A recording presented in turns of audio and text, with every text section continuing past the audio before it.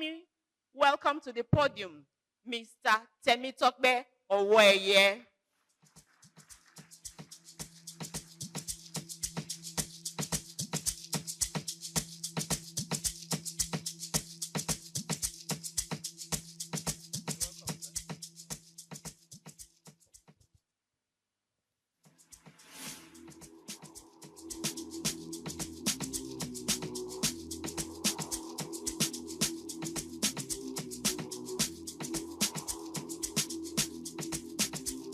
Good morning, everyone. Good morning, everyone. I want to stand on the existing protocol, and but of course, permit me to acknowledge our own. We call him our mentor, a nation builder, a pathfinder, the one that sees beyond today, and the one that made this day to come to reality after God. The one that has helped businesses in Nigeria to be who they are and to know why they are in business, and to help shape their reasoning as to why being in Nigeria is the best thing that can happen to you as a black man. I have enjoyed it, and I'm still enjoying it. And I'm hoping that at the end of today's conference, indeed, we will be grateful to God for giving us the grace to be here. So please join me to celebrate my own father, Dr. Femi Egbesola.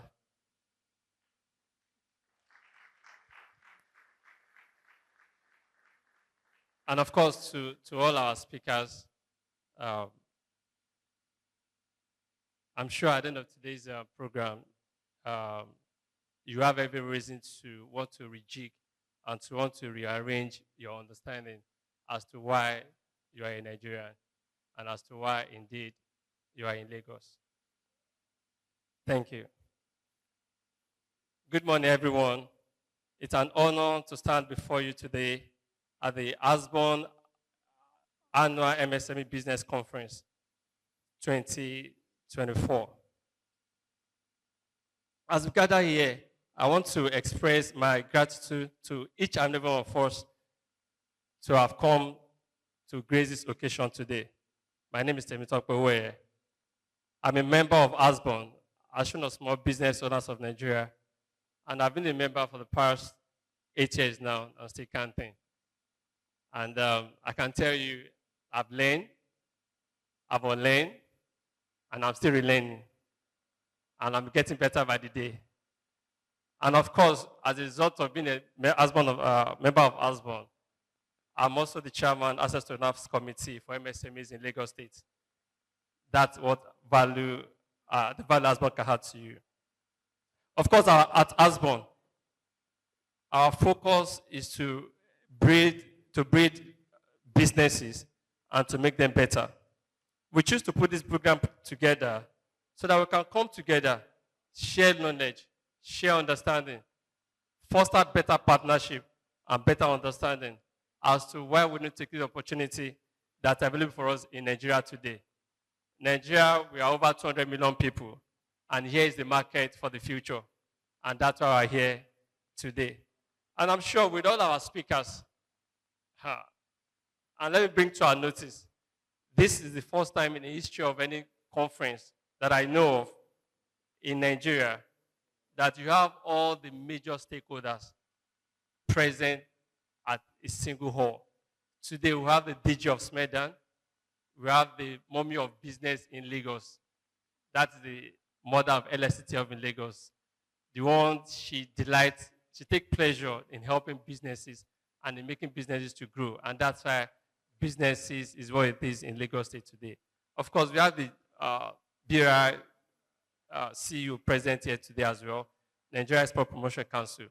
You've never had it like this before. So you're having it for the first time here in Lagos, courtesy, Asbon, Association of Small Business Owners of Nigeria. Of course, indeed, people ask, small. Why small? Because we believe in growth. We believe in starting small. and of course climb the ladder, just like Dangote and the rest of them started. And that's where we're going to. And that's why we have all the speakers here today, to change our thinking, to change how we position ourselves, and to change how we do things. Why are we here today? We have a lot to learn. Why do we choose today, or why do we choose this program today? It's for us to learn, to relearn, and of course to relearn. And of course to foster understanding among businesses. Because it's important that our business grows. And without connecting to each other, it will be difficult for us to grow. A lot of things today will catapult us where we are going to. And I want us to get set, open our mind, get our pen, get our paper, and open our mind. For once in our lifetime, let's have the mindset of it can work. Nigeria can work. With our mindset, what we chose to do, Nigeria can work. And today is one of the few days that we have decided to make Nigeria work. And I'm proud that we are all here to be a beneficiary of what it is that we are doing in Nigeria. Of course, we are looking at networking, collaboration. We'll meet people in our businesses. So please, I don't want us to be shy. Don't be like me 9 years ago when I failed to take opportunity. So today, let's be open-minded, connect with each other, share business ideas, share your complimentary cards, tell people what you do, and I'm sure at the end of today's program, you'll be in for a good time. Of course, networking, collaboration, share links, build contact, build relationship. You never can tell where it will lead you to. I've taken so many opportunities, and of course, that's helped me to be where I am today. And of course, we have MSMEs displaying their product over there. Fantastic, mouth-watering products that are there for you to see. So please, feel free to check. And of course, while you are checking this, is actually to make you better. That's why you are checking. Because seeing another person's product helps you to actually add more value to your own product. So feel free to check, and of course, ask questions from them. And of course, we have all our speakers ready for you to take your questions, to take your suggestions. So please, as you are jotting down, whatever it is that it's your question, our speakers are ready. They will do justice to it. What is our expectations at this conference? We expect you to fully participate in this conference. How do I mean? Listen attentively. Each of the speakers will speak. Ensure that you and ask questions when you ought to. Once again, I want to welcome us to be at this conference. Please, let's make these next few hours a better and remarkable one for us. Thank you.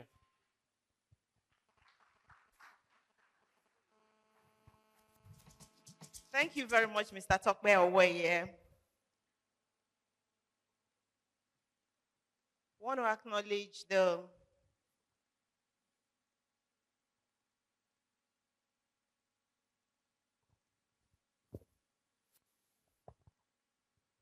sorry, he took my program.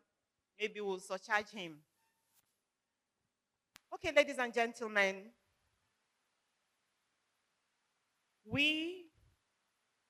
as we take up on this program this morning, we want to acknowledge the Commissioner for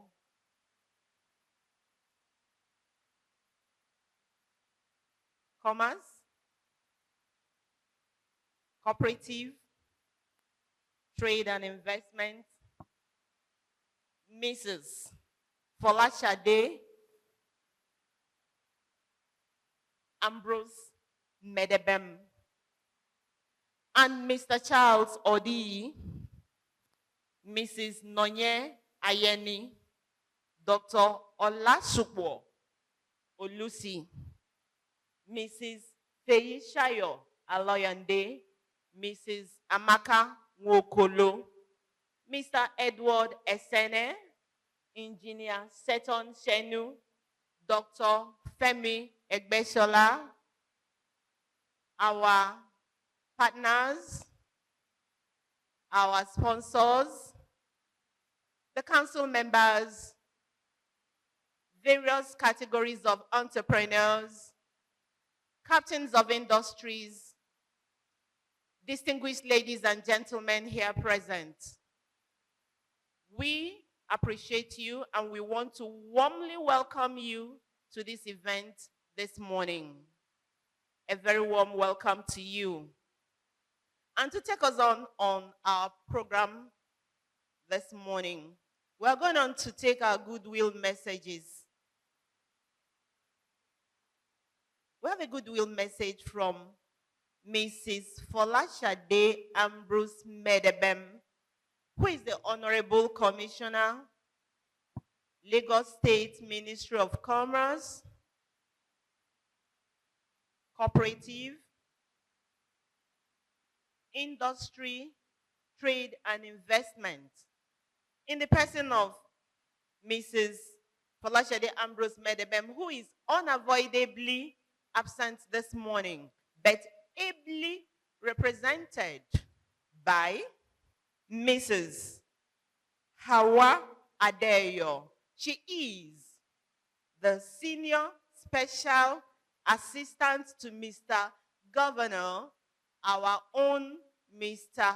Baba Jide Sanwo-Olu, on the Ministry of Commerce, Cooperative, Trade and Investment.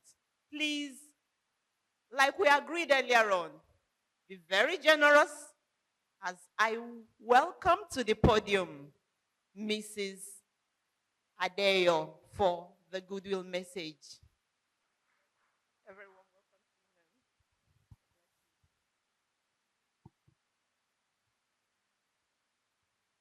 you. Good morning, everyone. On behalf of the Commissioner, Mrs. Folashade Ambrose Medebem, I give a goodwill message, and it goes thus.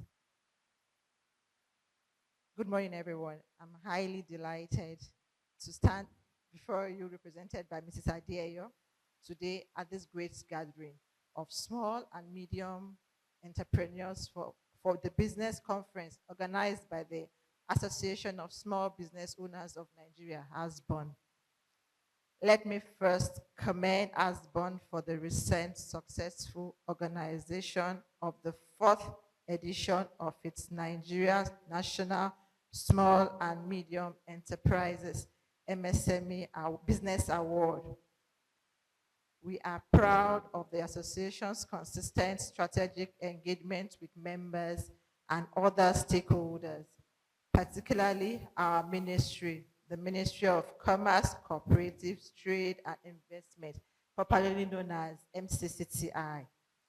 We believe such steps will help in no small way to deepen understanding and foster mutually beneficial relationship in our shared interest. The organization of this MSME business conference with theme Reinvent Your Business, Not Too Late to Turn the Curve, is yet another forward-thinking initiative by Asbon, particularly within the context of prevailing economic headwind occasioned by foreign exchange volatility and the need for business owners to reinvent themselves towards adapting their business for survival. Distinguished ladies and gentlemen, we recognize that the SMA sector comprising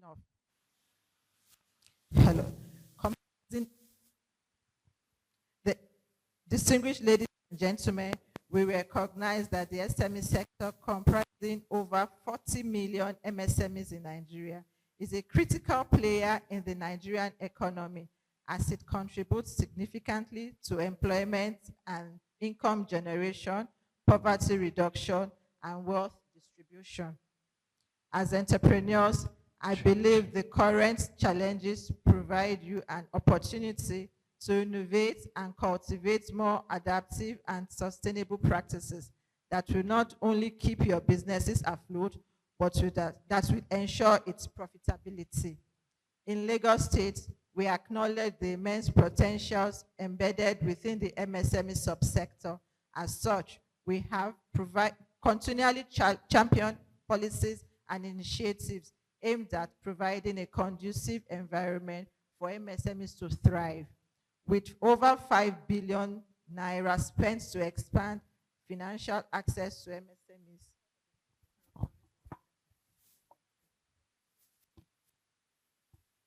With 5 billion Nigerian naira spent to expand financial access to MSMEs, facilitating regular capacity building sessions and providing access to markets at our major programs, one of which is the MSME Exclusive Trade Fair, the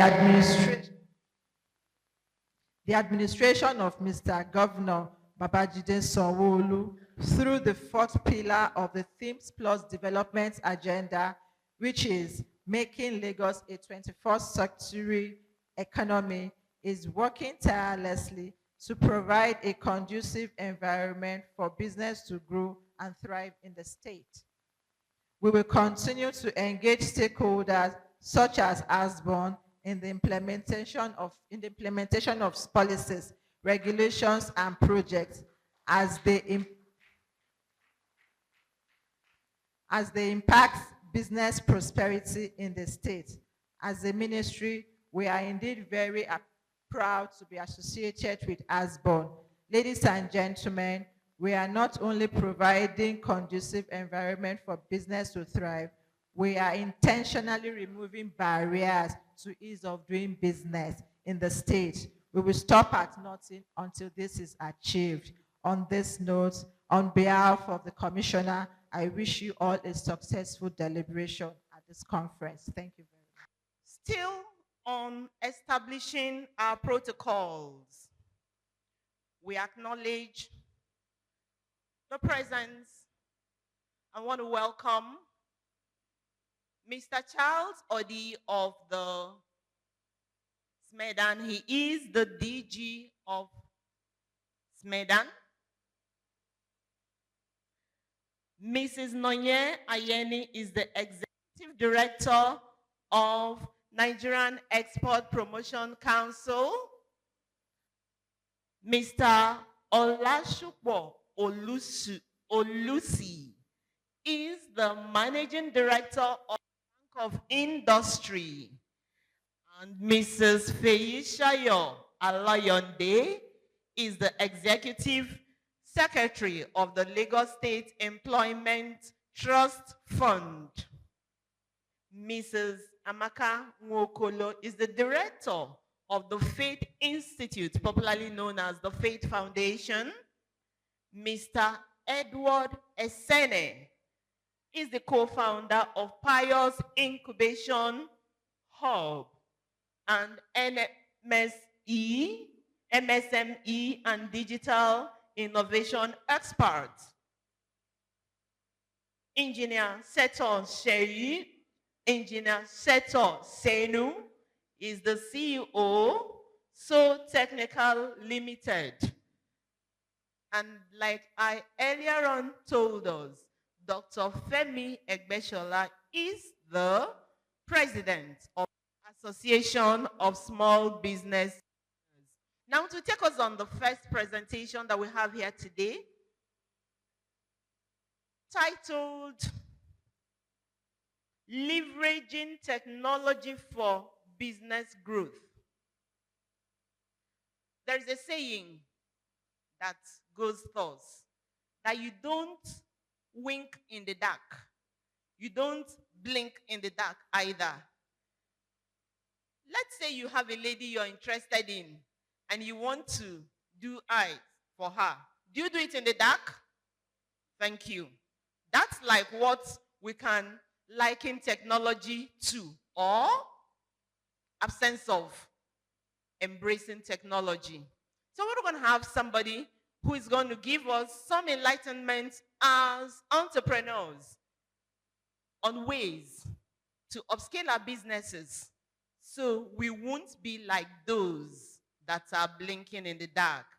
Ladies and gentlemen, help me make welcome to the podium Engineer Seton Seri, who is the CEO of Soul Technical Limited.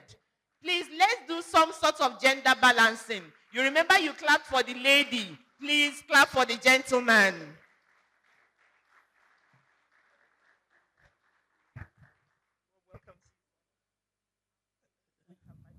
Yes, good morning. Good morning, everyone.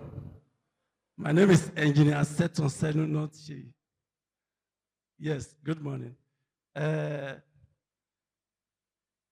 hope we all are happy to be here. Yes, my portion is just to tell us how we are going to leverage technology for our business growth. I want to ask a question. How did we hear about this program? Let's start with that. How did we hear about this program? Can I get the response from us? How did we hear about this program? Hello? How did we hear about this program? Social media now, that's good. That means you can see the work of technology there. Just imagine if Asbon is supposed to send their staff to everybody's house doorstep. You could have discovered that they will have spent a lot of money doing that. Now, I'm here to talk about leveraging technology for business growth. What I'm going to do here is that I'm going to tell us the different ways we can use technology to leverage and to grow our business. Now, I'm going to be covering in this part, I'm going to be looking at the importance of technology to our business growth. And I'm also going to be looking at the key technological areas to focus on.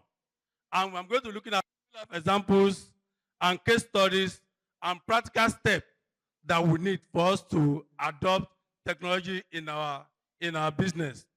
Why do we need to embrace technology? Why do we need to embrace technology? This is why we need to embrace technology, because the market is changing. Things are changing. The dynamics of the market is changing. You have a business, you need to give business to somebody far away. You must be able to use technology to do this. And for you to have competitive edge, for you to have an edge over the other person, you need to embrace technology. And for efficiency and productivity, you need to embrace technology. One of the areas where you can embrace technology is through e-commerce and online presence. We all know that as a business, you need to take your business online. Because when your business is online, you can be able to reach everyone. When your business is online, you can be able to reach everyone anywhere they are, in any area of the country. Even when you want to take your business to people in other parts of the world, you have to use online, you have to use e-commerce. You have to use e-commerce platforms like WordPress. You have to use e-commerce platforms like WooCommerce to be able to ensure that you take your business to online. And again, you need to have a website. Now, website allows you to be able to have your presence on the marketplace. When you want your business to be 24 hours, you need to have a website. Well, in internet business, we say internet never sleeps. If you want your business not to sleep, you have to ensure that you have a website. And when you have a website, you have to ensure that you have you have to optimize it. Another thing is what we call online marketplace. Those of us that are selling other products, like no matter the product you are selling, you have to register to belong to any of the marketplace. One of them is Konga. We all know about Konga. So another one is Jumia. Another one is Gigi. You can register your business to be selling on those platforms. What those platforms will give you is that the platform will give you access to a whole lot of people to be able to sell to. Then another one is customer relation management. For you to be able to manage your customers, you know, in business these days, your customer is your resource, and you have to ensure that you manage them very well. You can make use of CRM software like ProKit. You can make use of CRM management software like PipeDrive. This software I'm talking about, these are some of the software we use in our business. And also, you must be able to send personalized information to your customer. Now, when you want to send an email to your customer, let's say you want to send email to one, let's say I want to send an email to my president, for example. I can just send dear Dr. Femi, and send email like that. If you want to send personalized emails like that, you have to make use of CRM data. And one of the examples for that is what we call YAM. YAM is yet another mail match.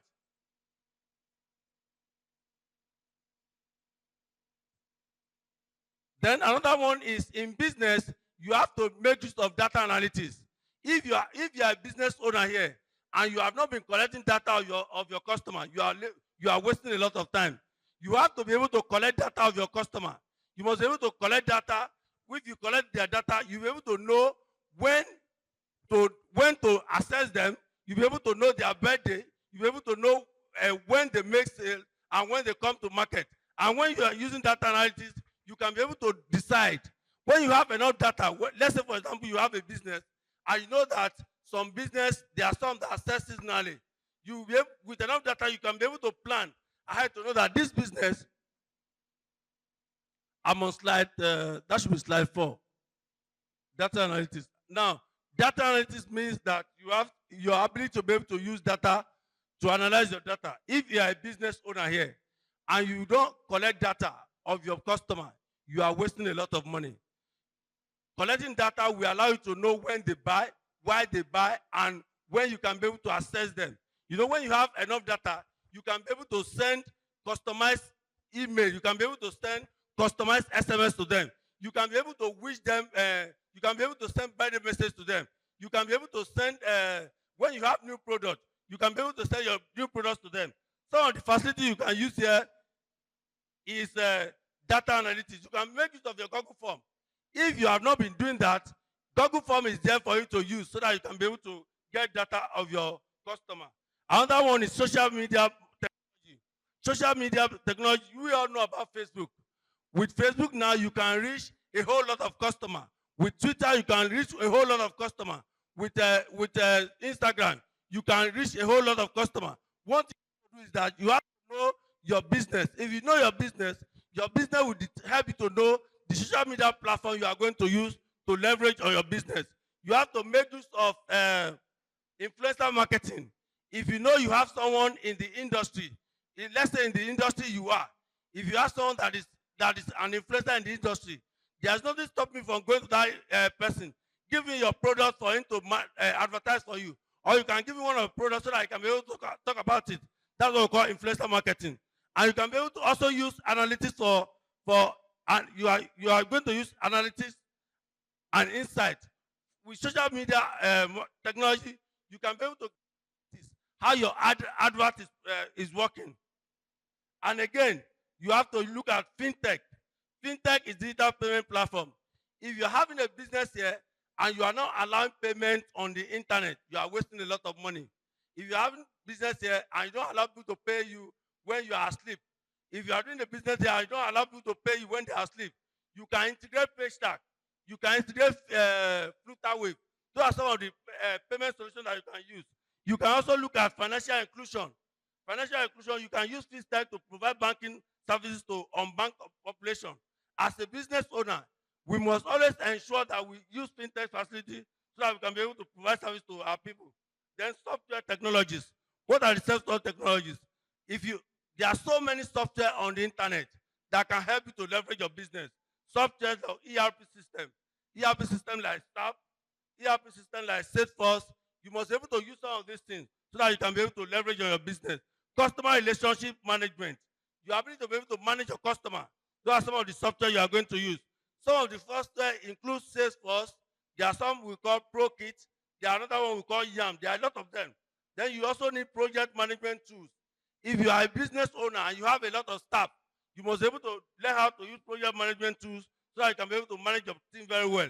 Some of those project management tools are Asana, they are Trello, they are Monday.com, and many of them. For you as a business owner, you must be able to take your business on a go. Take your business on a go. It means that anytime somebody wants a business from you, you can easily pick up your phone and send invoice to that person. Some of the apps that you can use to set invoice on go are what we call Bookkeeping. Bookkeeping is a free app that is available on the internet for you to use. Then cloud computing. Now, what does cloud computing mean? Cloud computing means that your ability to be able to take your business online. Like when I was coming this morning, I have a call from one of my customers. She said she needed a device. What did I do? I just have to tell one of my staff to go to my office. While I'm inside the car, I was able to do an invoice for the person and send the invoice to the person. Why would I be able to do that? Because I've been able to take my business to the cloud. What cloud does is that cloud allows you to have access to your business every time, anytime in the day, 24 hours. That's what cloud does. And cloud again normally give you enough efficiency. You don't need to spend a lot of money on doing them. Then another one is you need to have mobile apps. Mobile apps is your application that your customer will download on their phone so that they can be able to have access to you at any particular time. When you look at all this one, many of us use OPay.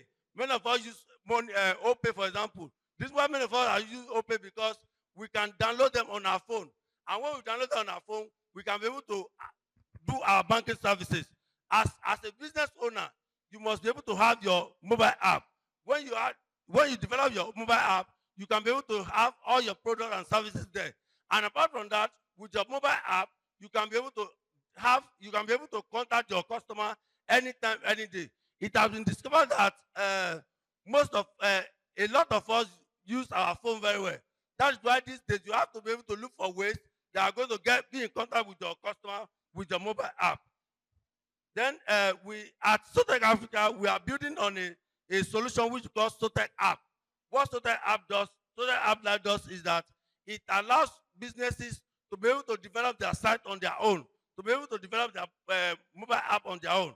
We're still on work in progress, but before the end of this month, it's going to be live.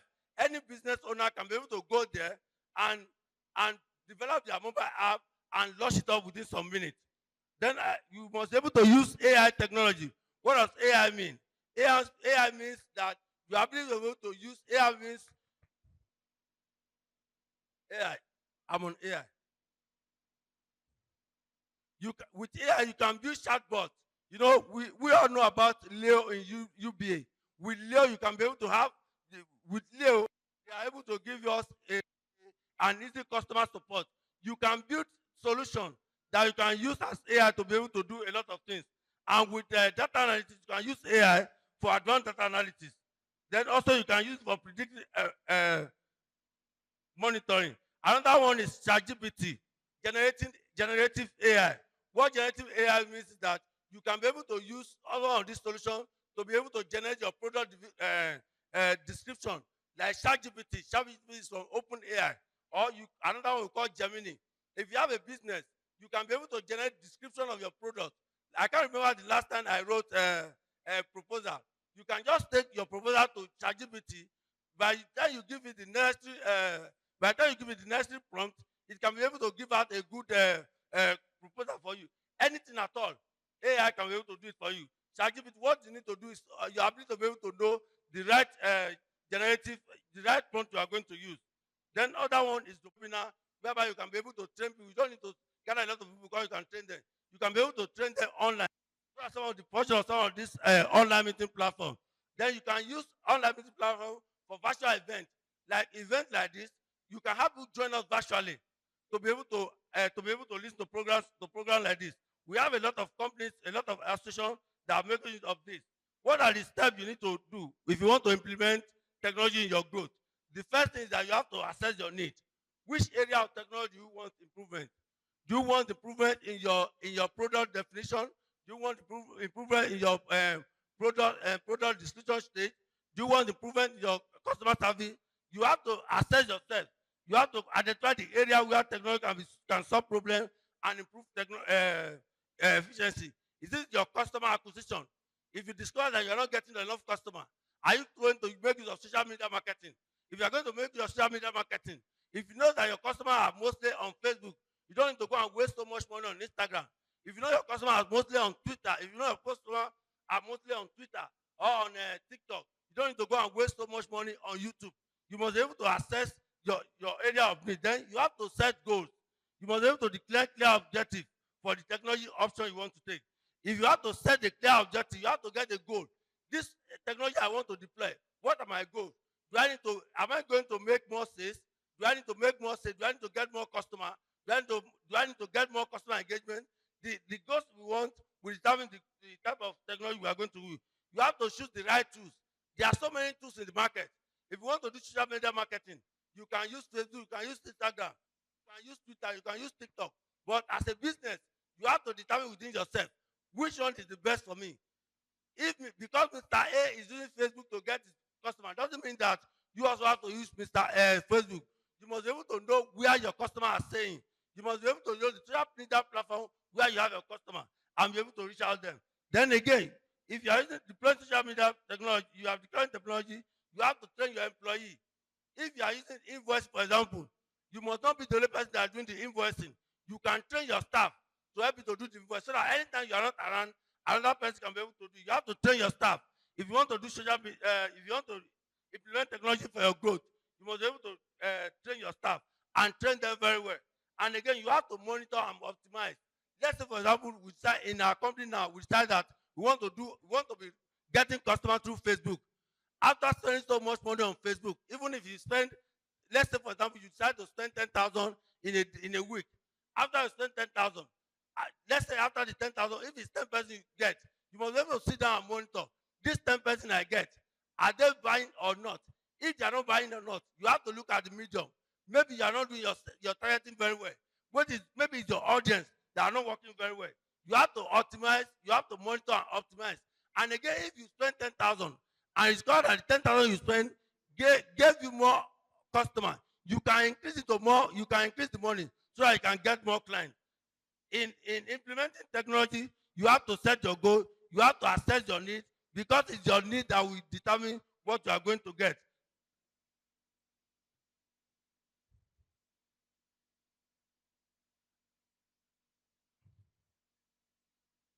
When you are doing your monitoring, you have to have a scheme in place for your monitoring. Your monitoring must be in such a way that you can be able to view everything. In my company, for example, when we run ads, anybody anywhere can access the app. If you run ad, anybody anywhere can access the customer that is signing up. A lot of people, we have different persons that have been assigned to follow up. We have different persons that have been assigned to close sale. As a business person, if you run ad, if you don't follow up, you just be wasting money. If you run ad, if you don't follow up, you just be wasting money. And again, if you are running ad and you are not making sales, you have to change your strategy. You can change your strategy to content management, content marketing. If you are selling a product, you can decide to write articles on that product. Let's say, for example, you are selling product on weight loss. You can start to write article on why weight loss is very important. You can start to write article on why, when you are obese, the health danger you are exposed to when you are obese.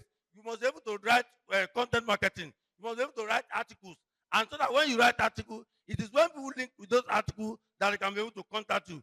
That's why if you want to implement technology in your business, you have to be able to look at the one you want to use. There are a lot of them in the market. There are so many of them. Whether for online meeting, some people may choose to use Zoom, while some people may choose to use Google Meet, while some people may choose to use Team. As a business person, it is you that determine the one that is best for you. Some of them are not free, but as a business person, as a small SME like this, you have to ensure that you start from the smallest one. You don't need to spend a lot of money. Let's say, for example, you want to do ad. You don't need to start with 10,000, because if you cannot afford it, you can start with the little you have. When you start with the little you have, you can grow it gradually. You can grow it gradually, because when you grow it gradually, you can be able to measure whether you are making success or not. If you are not making success, you have to stop and re-strategize, because in business, you have to ensure that every money spent, there is return on investment. If there is no return on investment on any money spent, it's a waste. And for you to leverage technology for a business, you have to ensure that you close all areas where inefficiency and waste are coming in. That is where you have to use technology. You have to use technology to ensure that you get value for your money, and you have to use technology to ensure that it helps you in efficiency. You have to use technology again to ensure that your market is accessible to everybody, anywhere. If you are selling anything, no matter what you are selling, you have to ensure that technology is being used for you to be able to have access to everyone. After all this technology that you are going to use will help you to do every other thing you want to do. This time for question and answer. the past president of the Association of Professional Women Bankers, and she's ably represented today to give us the goodwill message by Mr. Shoeto Jacob Olu, who is the chairperson of Edward Chadwick Environmental Health Consultancy Services. Please, let's welcome him up stage for the goodwill message. You promised me at the beginning of this meeting that you'll be liberal with your clapping. Please don't fail me. Thank you, thank you, thank you.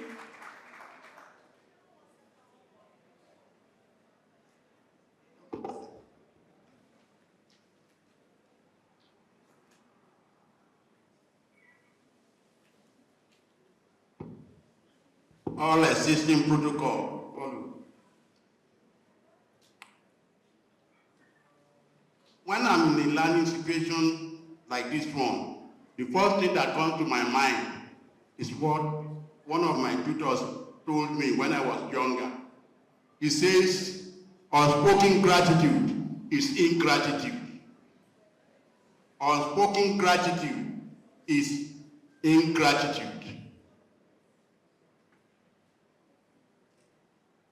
Most of us that are gathered here today are here because somebody told us about Asbon. Mrs. Tinu Thompson Ajayi, that asked me to represent her, actually introduced me to Asbon. And I have a lot of things that I've gained from Asbon within the period of 3 months. So if I refuse to give my gratitude to Asbon, I will have been an ingratitude person. So before I start speaking, therefore, I must specifically tell Asbon that I appreciate what they've done to my company. And I also want to use the opportunity to thank Mrs. Tinu Thompson Ajayi for giving me the opportunity to express my gratitude by helping to stand in our place today. I'm not qualified to do that. To stand in the place of a past president of such a big organization as Association of Women Bankers, and to be an Asbon ambassador. Even in spite of that, I want also to be an ambassador of Asbon because of what I've gained from Asbon. I want to thank Asbon for organizing this conference because it has brought together all 3 areas of business. Those of us who are just about to grow, those that have grown, and the government.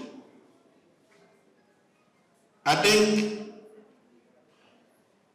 we need to know that Asbon, from what you are doing, you are helping younger ones, as your motto is, we uplifting others. We grow by uplifting others. I'm sure anyone that is here today, whatever you learn from here will help your business to grow. And by preventing your business now, at this time that the economy is somehow, you have a better future to help and contribute to the economy of the nation. And we want to thank Asbon for that opportunity that he has given all of us to grow alongside with the people that are there. And I want to finally say that it is unimaginable that people can be gathered for this type of conference that they will get a lot from, just paying 5,000. That's a cheap way of doing things, making things possible for people to grow. Because even the hall that we are in, the 5,000 cannot pay for that hall. Now, but now we are here and we are enjoying not only the facilities of the hall, but we are receiving lectures that is, if we are to quantify it, will require a lot of money getting those teachers around and bringing them to teach. I say we want to thank you for giving us this opportunity. And we want to say once again that the more you do this, the more you will grow and you will help us to grow as well. Thank you very much. God bless you all. Thank you very much, sir. We appreciate you. Thank you. Of Lagos State Employment Trust Fund, LSETF, Mrs. Fei Shayo Aloyande. And today, she is unavoidably absent, but is going to be ably represented by Mrs. Erics Shobukola Oluwa Fumilayo, who is the head of business support. And she's going to represent Mrs. Alayande in taking the presentation. Let's do like we have agreed to do. Please put your hands together as we welcome her to the podium. Please encourage her. Remember, I have a gender bias. Thank you. Thank you, ma.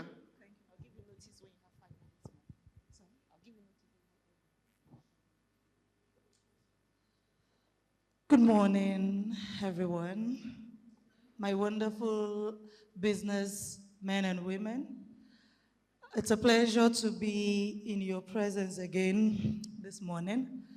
Like the MC has said, my executive secretary is unavoidably not present, but I am representing her. And the topic she's supposed to speak about, I would just shed light in it. What are those things that LSETF has as offerings, and what are the benefits that business owners can get from LSETF? Before I dive into that, I'll just say that let me quickly give you a background for those of us who do not know what is LSETF and what do we do. LSETF, acronym of LSETF means Lagos State Employment Trust Fund. And we were enacted into law October 2016, and we started operation 2017 with the mandate to enable job creation in the whole of Lagos State. And then sitting down strategically to think of how can we enable job creation. We cannot just start, a company or, we start employing people. We do not have that capacity. And that's why I would say that for every business owner that is seated in this room, you deserve a very big round of applause, and I have my reasons. Thank you very much. You actually deserve more than that. That's because even while we sat down at LSETF to think about how we can create enable job creation, we couldn't do it without you all, each and every one of you. You were more like an integral and important part of achieving that mandate. And I'll break it down to you why you were a very important and integral part of achieving that mandate. That's because as a business owner, you contribute immensely to the growth of the GDP of the nation at large. Now let me now bring it down to Lagos State. Without you all, there's no way we can actually grow our GDP, and that's the truth. And so in order to employ people, we realize that if we support your business, if we support the growth of your business, if you are able to expand on your business, then you can easily bring in someone who would work with you. So I'm going to give you like an instance where you probably have a shop, and then you've come to LSCTF and we have supported you through our various programs. And because you've been supported, you are able to think of expansion. And now you have 2 shops. Would you be running the 2 shops side by side yourself? No. You probably would think of, okay, why I man this place where I have been known, I probably should bring in somebody who would manage this and I oversee what is going on there. What just happened there? You just expanded, you brought in someone has a job, you took somebody out of the street. Now I just spoke from the SME point of view. Now let me speak from the ME point of view. As an ME person, you're probably selling papa and akara. Yeah. And because you're doing it in a very small scale, you then thought about, having, loan opportunity, grant opportunity, business support opportunity from LSCTF. And then having that opportunity, you leveraged on it and you included not just pap and akara, you actually included bread, you included pure water, you included bottled water, and now you're having so many people coming in due to the fact that you've gone through our seamless and educative and financial support.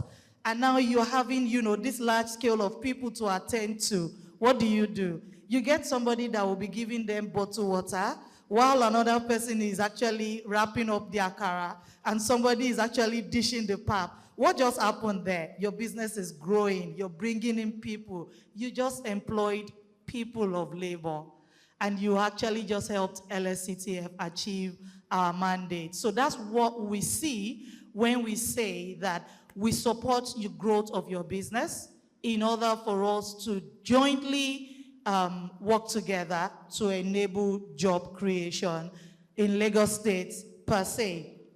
Having said that, I'm going to mention the programs that we run at LSCTF in order to achieve this, apart from the fact that we run a loan program, which is available for the MSME ecosystem. I'm going to break down the categories of loan programs that we have. But before I do that, I would say that we also have employability program.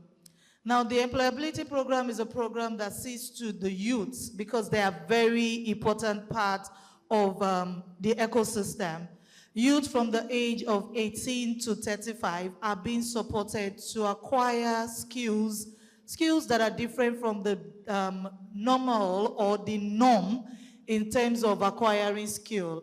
We look at the blue-collar job kind of skills where youths are exposed to carpentry, masonry, ICT, renewable energy. Everyone is very much focused on getting a white-collar job and doing the 9 to 5, and we all forget that this blue-collar job where we can use our hands to work are very, very important. And so we actually train them uniquely. When we do the training, we do not just train, but we also support to get a job or get established. And at the course of the training, we give stipends to the youth, and we ensure that the training happens at a VTC, that is a vocational training center, that is very close to where you stay. That's your location, so that you do not have to travel far to get the training done. And when you're done with the training, like I said, we do the graduation where we now help you, place you in jobs with our various partners in need of whatever skills you have acquired, or we establish you by giving you a soft loan through our loan program to start up the business in the skills that you have acquired, right? We also have what we'll call the business support program, which is where I head. And what we try to achieve with that is that we understand that as a business owner, you do not just need access to finance alone. Sometimes you do not even need much of the access to finance based on what you have done with your turnover and your savings and what you've grown your business to. but at times you do not know what will happen. And good for me, I have a very loud voice, and I'm sure you all were following me as at the time the light went off. But I was very happy nobody said up NEPA. Okay, that was on a lighter mode. Yeah, so what we do with our business support program is offer you capacity building programs, access to markets, access to finance, access to trainings that would help you build and grow your businesses.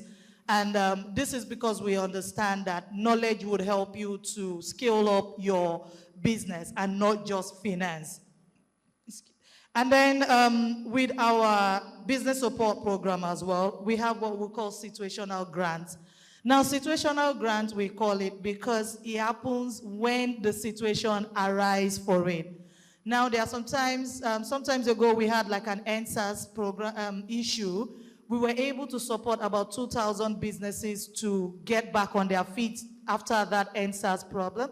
We also had COVID-19 come in to disrupt a lot of things, and a lot of businesses couldn't, go back to the way things were. We also supported over 5,000 businesses to get back on their feet after that COVID-19 with our grant program. We also have a grant program that is a federal government program that was cascaded down to LSCTF, which we call the Lagos Cares Grant Program. It's also a COVID-19 program which we're trying to help businesses to get back on their feet after the COVID-19. Luckily, it's still ongoing, but right now the portal is closed. But very soon you just might hear that the portal is open again for you to apply if you can prove that your business was affected during COVID-19. We also have what we call Lagos Innovate. Our first speaker spoke about technology, and you would agree with me that that is the in thing right now. The world is a global village, and everything is done technologically. And we're not left out in that space. And that's why we realize and support those that come up with these different ideas that can make the world very convenient for all of us. The ones that have the ideas, the ones that cook up the ideas, and then they need support in order for this, creativity to come to life. So with our Lagos Innovate, we support the tech stars and techies with vouchers to stay in an up space and put together their ideas. And at the best of their ideas, we also do what we call pitches, where they have the opportunity to pitch to investors, and there they are able to get investors. We also do investment readiness program for them in order for them to be ready for investors who would invest in their ideas and bring it to life. We've done this and supported more than 44 tech stars in this space. Now to the very important part that I believe the business owners are very much interested in, and that's the breakdown of our loan program. Now, our loan program is actually available.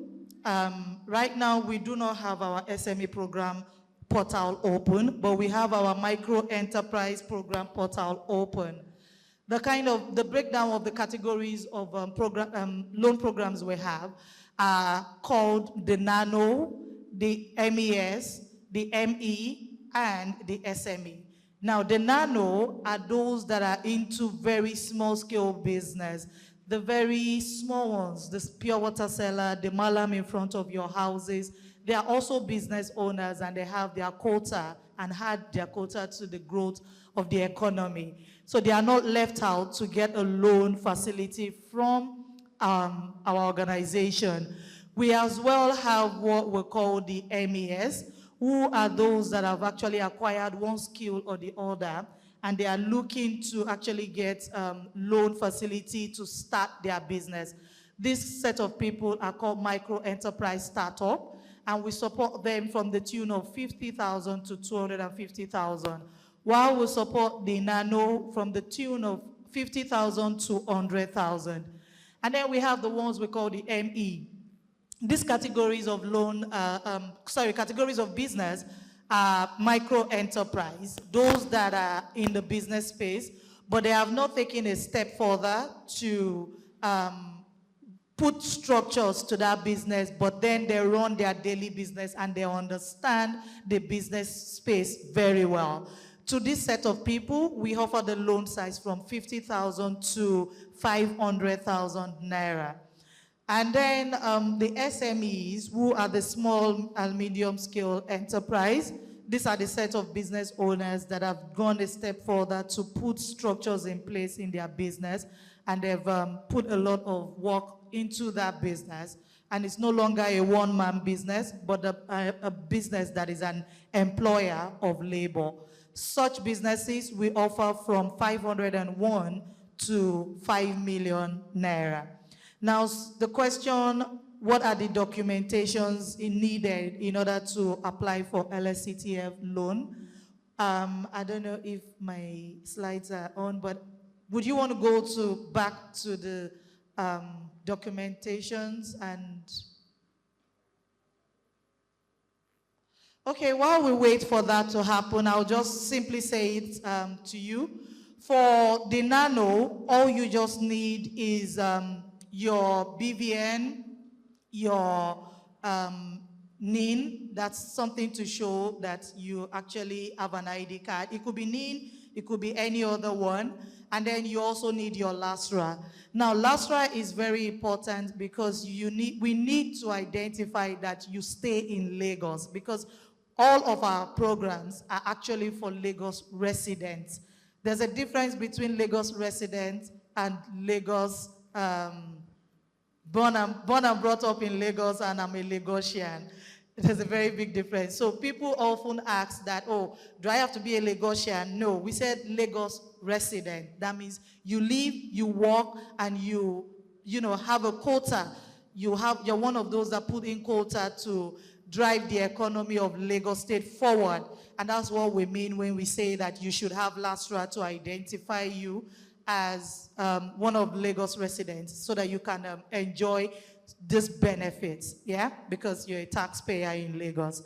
And so for those that are in nano space, that's what they need. For those at the MES space, you're going to need all of those things I mentioned, but then you need a tax ID. Now, I'm very specific with the tax ID because we do not intend for you to register because you're just starting a business, but we want you to be captured in tax, and that is very important for us because, we're actually making use of taxpayers' money to get all of this program done for you. And for our ME, we have all of these documentations as well, but you need a tax ID that shows that you are paying your tax. I hope you see the difference. For the startup, they don't need to pay the tax, but they need to be captured. But for the ME, you need to prove that you are actually a taxpayer in Lagos State. Then for the SME, you need all of these documents I mentioned, but you also need to show that you have FIRS, which is your TIN, and then you have your CAC, which is your business registration. With all of this, you are able to apply for our loan. And once you do that, you can just go to our website, which is www.loans.lsetf.ng. Now, the only program where you have to prove all of these documentations at LSCTF is our loan program. For our employability, you just need your LASRA. For business support program, you just need to follow us on all social media platforms. And you have opportunities, a lot of opportunities, training opportunity, capacity building opportunity, access to market opportunity, nominations, as well as free business registration opportunity for those that do not have their businesses registered. We do all of this for free. All you need to do is follow LSCTF on all social media platforms or regularly visit our website for information that can help you.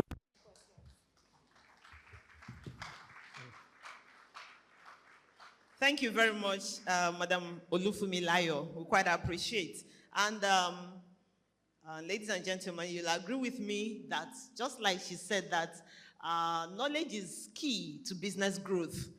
I believe you have gained one or two additional things from all that she shared with us today. You are an integral part of the growth of the GDP of Lagos State. That's to say, Without you, Lagos GDP cannot grow. So say to yourself, I'm important to Lagos State.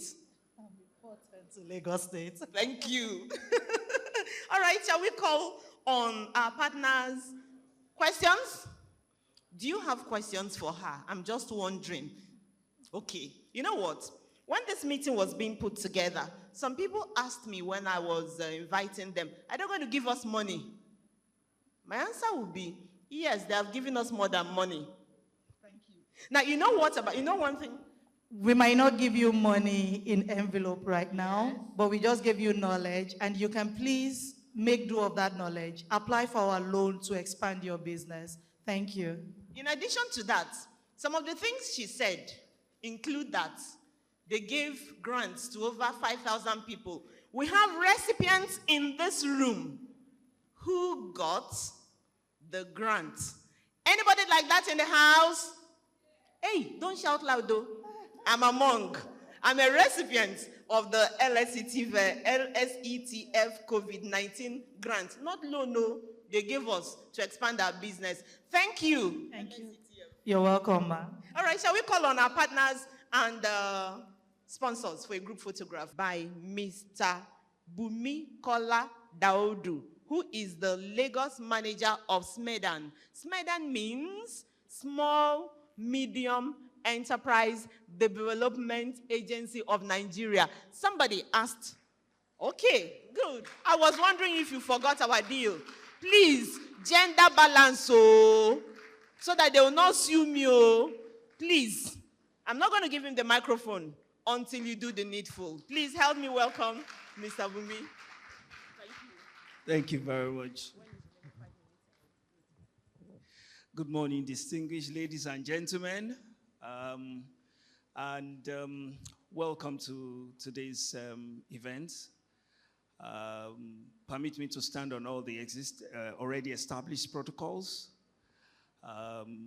And then I bring you warm greetings from the Director General of Smedan in the person of Mr. Charles Odi, who would have loved to be here because of his passion for SMEs, but because of other assignments that are, way too hard for him to shelve in Abuja, he has asked that I represent him.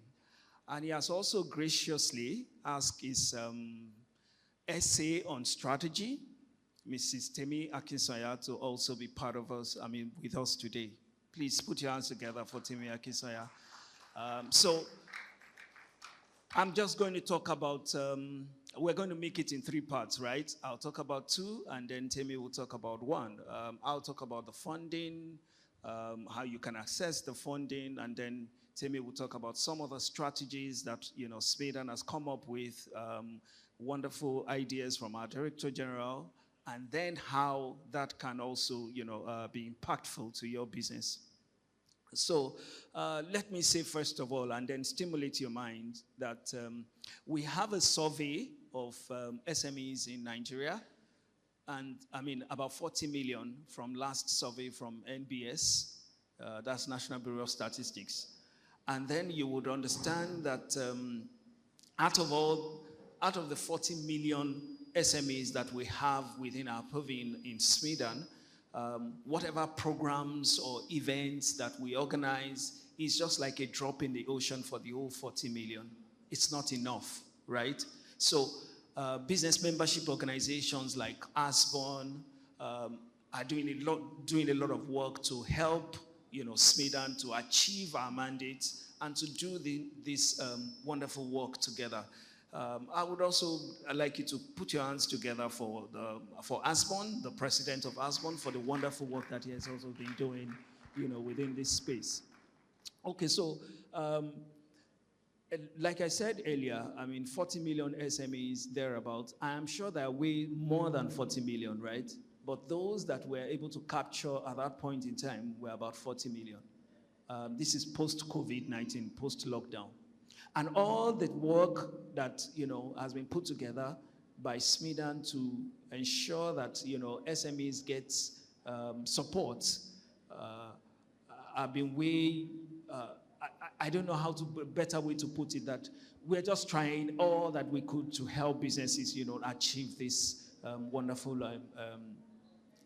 support for their businesses. So for funding, there are lots of them, right?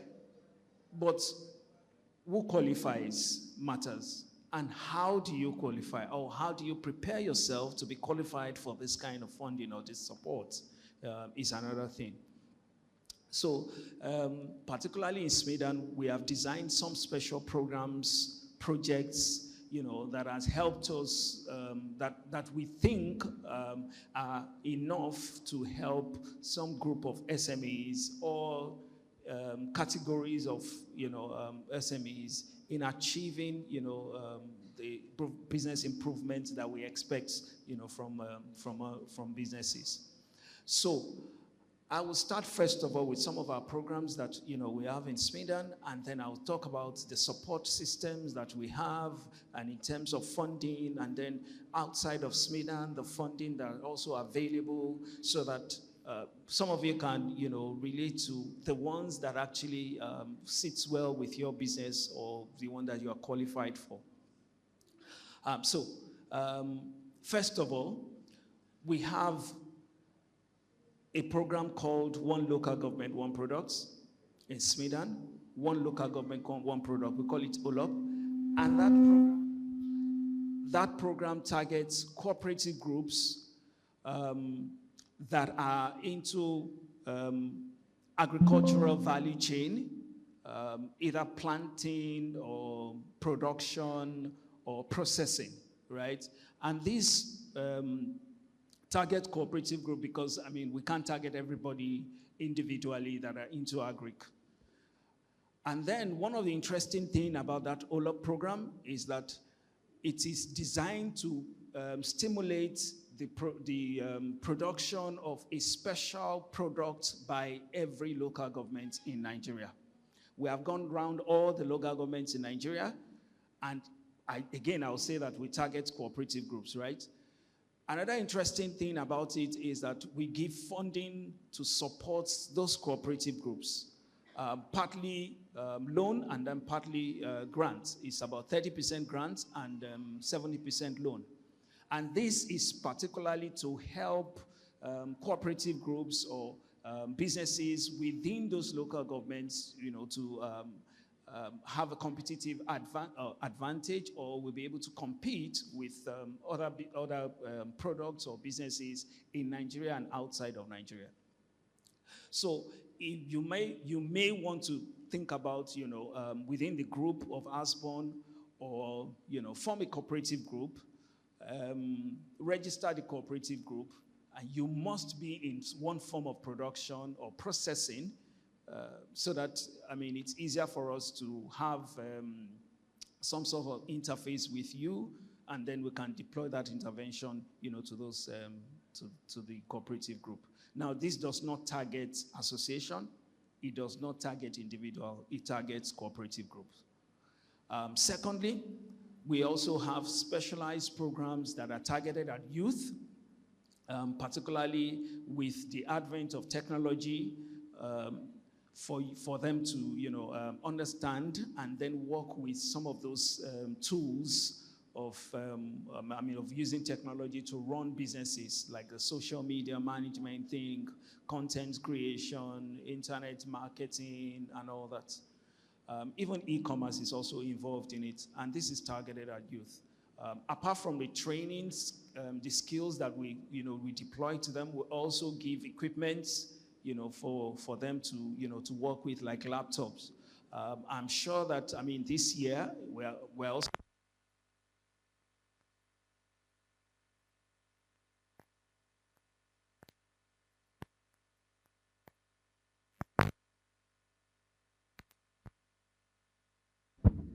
okay. So I'm sure that we're going to run that in Lagos, in Ogun State, maybe one more state in Southwest, which I can't remember right now. But at least it's targeted at youth to help you understand that you are also carried along, and then you can also, be part of, the support that Smedan is giving. We also have women in specialized enterprise program. Now, this is targeted at women, particularly. Just for your information, for our budget this year, 2024, our focus is on youth and women particularly. So, I mean, you might want to, walk into our office to find out what, plans that we have or programs that we have, particularly for youth and women, in Smedan. So if again you have some other ideas that can, you think that can help or can support your business as a woman or as a women group or as youth, please come up with them. Let's, look at them together and see how we can run that by the management of Smedan, and then see how, those kind of business, your business can be impacted with such wonderful programs. So a whole compendium of programs and projects that we have in Smedan. But ideally, these kind of programs just gives us the understanding that Smedan is ready to support your business. And this actually moved us in Smedan to have collaboration with banks or financial institutions to see how businesses can be supported with the economic challenges that we have at the moment. And one of those collaborations we had with financial institutions is with the one with Sterling Bank. And I'm sure that most of you would have heard about that collaboration. It's a 5 billion naira collaboration. And then SMEs can get between 250,000 to 2.5 million. There's a link that I will share with the organizers of this program so that we can register and see how we can qualify. Honestly, I think it is worth trying, worth venturing into, because this gives opportunity for us to get some sort of funding for our business. And so that's local, okay? We also have proposed collaboration with other banks. We're trying to fine-tune all the things, all the functions of that collaboration. Fidelity Bank, we have MOUs with them. We have with First Bank. We have it with Jais Bank. We have with Wema Bank. So you can walk into all those banks and ask what they can do for you, or they can do for your business. I know that a lot of us are wary of all the interest rates, if there are moratoriums and all that.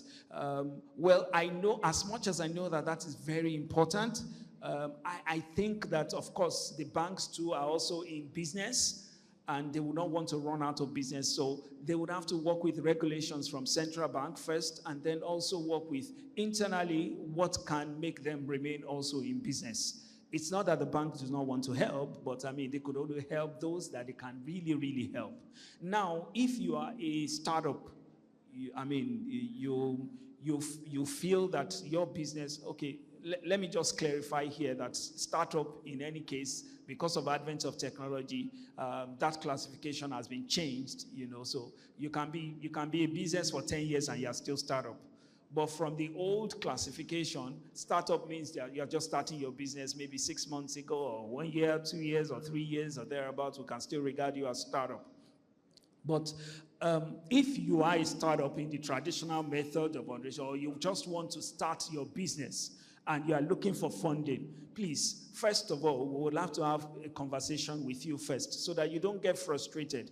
We will guide in Smedan all the things, all the steps that you need to take for you to achieve whatever you want to achieve, okay? First of all, before you delve into the business proper. I know that a lot of people from experience, when they go into business because they've seen somebody else has gone into that business, and then it doesn't have two heads, right? I also want to go into that business so that I can make money, without knowing what experiences or competence or skills that other person have gone through before jumping, delving into that business. And we just want to jump into that business. So I think that part of the support that we can give to you is for you to show up with, in our office, or chat me up, send me a message, send me an email. We can discuss this, and then we'll be able to guide you on how to go about it. We could also help you with building up your business plan. your BMC, your growth plan, as the case may be. And then if we can't really, do all that you require from us, we have partners, in different organizations that we can refer you to help, you support even that your business. So with all the support that we can give in Smedan, it's not only for funding. But let me clarify here that, Smedan wasn't set up to give fund.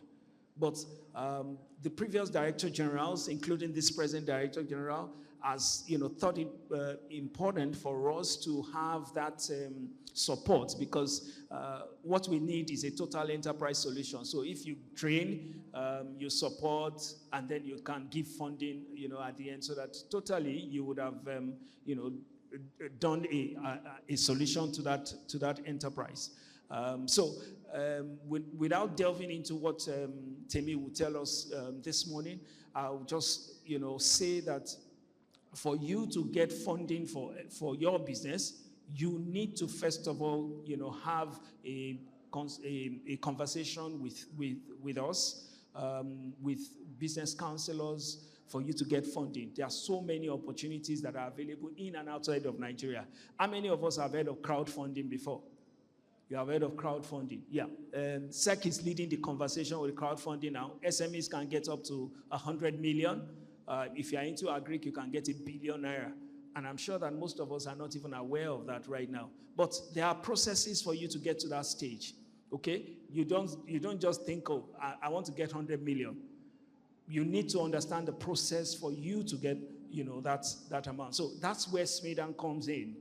That's where we can, talk to you, guide you, and then tell you what procedures to take or the process to go through for you to get, to that point. I'm sure that there's no need for me to talk from my slide, and then I'll just hand over to Temi now so that he can tell us, the strategies, the growth strategies, particularly of the Director General of Smedan, which I think is very important, fantastically important for us to understand, and how Smedan is, moving the development of SMEs in Nigeria at the moment.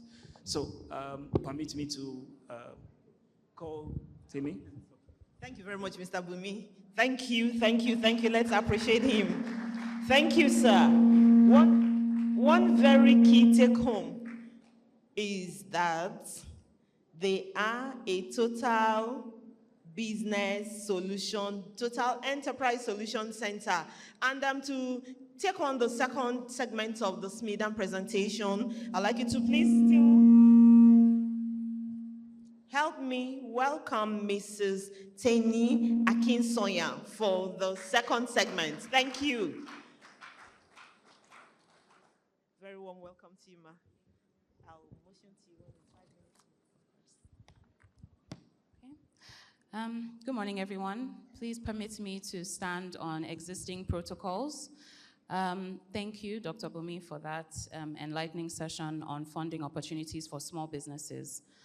My name is Femi Egbesola, and I work with the DG of Smedan closely in strategy and communication. So I'm just going to spend the next 5 minutes going through our strategy, which we call Grow Nigerian. So as you know, Smedan is tasked with nurturing the growth and sustainability of nano, micro, small, medium enterprises in Nigeria. We contribute to job creation, poverty alleviation, and rural industrialization through our targeted interventions and programs. And today I want to talk to you very briefly about our new strategy that is going to guide a lot of the new interventions and programs that we have to support small businesses around the country. In the last 8 months since the Director General has been in office, we have conducted several town halls, surveys, engagement series, because we want to get to the roots of the challenges that small businesses face in Nigeria. We ask questions, we listen, and we tailor our strategies to the challenges faced by the small businesses. The main challenges that we have identified, as Dr. Bumi was talking about, are inadequate financing, regulatory burdens, limited infrastructure, high operating costs, lack of skills, poor market access, and limited access to technology and innovation. So in response to this, we came up with our strategy to address a lot of these challenges that small businesses face. Now, as Dr. Bumi was saying, it's very important to start with data and stats. Small businesses account for 96% of all the businesses in Nigeria, which makes them the backbone of the economy of this country. None of us in this room can survive without interacting with a small business daily.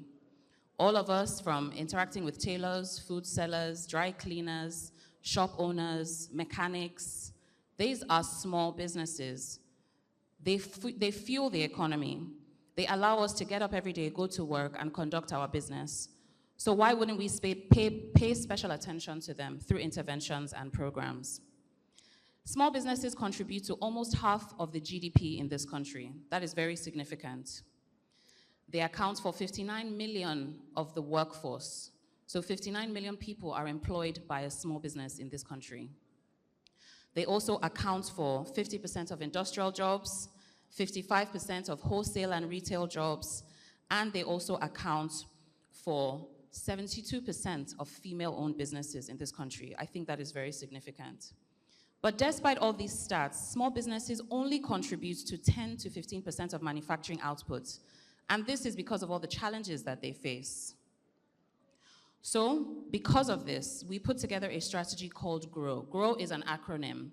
G is for guidance, R is for resources, O is for opportunities, and W is for workforce support. These 4 areas, if we can achieve growth in these 4 areas, then we can create sustainability and prosperity for small businesses in this country. Again, like I said, we conducted a lot of town halls and surveys, and one of the main things that we did was try to distill a lot of the small businesses we encountered into 8 critical themes. We have Eat Nigerian, which encompasses agriculture and the value chain. We have Wear Nigerian, such as the Nigerian outfit that I'm wearing right now, which is the fashion and textile industry. We have Visit Nigerian, which is tourism.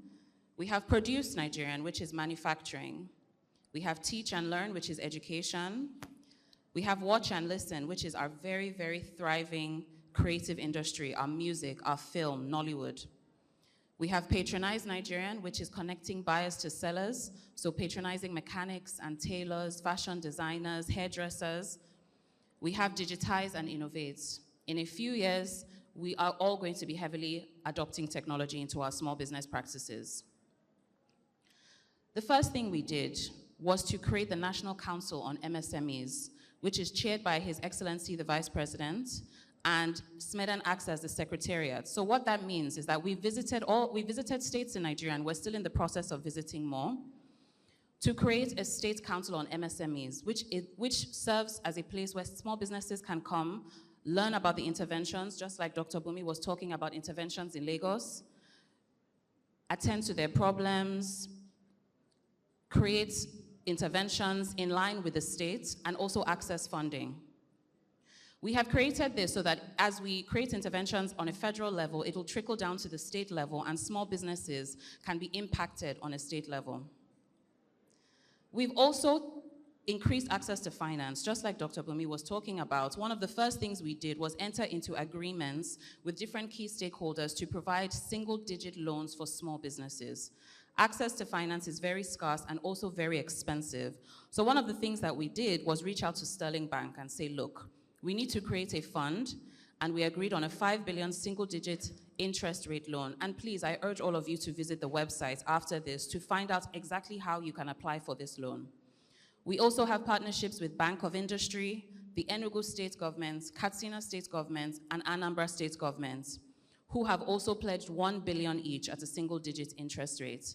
And we are in the process of visiting other states to replicate this format. All of this is because we understand that access to finance is extremely difficult for small businesses, but is necessary for growth and sustainability. We also focus very heavily on capacity development. We have multiple training programs focused on different sectors in all the 36 states and FCT. We have programs in agriculture, fashion, marketing, digital marketing, artificial intelligence, and so much more. This is very important because we're equipping small businesses with the skills that they need to grow their businesses. We also want to create a community where people can exchange knowledge. And all of this is going to be distilled into a Grow Nigerian platform that will be accessible to all small businesses all over the country, regardless of size. Infrastructure is also a very big focus of ours. Currently, at our headquarters in Abuja, we have a shared facility in Idu, which focuses on the garments and textile sector. We have over 150 industrial level sewing machines, which are fully functional and are open to small businesses to come and use at no cost. We also want to enable access to markets. One of the most important things for small businesses to grow is to be able to access the right customer. Many small businesses have amazing goods and products, but they cannot reach the right customer because they do not have access to the right markets. And by this, I mean both locally and internationally. We are working with different countries, such as the UK and the US, on programs such as AGOA, which is the African Growth and Opportunity Act, to increase exports from Nigeria to the US. Because after all, businesses cannot grow if they don't have access to the right markets. We have created an e-commerce platform that small businesses can upload their products onto. We also very regularly organize fairs and pop-ups that small businesses can come to showcase their goods and services across states. Currently, we are involved in an event called the MSME Clinic, which is hosted by His Excellency the Vice President, where we go from state to state. We talk about the interventions for MSMEs, but we also have a thriving fair and hub that small businesses can come and share their goods and their products. We also facilitate market linkages between MSMEs and larger corporations. So in events such as this, we tend to have marketplaces around the event where guests of the events and key stakeholders can be exposed to the goods and products from these small businesses. And lastly, which is one of the most important things that we have facilitated, is a one-stop shop. A lot of businesses right now in the nano and micro sector are not formalized. And this may be blocking a lot of access to interventions, such as loans and other financial support programs. So we want to make it easy for small businesses to come to a centralized location and have access to CAC, NAFDAC, FIRS, NEPC, and more. This allows small businesses who may not have prior knowledge of all the services that these MDAs offer to get the information they need in one place. And Smedan is facilitating this across the 36 states and FCT. This allows small businesses to get the needed information about taxation, about registration, formalization, even standardization to allow them to export their goods and services. All of these strategies have been put together because we have listened to the small businesses. And at Smedan, that is really our core mandate, is to take the information that we get from the surveys and the town halls and the engagements, distill it into actual relevant strategies, and begin to execute and replicate it across the country. I urge all of you to visit our website at www.smedan.gov.ng or visit us on social media at smedangov to see and learn more about our interventions under our Grow Nigerian strategy. Thank you all for your time. Good afternoon.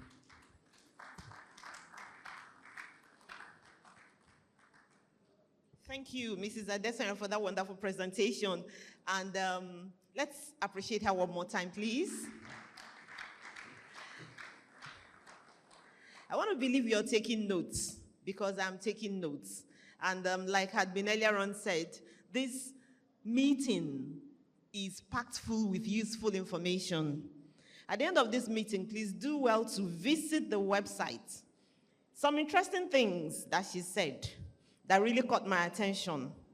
She said that you and I, we entrepreneurs, we small businesses, that we contribute 59 million people to the workforce of Nigeria. That's huge. And I want you to just feel good about yourself a little. Just say to your neighbor, one more time, I am important to Lagos State. Number one, I am important to Lagos State. Further than that, I am important to Nigeria. Very correct. And it's interesting to know that they are interested also in supporting us. I hear training. I hear e-commerce platform where you can go and display your products. As in, what else do you need as an entrepreneur? Please, I still need you. Please help me welcome Blessing for her presentation, please. Thank you. Good afternoon, everyone. And my name is Blessing from Leadway Assurance Company. I have some of my colleagues here, and we also have our stand there. So I'll be running through our packages for businesses, individual at large. Okay, so we have different packages which varies from our savings and investment plan for junior or senior businesses. We have our savings plan for minimum of 1 year. We have for 3 years. We have for as long as you want your plan to be. We have our stand here also. If you feel you have any questions, you can note them down. And if you want to ask me or you come to our stand, we are also available. So I'll run through the small businesses, insurance for small businesses. So we have an insurance cover that covers your business and the property of that business. So let's say, for instance, you sell or you're into fashion designing. I'm very sure you want to protect that business against fire, against theft. So I'll run us back through the NSAS protest, where some businesses was bugged and made away with some of their goods, some of their cashes, some of all what they are doing. So some of them are very good and they were able to get an insurance cover. So if you don't get an insurance cover, definitely you will lose everything. So basically, insurance, we cater for your businesses, for you, and we ensure protection about what you care about.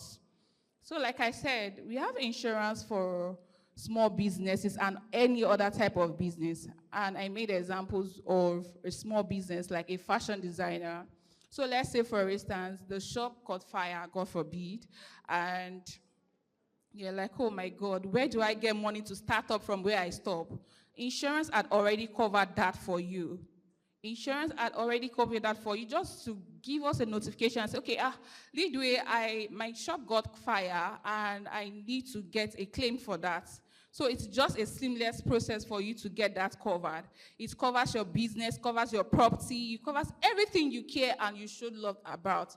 We also have our health insurance that covers you against eventuality. Let's say you fall ill and you need to visit our care, you need to see the hospital, you need to talk to a doctor. We have all those plans. And to even burst everyone's bubbles, we are the best health insurance company. We won the best last year. We also won the best this year. Don't we deserve a round of applause as the best HMO? So we also have other products, just like we have our family benefit plan. Definitely, you want to show love to those your loved ones. You're like, what do I need to give to my aged parents if there's any eventuality like that? So there's a plan set aside for Leadway Assurance Company to cater for funeral expenses.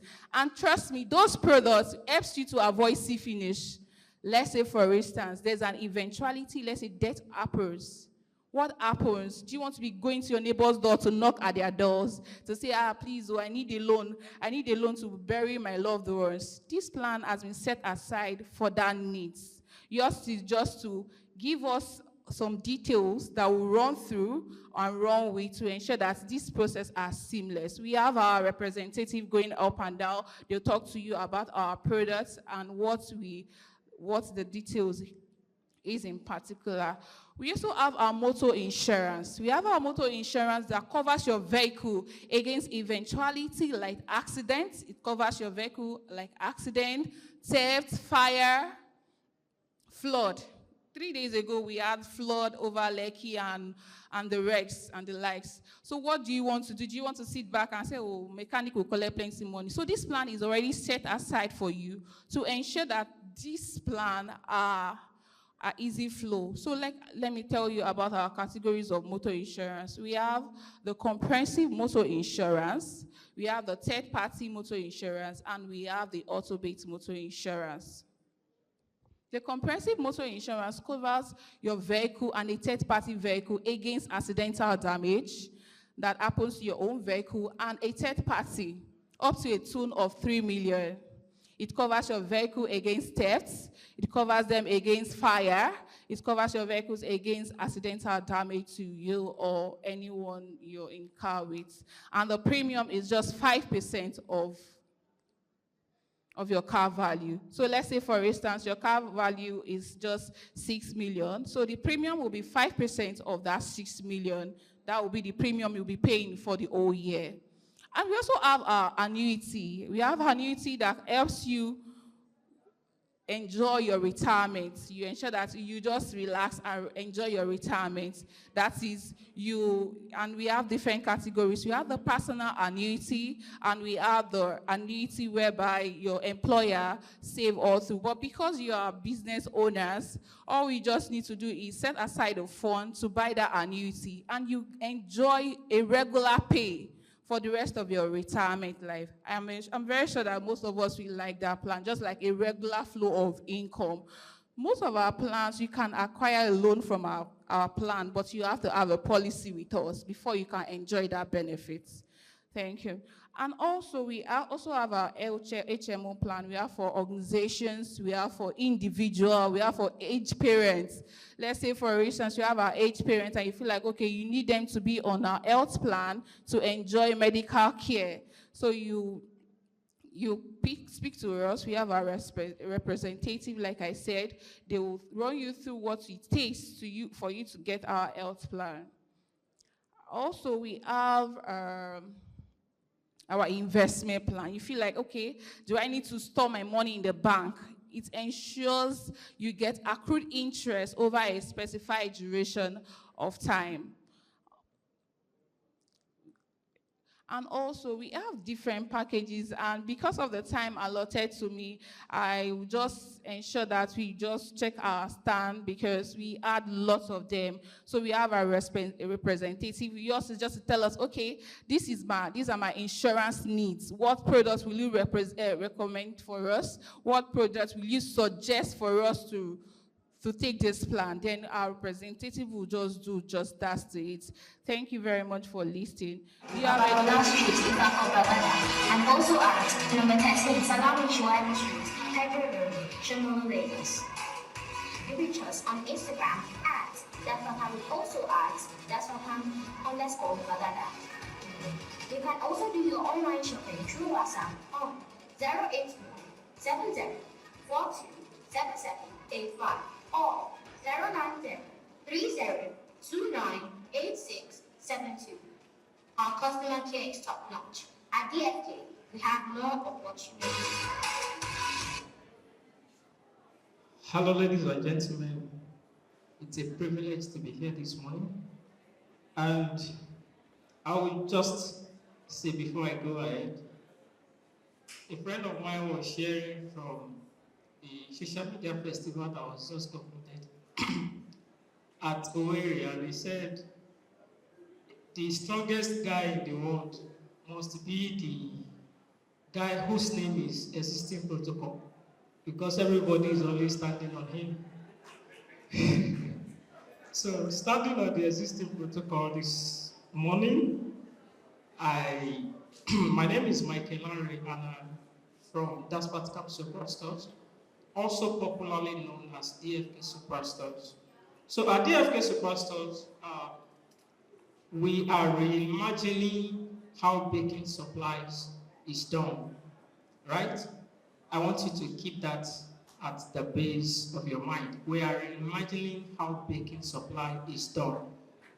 In Nigeria, one of the unique challenges we have for bakers as business owners is getting your baking products, your baking items, your baking accessories, and all your baking needs shopped in just a store or a shop. So we came, by the way, we were incorporated in the year 2019. We've been in business for more than 20 years prior. So we have an avenue where we are able to allow you as a baker, are you a baking enthusiast, pastry maker, whatsoever, even chefs, you have all your baking needs attended in just a shop.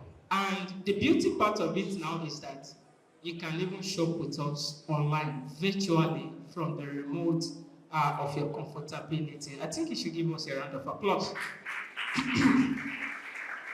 And yeah, just adding to that is the fact that at that Vatican Superstore, there are processes to how we solve these problems. Chief of it that I would like to mention is that we have testimonials and reviews from some of our customers for years who ordinarily would have leave baking behind. We have working class professionals, people who have their regular jobs and they are still able to come into our store, send us messages, even from the comfortability of their office and wherever, send us messages and have their baking items shipped down to their offices and all that. So whatever baking products, baking needs, baking dreams, if you can conceive it, we are going to help you to live it. And this is all that we do. Thank you so much for having me. Okay, so I will entertain if there are any questions. I would love to entertain your questions. Thank you.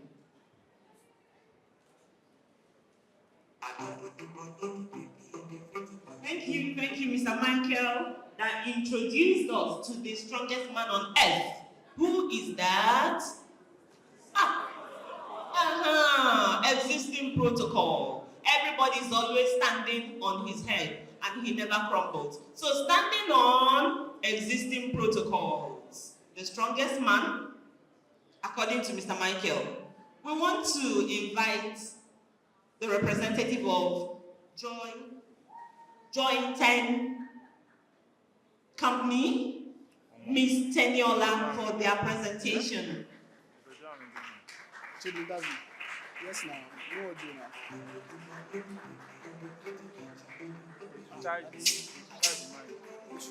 It's a lady. Thank you. Please encourage us some more.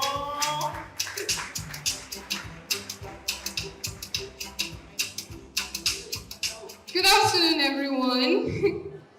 My name is Teniola Ogulusi. I'm a stakeholder at Join 10 Limited, and we are located at Sherry Nuts Jerry. We have a company there. Now, what does Join 10 do? So Join 10 is into supply and production. We supply food additives, food coloring, food toppings, name it, anything in food raw materials. Now, we also produce peanuts. I don't know, everybody is aware of Domino's Pizza, Domino's Ice Cream, right? Cold Stone. Exactly. So, Join 10 Peanuts is one of their toppings at Eat and Go Limited for the ice cream. So, you know that our product is exclusive. So, after the program, I would like everybody to check up our stands back there. You'd see the peanuts, purchase from us, taste it, and you see the difference. Okay, so if you want to start a company, you need raw materials for food, please do contact us. I would leave out a card for anybody who needs our card at the back stand. Some of our clients are OK Food, UAC, Eat and Go Limited, and Blue Sheep Company. So that's it for Join 10. Thank you.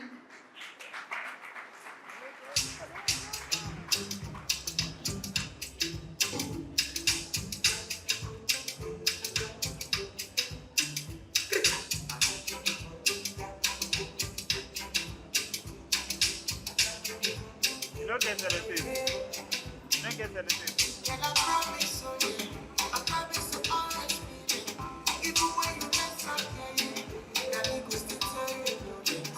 Thank you very much, Ms. Tenny. I want to just lend a voice to hers.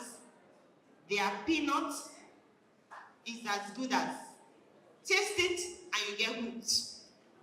It's super special. So taking us on the next item on our program today is going to be a presentation from the co-founder of IOS Incubation Hub, and SME and Digital Innovation Expert. He's going to take us on a presentation titled Automating Business Processes, Sustainable Businesses, sorry. And you will once again help me make welcome as I invite Mr. Edward Esene. Let's appreciate him as he comes up the stage to take this presentation. Mr. Edward. Girls in my crib, zero Snapchat, zero Instagram, slim, fuck up the vibe, my big star, falling like London Bridge. I don't care if I saw you on a magazine or if you're on TV, that will not mean nothing to me. Don't need a shower, oh baby, I need a free, lick it like ice cream, as if you mean to be disgusting. Mr. Edward Esene, please.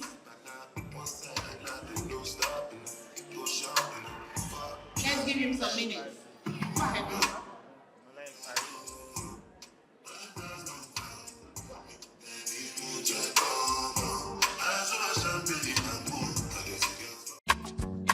Good afternoon, everyone. Good afternoon, sirs and mas. Good afternoon, Your Excellencies. They are not in this room. Good afternoon, millionaires and billionaires. Okay, good afternoon, my trillionaire friends.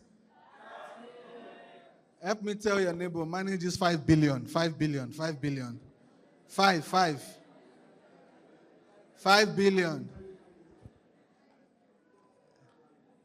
Let me ask that person, what currency is that billion? Hope it's not Zimbabwe dollars. Anyways, good afternoon, everyone. I'm so excited to be here. Thank you so much for the opportunity.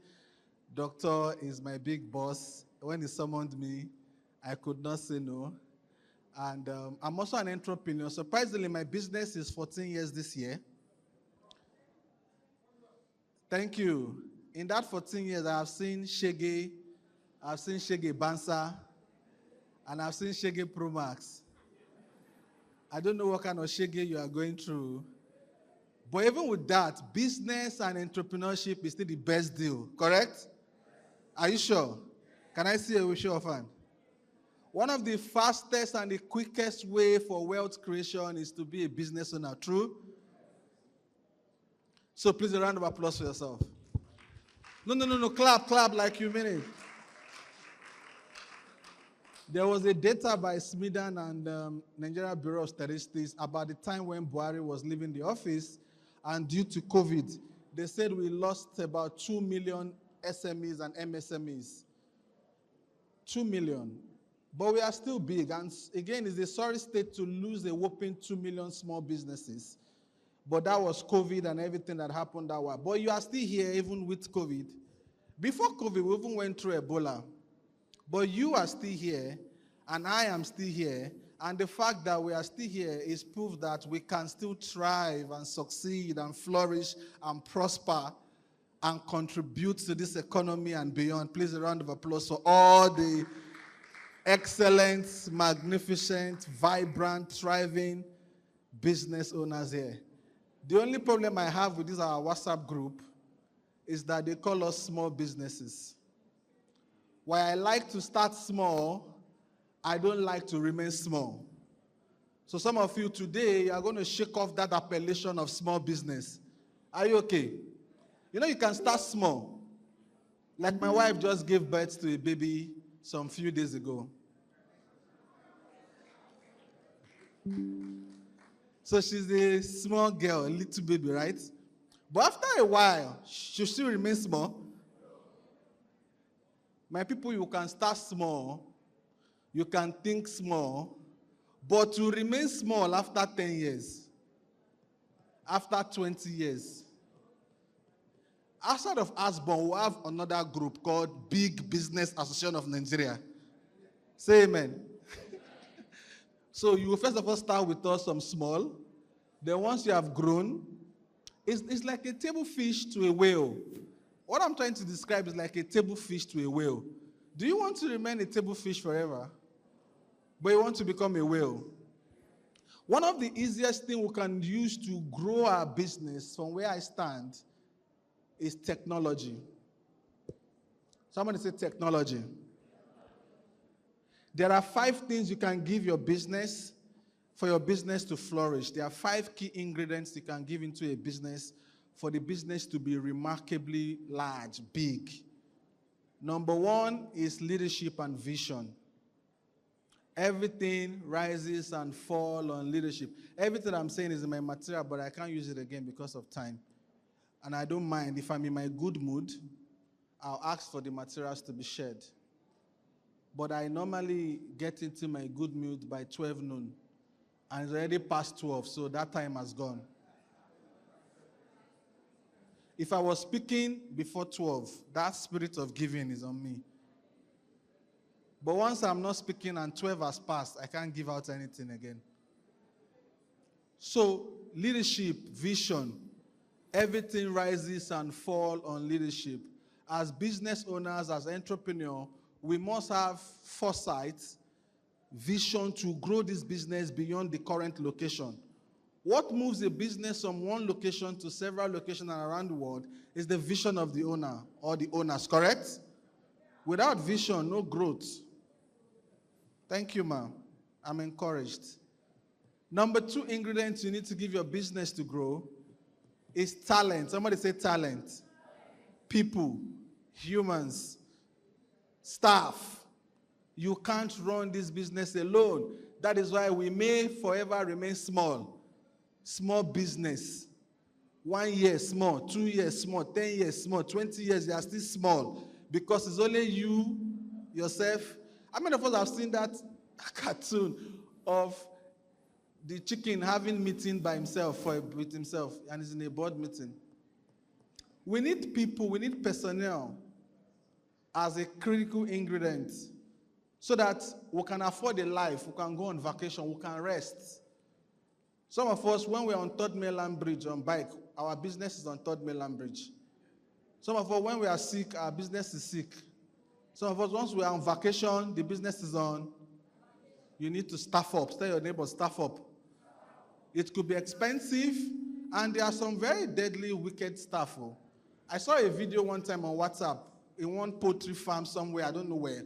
They were searching a staff. The staff don't close from work. They were moving egg from her body. How many of you saw that thing? Egg. Egg. How many crates? May God not let us see bad stuff. But there are good people out there. There are talented people out there.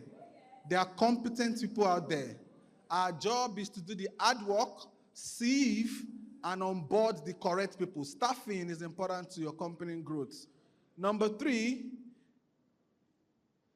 is customers. Who no sell, no go grow. The biggest companies today in the world are not big by mouth. They are big by revenue. Go and ask MTN. In 2019, MTN did a revenue in this country. Sorry, 2022. MTN had the biggest revenue in Nigeria, 2 trillion naira, one company. They ran business for 1 year, and they came back with a revenue of 2 trillion in this Nigeria. Companies do billions. Revenue. I have to be big by revenue. So remember the classification by Smedan? Nano, micro, small, medium. They are also classification by revenue. Who no sell, no go waiting. Who no sell, no go grow. You have to have a deliberate approach to acquire customers. Right? That's number what? What's number 4? Number 4 is money, capital. You need funding. You need funding. I don't know what kind of business you are running, but Dangote also needed money to build his refinery. $29 billion. All that money did not come from him. He had to raise equity, he has to raise debt, and at one point he says he's already started paying. That's number 4. Funding, money to grow, to scale. You need money. Oh, I don't know which kind of business you run. You need money. And finally, you need technology. Say technology. Technology. In the age and time that we are at now, Nothing can grow tremendously without tech. And that is my conversation to us today, technology. How can we leverage technology tools, technology platform, technology resources to transform our businesses and to grow exponentially? There is a growth that is arithmetic. It is 5 plus 5. It's okay. That's 10. You put in another 5, that's 15. But with technology, you are growing exponentially. It is 5 times 5. I don't know how you will see 5 times 5 and you will choose 5 plus 5. Which one do you prefer? It's 5 times 5. The exponential, and what we are talking now is the technology that you know, anything as simple as a USSD solution, anything as simple as social media platform, anything as simple as WhatsApp business. Okay? There is a link that I have on my, I feel like coming down. I want to talk. I don't want to teach or train. But my slide is, permit me, I'm so sorry. I'm a bit young. I don't know if this is possible. So let me move my material. I want to go somewhere. No, put it on full screen. So I have this video on YouTube when I speak on digital and tech stuff on Business Morning Channels TV. Go, go, go. No, we don't have time. We don't have time. Sorry, I'm so sorry. Go, go, go. And these are the 5 things I spoke about. The 5 inputs you need to grow, to scale, right? If you want to move a business from point A to point B, please pay attention to any of these 5 things. If you can do one better, if you can do the all 5, awesome. Please move on, sir. Move on. Go, go, go, go. I'm going somewhere. Okay, so this is why I said we must use technology. There is a report which is called Digital Nigeria 2014, 2024. Digital Nigeria, you can get that report. I have some of the snapshots on my slide. It gives you insight into what is happening in Nigeria online, how Nigerians are interacting with the web. We have a solid, vibrant market online for anybody. Today, you look at our content creator, look at the kind of money these guys are making. You look at our artists, our musicians, look at the kind of money that they are making. If you don't digitize, if you don't optimize, if you don't get on a platform today, it's like leaving money on the table. If you have plantain chips, how do you sell plantain chips online? You digitize it, you snap it, and put it on social media platform. You can even have a QR code attached to your plantain chip banner. No, what they call that thing they used to wrap the plastic? The label. And that gives you detail. You snap it, and the person get all the details about the plantain chips on their device. Why am I saying that? Please, because people are on their mobile phone. Please move. The biggest, okay, stay here. This is the Digital Nigeria report. Okay? Over 100 million internet users. I don't know what you are selling in Ikeja or in Allen or in Ikoyi that you can bring in 5,000 foot traffic in a day. But you can get over 500,000. The biggest platform in Nigeria today online is Bet Naija. Our youth are betting away. 16 million Nigerian youths take a bet every day. 16 million. We have 23 million unemployed youths. 16 million of them are looking for hope. They're looking for life. They want to use 100 naira to win 2 million. Bet Naija gets 1.6 million visitors every day. Unique visitors every day. Alexa data. 1.6. I don't know which kind of shop you go open where 1.6 million people go come your shop. If you know, go die.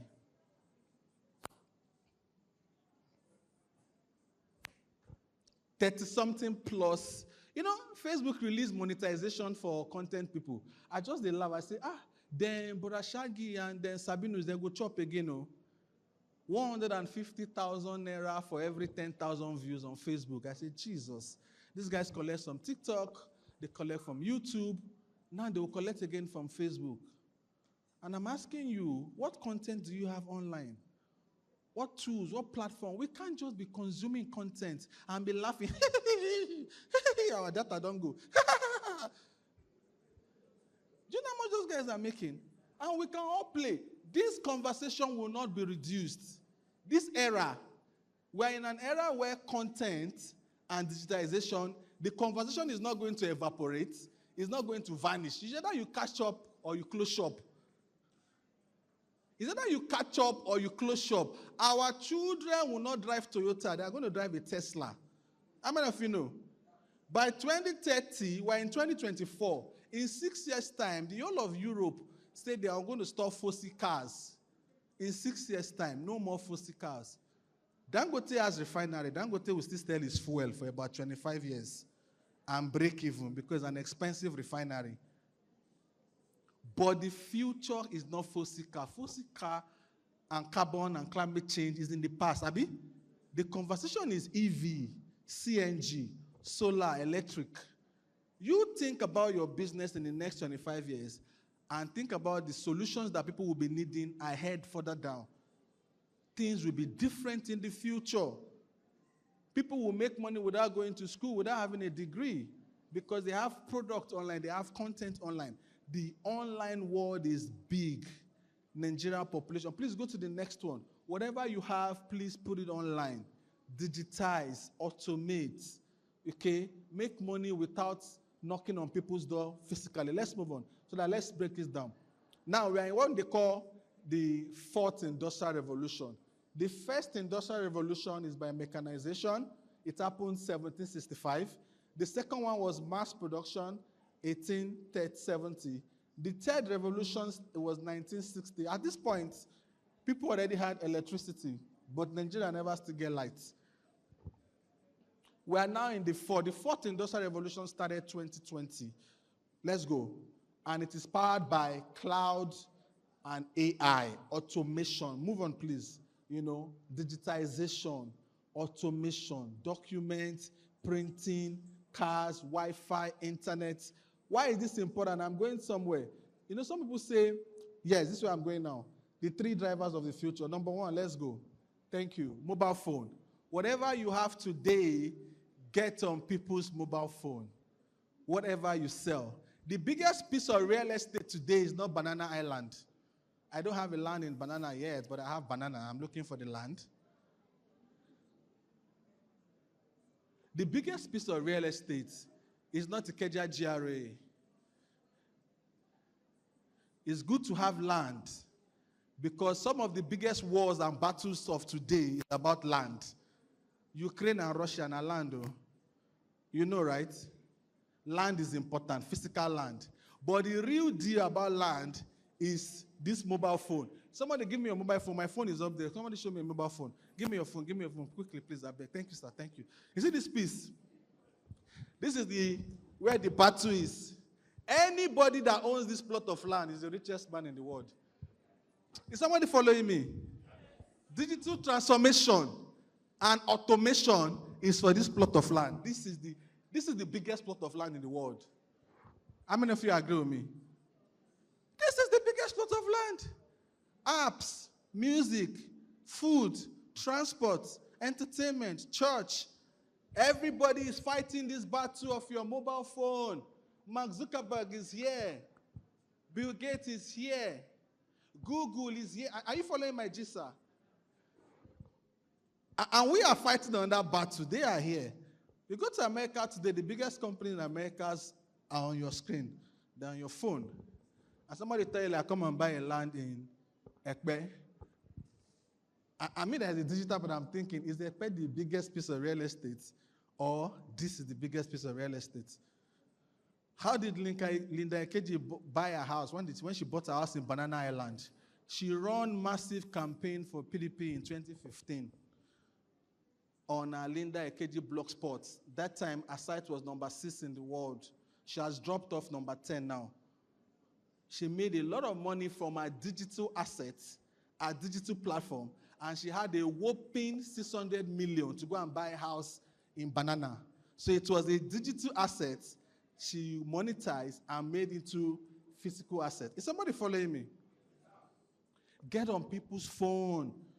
Send your emails, mailing lists, send your SMS, create a website. Nigeria is a mobile first market. Mobile. You know, somebody can go mad if you touch your phone, you know, see, if you touch your pocket, you know, see your phone. You go be like, say, what back at you.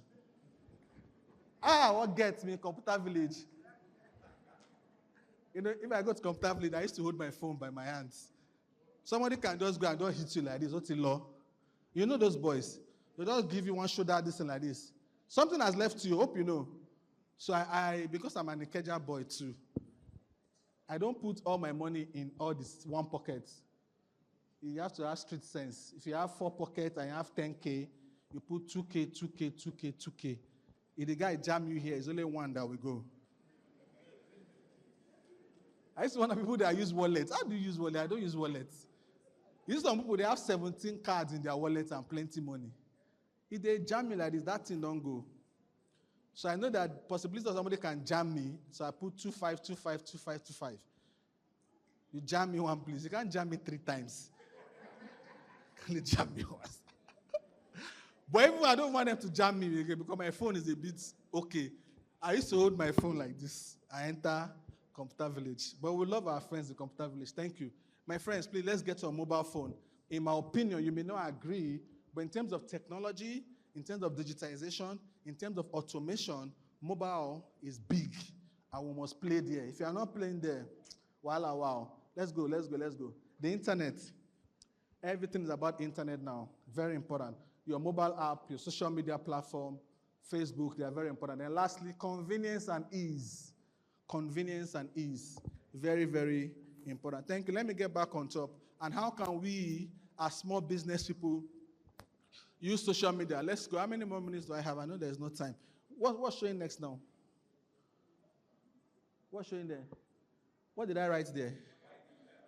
Okay, move on. Why digital transformation? We are in an age where it is digitization of everything. You see that thing? I was using it to explain digitization of everything. Nothing, no school, no church, no bank, no house, no family will escape digitization. It is coming, it is here. I have a quote here that says, the digital takes all. Go to the next one. Everything, this one, leave it here. The digital somebody needs to explain this to me. He that has digital, we have more than he will not do digital. Somebody follow me. Can you see this? What does it say? What does it say? What does it mean? What does it mean? No. This is adult education. Anything you say is correct. Nobody can get F in this class. What does this mean? What does this mean? When you do what? When you no, please, my ear. Sorry, I never chop. Sorry. When you do what, sir? Thank you. When you digital more, I like that word. You get more. So when you know digital, what's going to happen? You go let them go cheat you now. Everybody's carrying. They don't use bread carry your stew. You know, I used to tell people, in Nigeria, we are very funny, this country. I went to Niger State to do a project. Niger State is not up to Netherlands. Netherlands is bigger. This Netherlands where they win yesterday, so where England score, let's go. It's bigger than the old Niger State. Niger State is bigger than that Netherlands. Netherlands has more agric exports than the whole of Nigeria. Nigeria say they go with 38 million smallholder farmers. Yet, they don't sign law, maybe they import food, we can't feed, we can't eat. Nigerians spend more than 50% of our revenue to eat, to chop. Niger State. And those 38 million people, I'm thinking, how are they farming? Why should we farm an acre of land with oil and cutlass? We shouldn't be farming with technology now. I'm not talking about GMOs, though. But we should farm aeroponics, hydroponics. I don't want to have a land that is as big as half of Ikeja, and Earthman is eating me from there, bandit is killing my staff from that side. You know, you can have farm that use helicopter to be going around. or drone. I don't want to have that kind of farm. The kind of farm I want to have is this all, and is controlled greenhouse farming. If I cannot farm with technology, farm in a box, that I can see the end with my eyes, I want to see the end of the farm. I don't want to stay and then now call me and decide for K2, somebody want 300 cow, I eat my cassava in K2, and I'll be running to K2. I'll farm in a room, controlled. And what happens, the guy that is farming with technology, in some instances, may have better outputs than the guy that is still farming mechanically. Okay? So the digital have, and they will keep having more. Let's go. I want to start rounding up. So this is the application. This digital, this tech, how do I apply it? It's very simple. If you run a cake business, a confectionery, a small business, be tired of being small. Don't remain small forever. Grow, change level, get on social media. That is technology for you. That is automation for you. Use WhatsApp status, use WhatsApp business. Very important. There are 80 million people using WhatsApp in Nigeria every day. And now from WhatsApp, I've done projects for Google Digital Skills, as far back as 2014. I've done projects for Facebook, Meta Boost with Facebook, Meta Boost currently. And I understand social media very well, how businesses. From now, if you set up your account on WhatsApp business, you can run an ad of less than 1,000 naira from your WhatsApp business. That is simple for you. You can also get on websites. You can get on directories online. If you live here today and you just want to put your business on 20 directories online, you will get better positioning and visibility.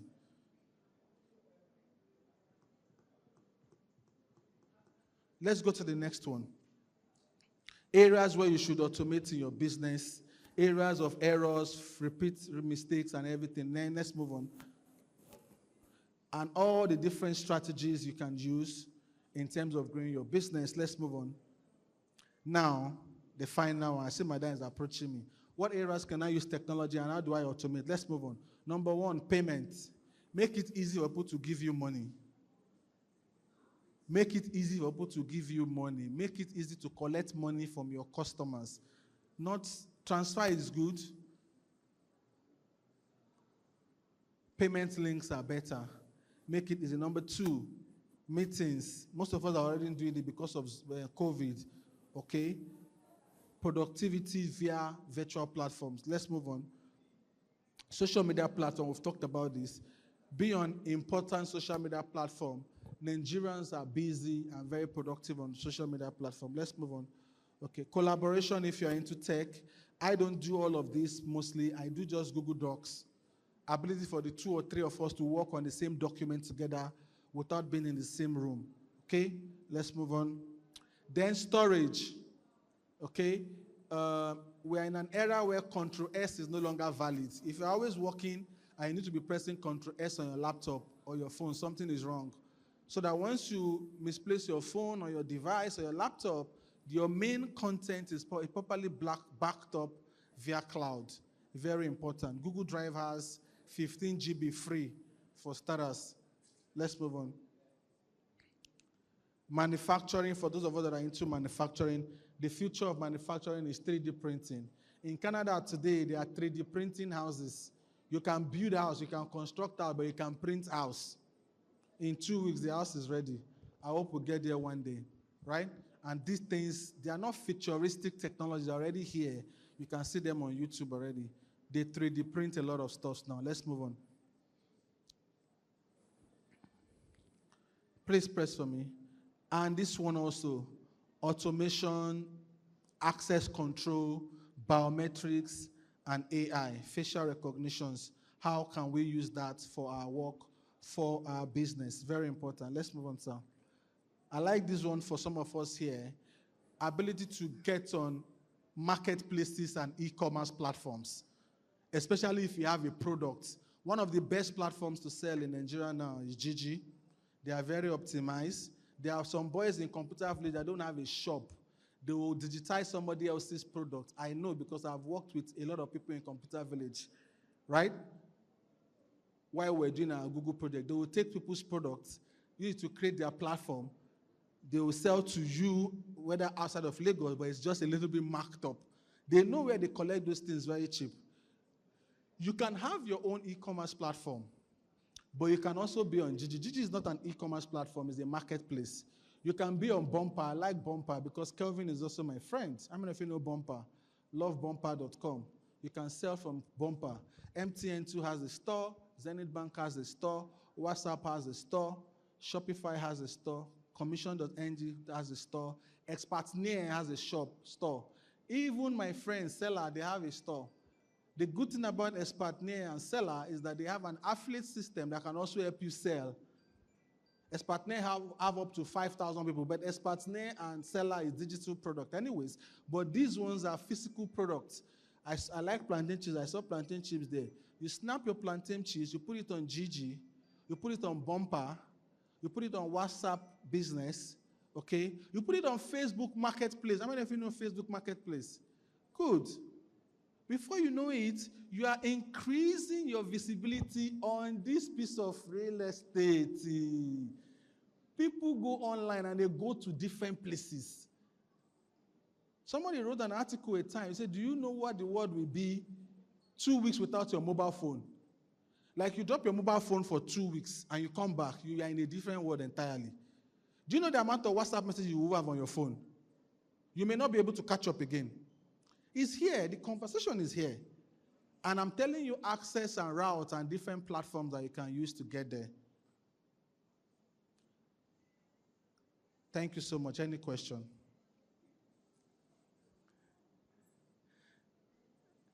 And you guys are not clapping for me now. Wow.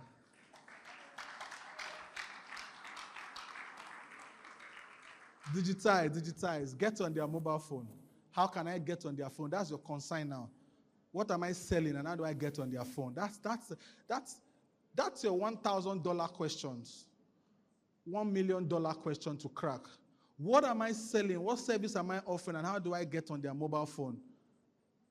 What are we doing and how do we get on their mobile phone? Attention. Attention is the biggest currency. Whoever is getting your attention is getting your money.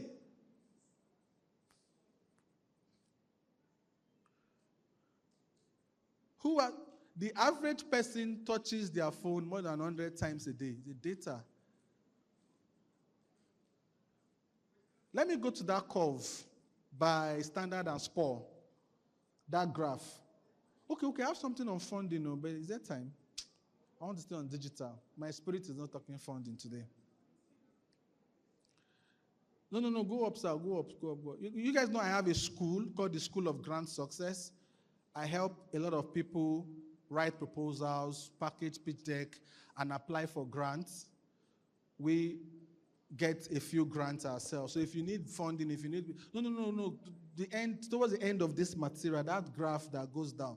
The graph was saying that initially, it used to take 75 years.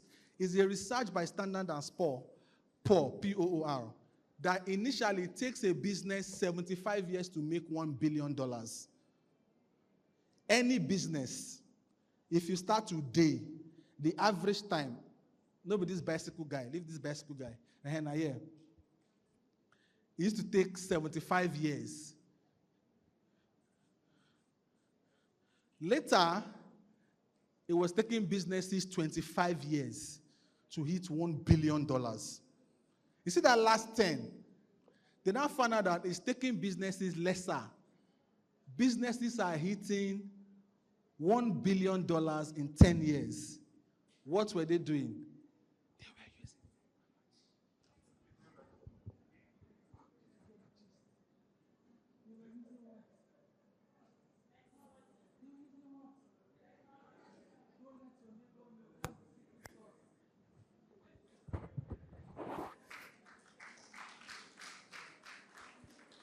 If you don't use technology, you're on a 75 years journey, my friend. Florida Wave became a unicorn in less than 10 years. We have about 6, 7, 8 of them in Nigeria now. They call unicorn $1 billion. Everybody did it in less than 10 years, sir. All of them. Even me, I'm in trouble because my business is 14. And I'm not yet $1 billion. If you run a new race now, it's 10 years, you must hit $1 billion. If you don't use technology, you 75 years. By that time, you'll be on your wheelchair, going like this. When your money arrive, you will not have teeth. You know, I go for some meetings now with some of my organs, my millionaires and billionaires friends, and they cannot eat. Me, I'm packing a 4-year, carrying chicken, carrying turkey. They are packing grass and leaf. I'm like, what kind of embarrassment is this now? Is it not now where our money don't come, now we no fit chop? Guy, this cotton pine, this green spinach, this, I say, oh, guy, James. May you not be able to eat when your money come. Let's get it done in 10 years, guys. Let's use technology. Let's automate. Let's get on mobile phones and let's make sales. I want to stop here for now. Thank you so much, everybody.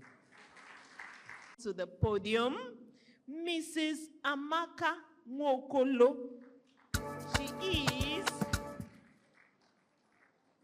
She is the director of the Faith Institute, popularly known as the Faith Foundation. You want to stay down there, ma'am? Oh, she wants to connect with us. That's awesome. Thank you very much. Let's welcome her.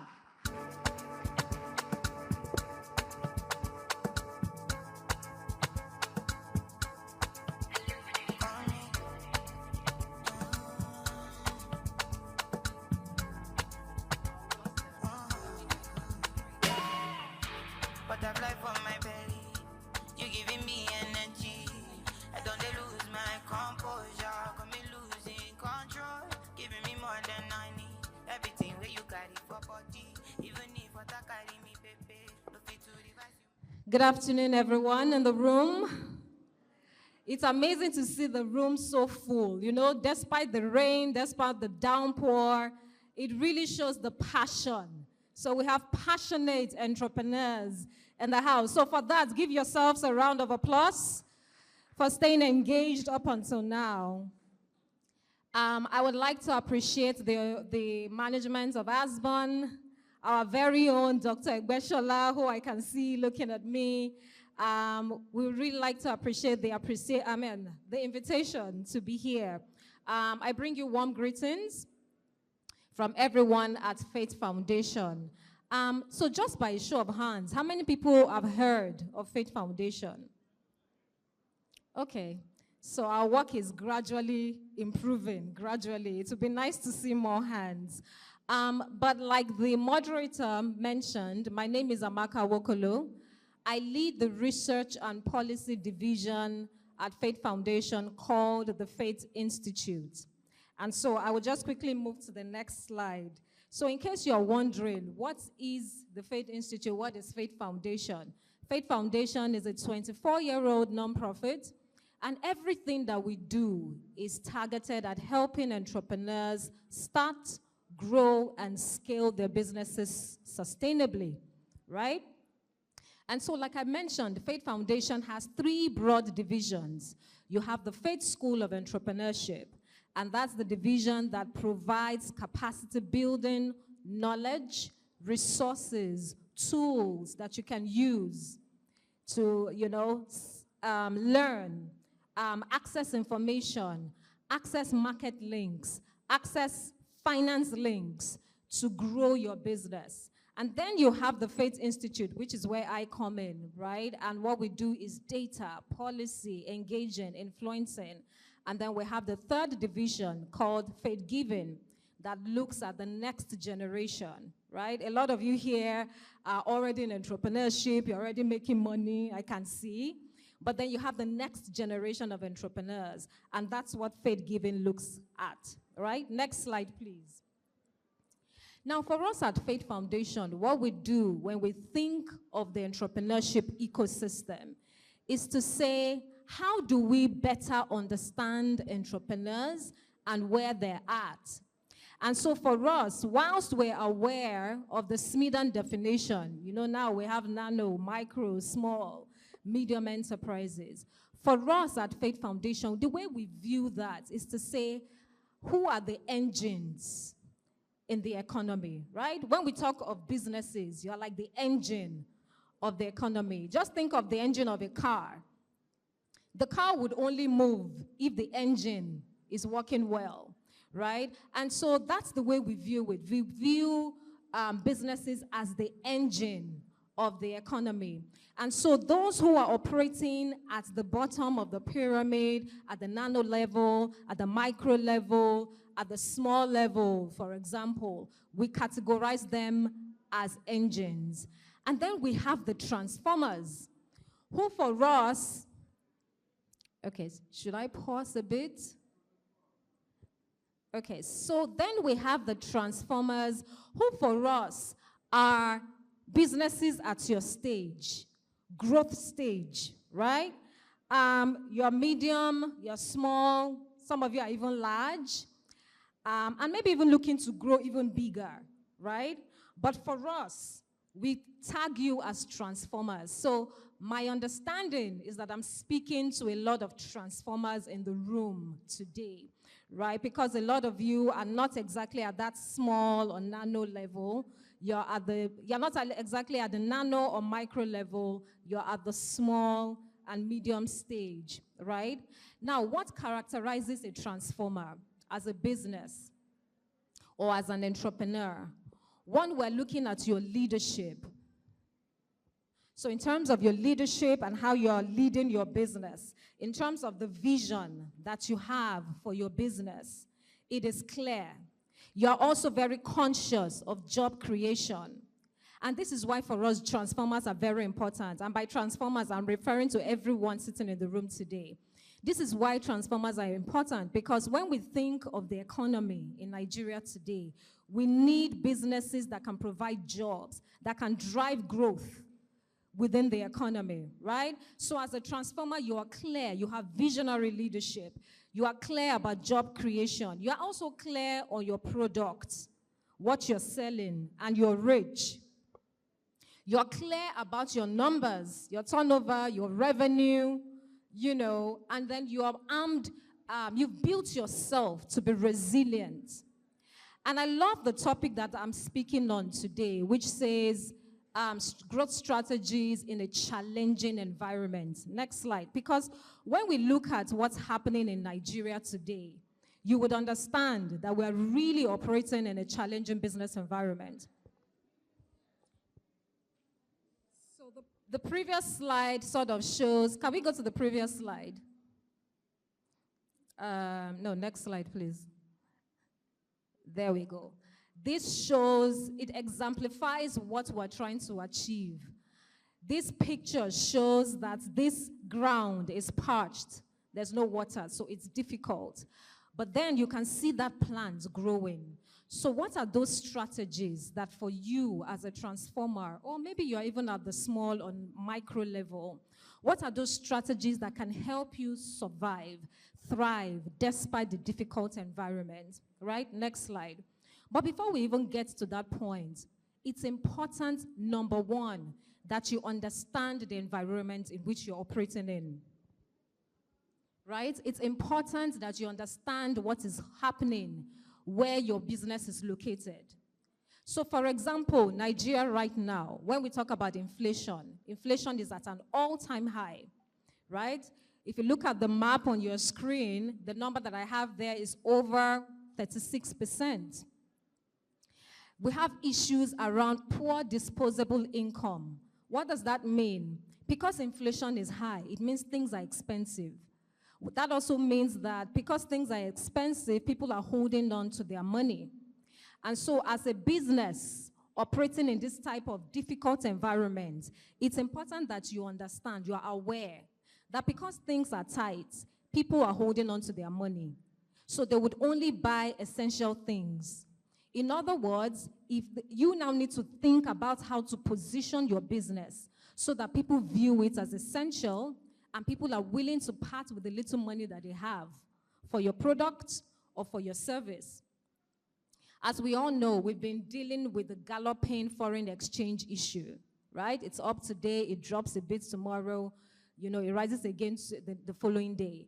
We all know that we're dealing with rising energy costs. Electricity is at an all-time high, right?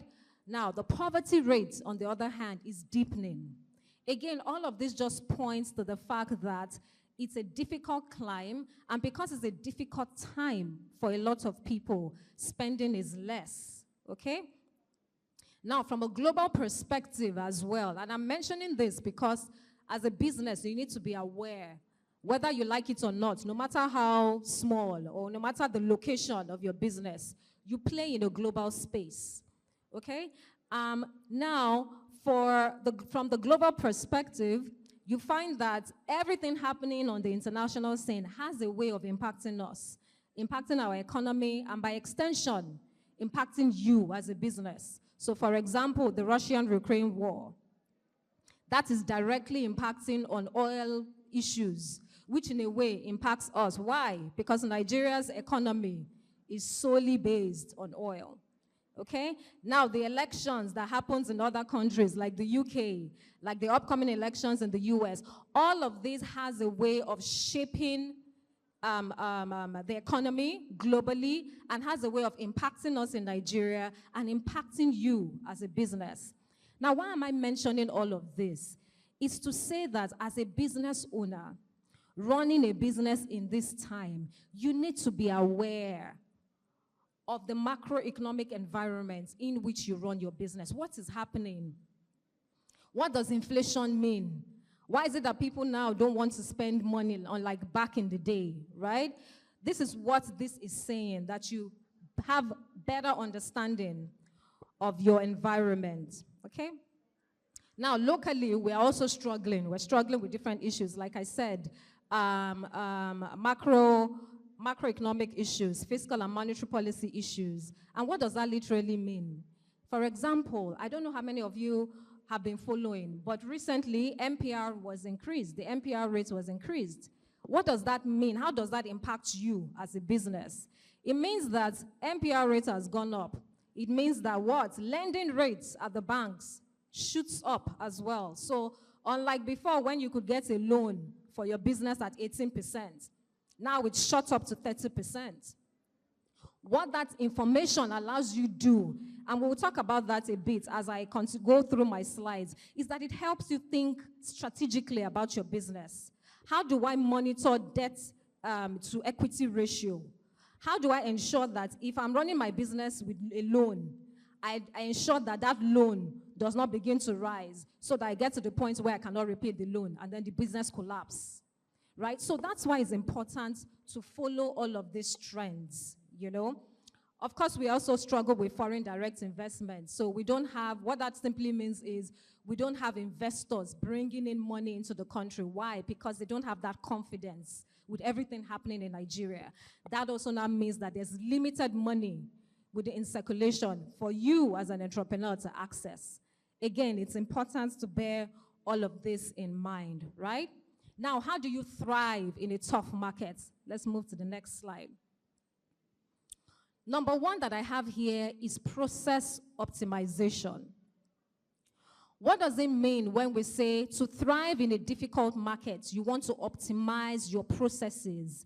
What we're simply saying is you want to streamline your business processes to reduce costs and to improve margins as well as efficiency. Okay, so if you had, for example, let's say you hired like 5 different people to handle a task or similar tasks.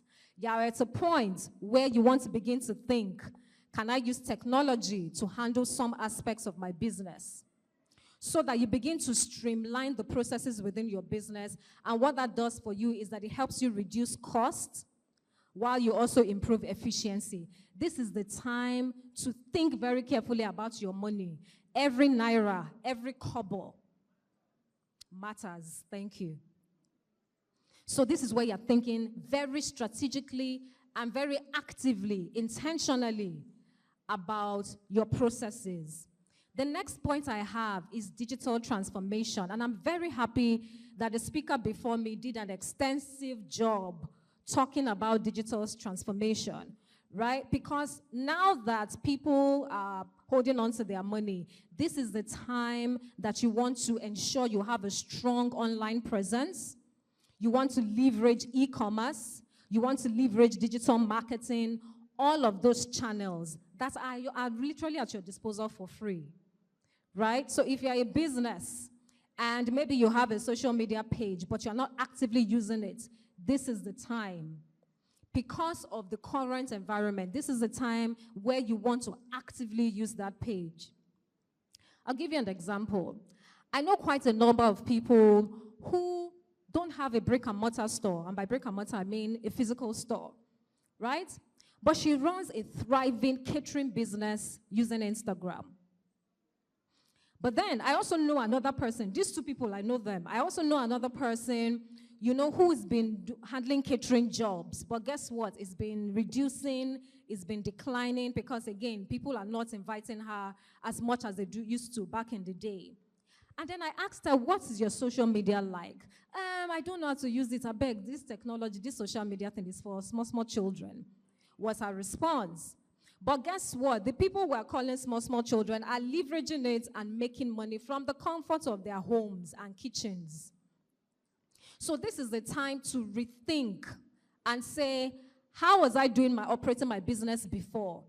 How can I utilize technology to optimize that? Right? Now, this my other lady who was not using social media at all has begun to catch on. And guess what? Now she's beginning to get DMs. She's beginning to get requests via WhatsApps on saying, please, I would like a 1.4 liter bowl of soup or something. And so unlike before when she wasn't getting jobs or waiting for the big jobs for somebody to just come and give her a contract to handle a catering job, she's now getting referrals, she's now getting jobs via social media. So it's important that's just an example.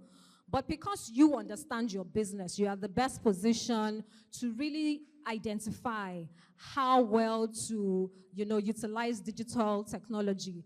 But this is something you want to actively do. You don't want to relegate it. You don't want to push it to the back. Okay? My next point will be technology adoption, which in a way is related to digital transformation. As you run your businesses, what softwares can you use? What softwares can you adopt to help things improve, to handle things like your inventory, like your accounting, right? We're going to talk about financial records very soon. So some of you might not want to handle your finances directly because, maybe maths is not a strong suit for you. But then you have softwares that can help you handle that, because if you're looking to access funding in this difficult time, remember I said foreign direct investment is low, so you don't have money coming into the country as much. So now, even those that are giving money, be it Bank of Industry, be it the banks, be it grants, be it equity investments, the competition is very high. So because there's a lot of demand for the available funding in the space or within the ecosystem, that means that for you to be able to access that type of funding, you need to get your books straight, right? And to be able to do that, if you cannot handle it yourself, employ, adopt some form of software or for some form of technology. And my next point will be around innovation. And I really want to emphasize here that because a lot of times when we talk about innovation, people think, oh, we're just talking about technology. When we say innovate, we're saying how do you introduce new processes, new ideas that can help your business, in fact, revive your business or help your business stay afloat despite the difficulty, right? That's what innovation simply means. By innovating, you might need to employ one form of technology or the other, but innovation in and of itself, it's not solely based on technology. It's really saying how do you introduce new ideas, new processes into your business that can address gaps or that can strengthen your business despite the economic climate in which we're operating, right? Innovation also allows you to keep up with market trends and demands. So take, for example, you take to social media, for example. The good thing about social media is that it helps you understand who your customers are. It helps you understand what their preferences are. Or if, for example, you adopt some form of software that helps you with inventory, and by inventory, we're talking about, a system of just cataloging all your products that you have. Take, for example, you produce shea butter, right? And as a manufacturer of shea butter, maybe skincare products, you have produced 100 jars. Or let's even say 1,000 jars. How do you keep track of that? Day 1, you sold 12. Day 2, you sold 25. Next day, you sold 35. How are you keeping track of it? Do you send somebody in there to be counting? How many is remaining? 1, 2, 3, 4, 5. And then the person will spend like 1 hour and say, oh, I missed something. And then go back again and start counting afresh. What technology does is that it helps you keep inventory for your products like that, right? Now, when you have that type of software, it also helps you better understand your customers. Because if, for example, you find out that your customers are purchasing a certain product they are putting out, but not as much of the other. So say you have 2 products, hypothetically speaking. Let's say you have 2 products in the market, right? One is maybe shea butter itself in a jar. The other one is shea oil. You've made it into oil form and it's in a bottle. But you realize that people keep buying the shea butter, but not as much the oil.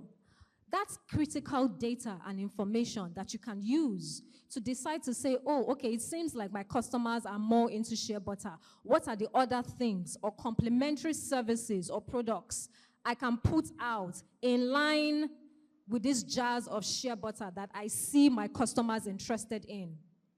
Right? So we're really in an era where you want to think intentionally. You cannot just leave things to chance and pray and hope that a miracle will happen. Miracles happen, but you also need to put in the work and think intentionally and strategically around it, right? And so that's what technology does. It helps you understand your customers. It helps you understand what you should be putting out in the market and what you should withdraw or downplay. The other thing or point I have here is agility. And this really is saying that when you're operating in a difficult environment, you want to be flexible as much as possible. Okay, you don't want your systems rigid such that you can't quickly pivot when anything happens. Guess what? Nobody planned or prayed for COVID. But COVID happened, right? Those who operate an agile or flexible system were able to pivot very quickly. You have a lot of businesses who grew during COVID. And you also have a lot of businesses that died during COVID. What's the difference? Is that 1, you have a resilience mindset, but 2, is that your system is also agile. So if anything happens tomorrow, you can quickly pivot. You can quickly find out, okay, what can I do? Oh, I'm a fashion designer. Masks is in vogue. Quickly, start producing masks. Or even make it fashionable. You are able to pivot. You are able to stay flexible in response to your environment, right? And then the final point I have here in terms of thriving in a tough market is focus on customer retention. The cost of acquiring a new customer now is hard. Like I said, people are holding their money close and dear to themselves. They don't want to part with it. So those customers you have, focus on retaining them.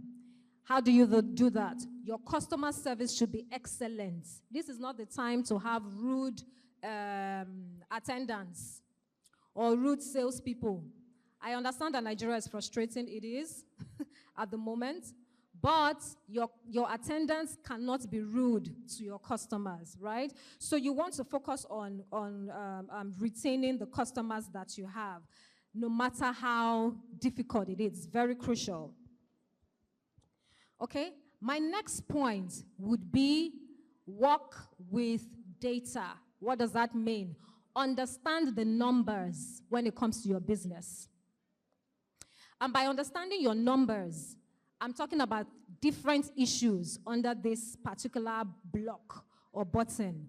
One is understanding your industry and the market trends. What industry do you play in? Okay, so you, again, let's use my shea butter example. You produce shea butter. What part? You're sort of in the agricultural space, but what specific niche do you operate in? It's important that you understand the trends. It's important that you understand the changes that are coming, it's important that you understand the market trends in your environment. Where do you see things heading? It's like people are beginning to move towards this era, right? And then you're on top of that, so that as you are noticing that, you are also innovating, right? You're also moving your business in line with what you're seeing in the market and in your industry. Now, how many of you remember BlackBerry? The BlackBerry phone. Once upon a time, the BlackBerry phone was the it phone. I mean, we even had Nollywood movies, BlackBerry Babes. It was made on the phone, BlackBerry. The BlackBerry phone in fact, right now it's Apple, and then some Samsung, some certain categories of Samsung phones. Back in the day, it was if you did not have a BlackBerry, it felt like you were out of place. It felt like you were not happening, or you were not just, you were not happening at all. But guess what? Where is BlackBerry today? It is extinct, like my sister said. Why? Because they weren't watching the trends, right? Because if they were, they would also have been evolving along with customer expectations, customer preferences. Now, BlackBerry is a big concept out there. Let's bring it home. Your own business.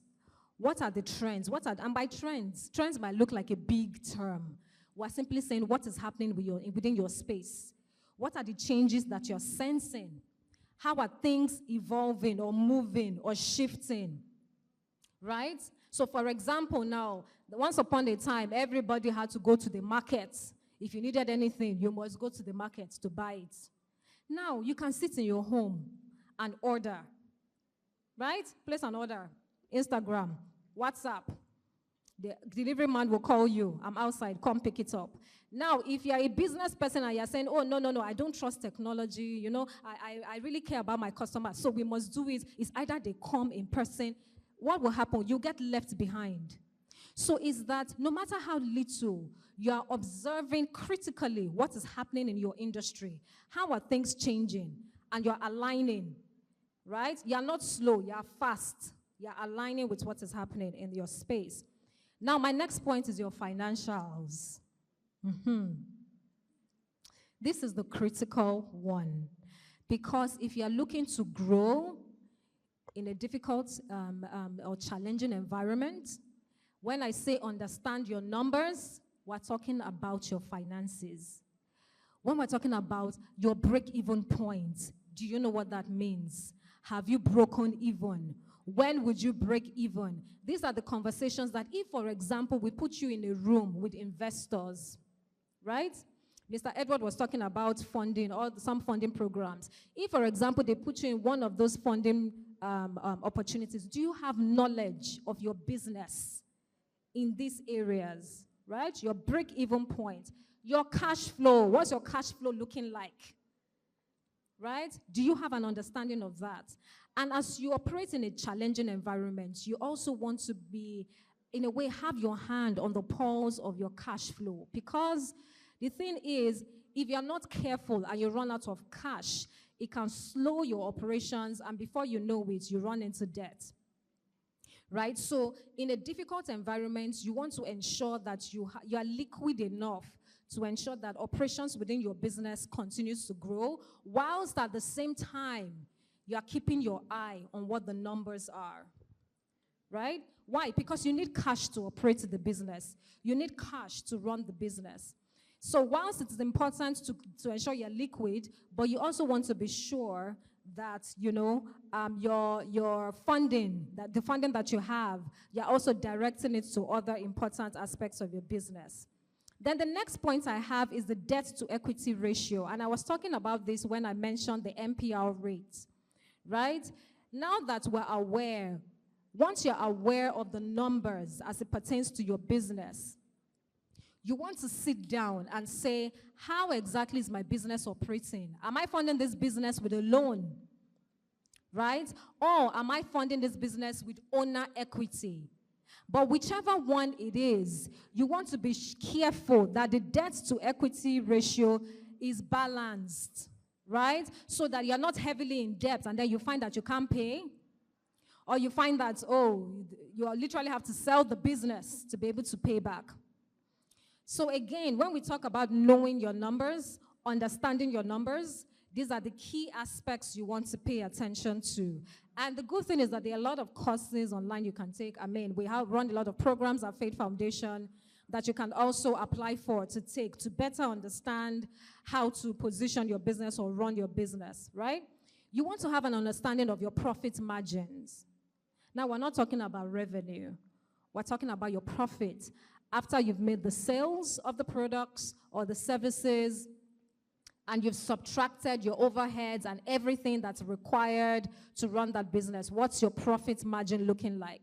Now, if you have an idea of what that is, it can help you make informed decisions. Okay, because sometimes what you find is that you're just selling. You're selling, and money is coming in, and you really think that, man, our business is good. But by the time you break it down and say, how much am I paying for electricity, right? As I went to pick up the products, I paid for transportation. Everything has gone up, including transportation costs. Remove transportation, remove the salaries of the people that are working for you. By the time you subtract all of that to say, okay, what is left as profit? You might find that it's actually not as much. Okay, so it's important that you have your eyes on the numbers and you fully understand what this is. What is your profit margin? Your overhead costs. In this challenging environment, you want to try as much as possible to reduce that. By overhead, we're talking about salaries, electricity, some of these bills that you have to pay to ensure that the business is running. So as much as possible, you might want to streamline those. But again, is that you have an idea of what your overheads are, and you can better plan with the funding that you have. Now, I mentioned customer acquisition. How much will it cost you to get a new customer? I'd mentioned that it's better to work with customer retention. So the customers you have now, do everything within your power to retain them, right? As against saying you're looking for new customers. Whilst it's not a bad idea to look for new customers, you can do that. But then do you understand the cost of acquiring a new customer? If you understand that cost, then you can better plan financially as a business owner, right? Then you also want to understand the industry average ratios. So all of this we're talking about, your profit margins, all of that. How do you benchmark it with what your competitors are doing? So that you know how to gauge your own business and how to position it, right? Now, I've just run through the financials in a few minutes. But there are literally courses that you would take on each one that would help you better understand.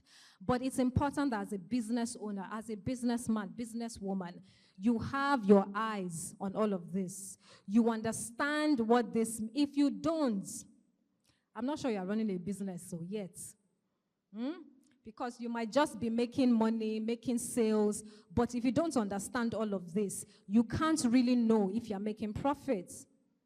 And you can't even, because if you're making profits, then you can say, oh, I made profits in quarter one or Q1. I want to plow it back into the business. And you can work with projections on your business, right? So this is the time, ladies and gentlemen. This is not the time to play hanky-panky. This is the time to really understand what is going on in your business if you want that business to grow and if you really want to hold on to that business.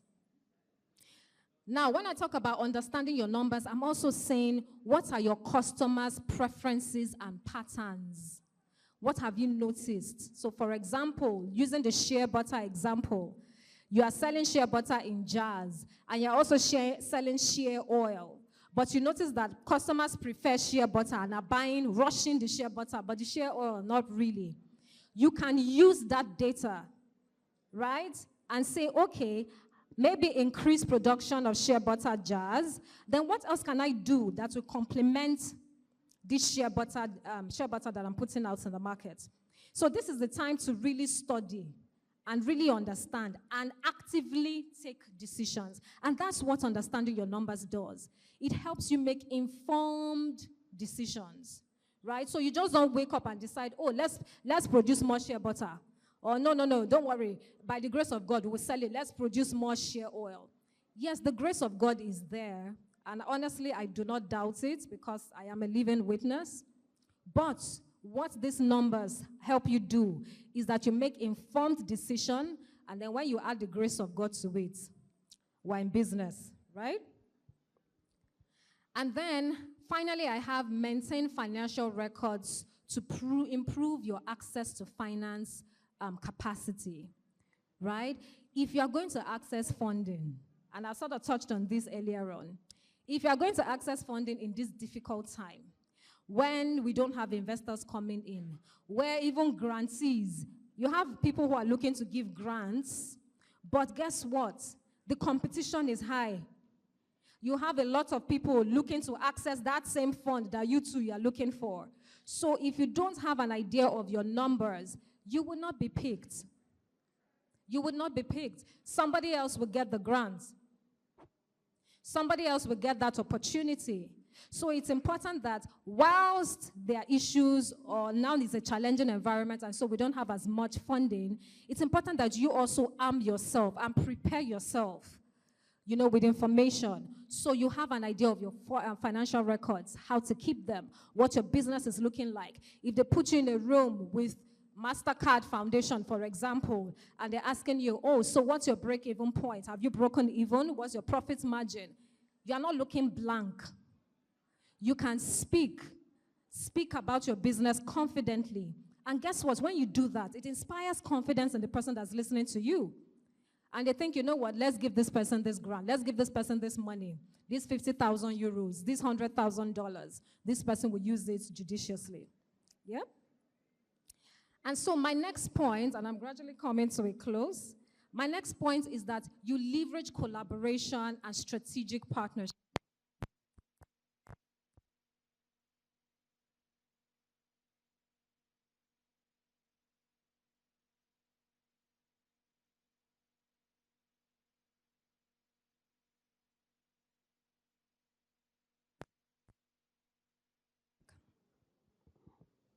Can everyone hear me? My voice is pretty small. Okay. Check. Okay, thank you. Now, my next point is that I like the feedback. The person said no. I was saying, can everybody hear me? The person said no. Okay.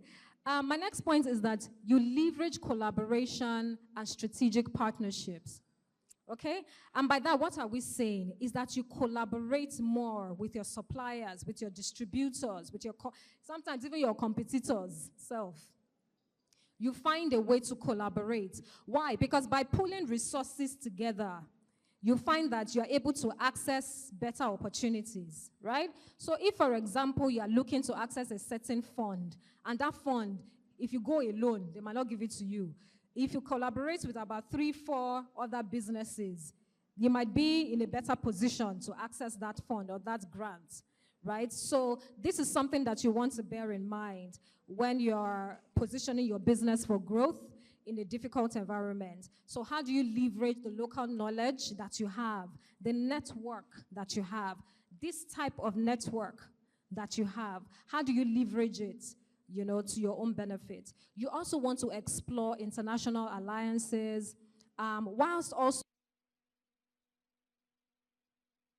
venues. And the reason why I mentioned this is that when COVID happened, there was a global disruption in the supply chain. So if, for example, you're a manufacturer in Nigeria, you're importing your things from China, because of that, everything grinded to a halt. So what would that mean? It would mean that your business would also grind to a halt. What would be the key learning from that experience is that you also begin to explore local or import substitution avenues locally, right? So as against looking outside or looking to China or looking to Turkey or some of these countries, can you begin to look or explore sourcing your input materials and the things you need for manufacturing or for producing your products, your services? Can you begin to look to source those locally so that you don't expose yourself to that type of risk? And even if you are importing from international countries, because you also have local suppliers or sources, in a way, it helps you hedge yourself against that risk, right? And then my final slide is on building a future-proof business. And the number one point I have around this is embracing sustainability. When we talk about accessing funding, right? And when we talk about the future of your business, a very critical component or practice is sustainability. How do you now begin to consistently, gradually incorporate ESG practices into your business? Okay, and sometimes when we hear the word ESG, it sounds like this big, fancy word. ESG simply means environmental social governance, right? These practices, how do you begin to inculcate that? Because guess what? If you're looking to access a grant from an international organization like a MasterCard or a Ford Foundation or any of these foundations, they are very big on ESG practices. So ESG is simply saying, how do I intentionally think about the environment? How do I think about social practices? And how do I think about governance practices as I run my business? Let's use my shea butter seller again as an example. So my shea butter seller sells shea butter in cans, in jars, in plastic jars, right? And when she sells this shea butter, she has no idea what happens to the plastic because you don't have any control over that, right? Now, guess what? That plastic can end up, in the ocean. It will clog somewhere. We don't know where it will end up. It will, just create refuse somewhere. But imagine that my shea butter seller just stylishly introduces a new concept where she says, send me your empty container. You will get a reward. And the reward does not have to be monetary or a product. It can be that you will get a point. And then when you send me your 100th container, you get some form of reward. It can be anything, right? What that does is that she's, in her own simple way, she has thought about the environment. When she, for example, sits in front of an international funder, and they tell her, how do you incorporate ESG practices into your business? She's not looking blank. She will speak and say, well, I am very conscious about the environment, so this is what I do. I have my customers send me their containers, and I have a way of channeling it to those who would recycle the containers. How about social? I operate in this environment. I am actively involved. So, for example, instead of going somewhere else, she buys raw shea butter from the local women that produce or farm shea butter in so-and-so community in Ogun State. That's social. Governance, she says, we have an advisory board that oversees our practices, and on that advisory board, there's a gender balance. This woman, in her own simple way, has covered ESG. And when she's speaking with the funder, it's music to their ears. And they're saying, okay, we'd like to work with this woman. We'd like to work with this gentleman. And so if you want your business to last into the future, sustainability is a big part. And you need to start thinking about it no matter how small. Okay? You also want to think about product or service diversification. As against focusing on just one thing, what is a complementary product or service that you can introduce, right? You want to think about that. Maintain a strong digital presence. We've talked about that. So going forward, technology will continue to play a strong role. Sustainability will continue to play a strong role, right? I'm on the last slide. Thank you. You also want to invest in skills development for your team. Your team, your employees, they are the ones who would run the business, whether you're there or not. So you want to invest in training them. And I know there's feedback around, I will train them, then they will leave me, then they'll go to somebody else, I'll not train again. It's your business. Just because they leave doesn't mean you want to now run a mediocre business, right? Doesn't mean you now want to have employees that handle your business anyhow. So training is important. Mentorship is important. And mentorship for you now. As you are training your team, who is mentoring you? Who is guiding you? Who is telling you, don't worry. Me too, I went through that situation before. This was how I navigated it. You need to find a way to acquire that, right? And then above all, stay informed, stay abreast of industry trends, government policies. When I started by talking very briefly on the macroeconomic environment. It's important that you understand, right? For example, the MPR rate that was increased, it would impact you. So it's important that you are aware of these government policies. Now I understand there's the withholding tax has been introduced. There's an amended policy around withholding tax. How does that affect you as a business? How do you position yourself to take advantage of some of these policies that are being introduced, right? So stay abreast of industry trends, government policies, and customer preferences. And I think still on government policies, find an association like this one that you can lend your voice to in terms of advocating for the policies you want to see. Because you know, at the end of the day, you are the ones who have boots on the ground. You are the ones running the businesses. Our Oga policymakers, they don't run businesses. Oh. They might not even know how it's affecting you. They just introduce policies. But when you lend your voice in an association like this to advocate for policies, then we can have policies that favor you being introduced, right? And on a final note, don't be afraid to experiment and refine your strategies as you learn and as you grow. Thank you very much for listening. I will stop for now and take questions.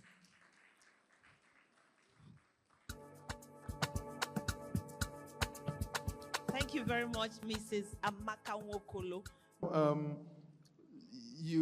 When you go to the issue of leveraging collaboration, you just brush over the matter of association or associating. You know, it's a very, very important thing. A lot of people, especially the young ones, feel they could go it alone. No, I don't need any association, you know, to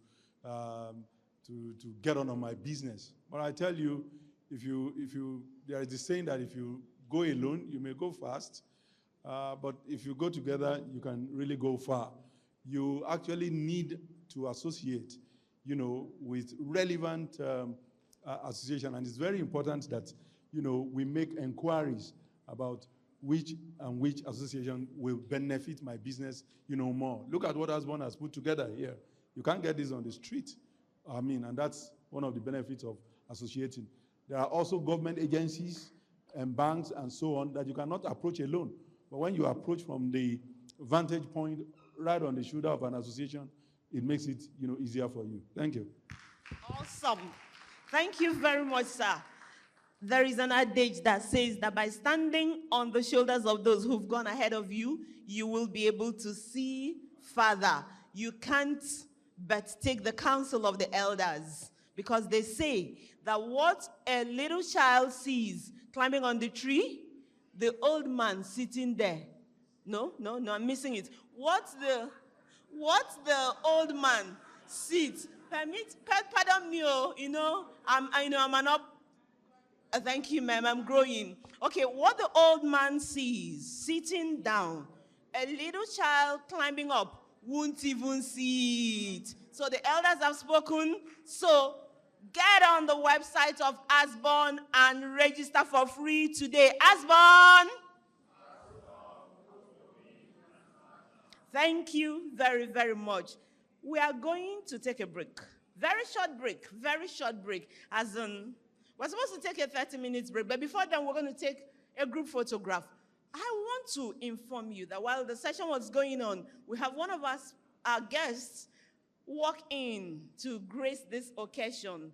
Please help me make welcome Yeye Modukbe Dada. She is the Lagos chairperson of National Association of Small and Medium Enterprises, NASME. Please appreciate her. Remember that I am gender sensitive. Thank you, ma'am. You're welcome. So can we please come together for a group photograph? Come over, ma'am. Our representatives from our sponsors, partners, LS, NASI, NASME.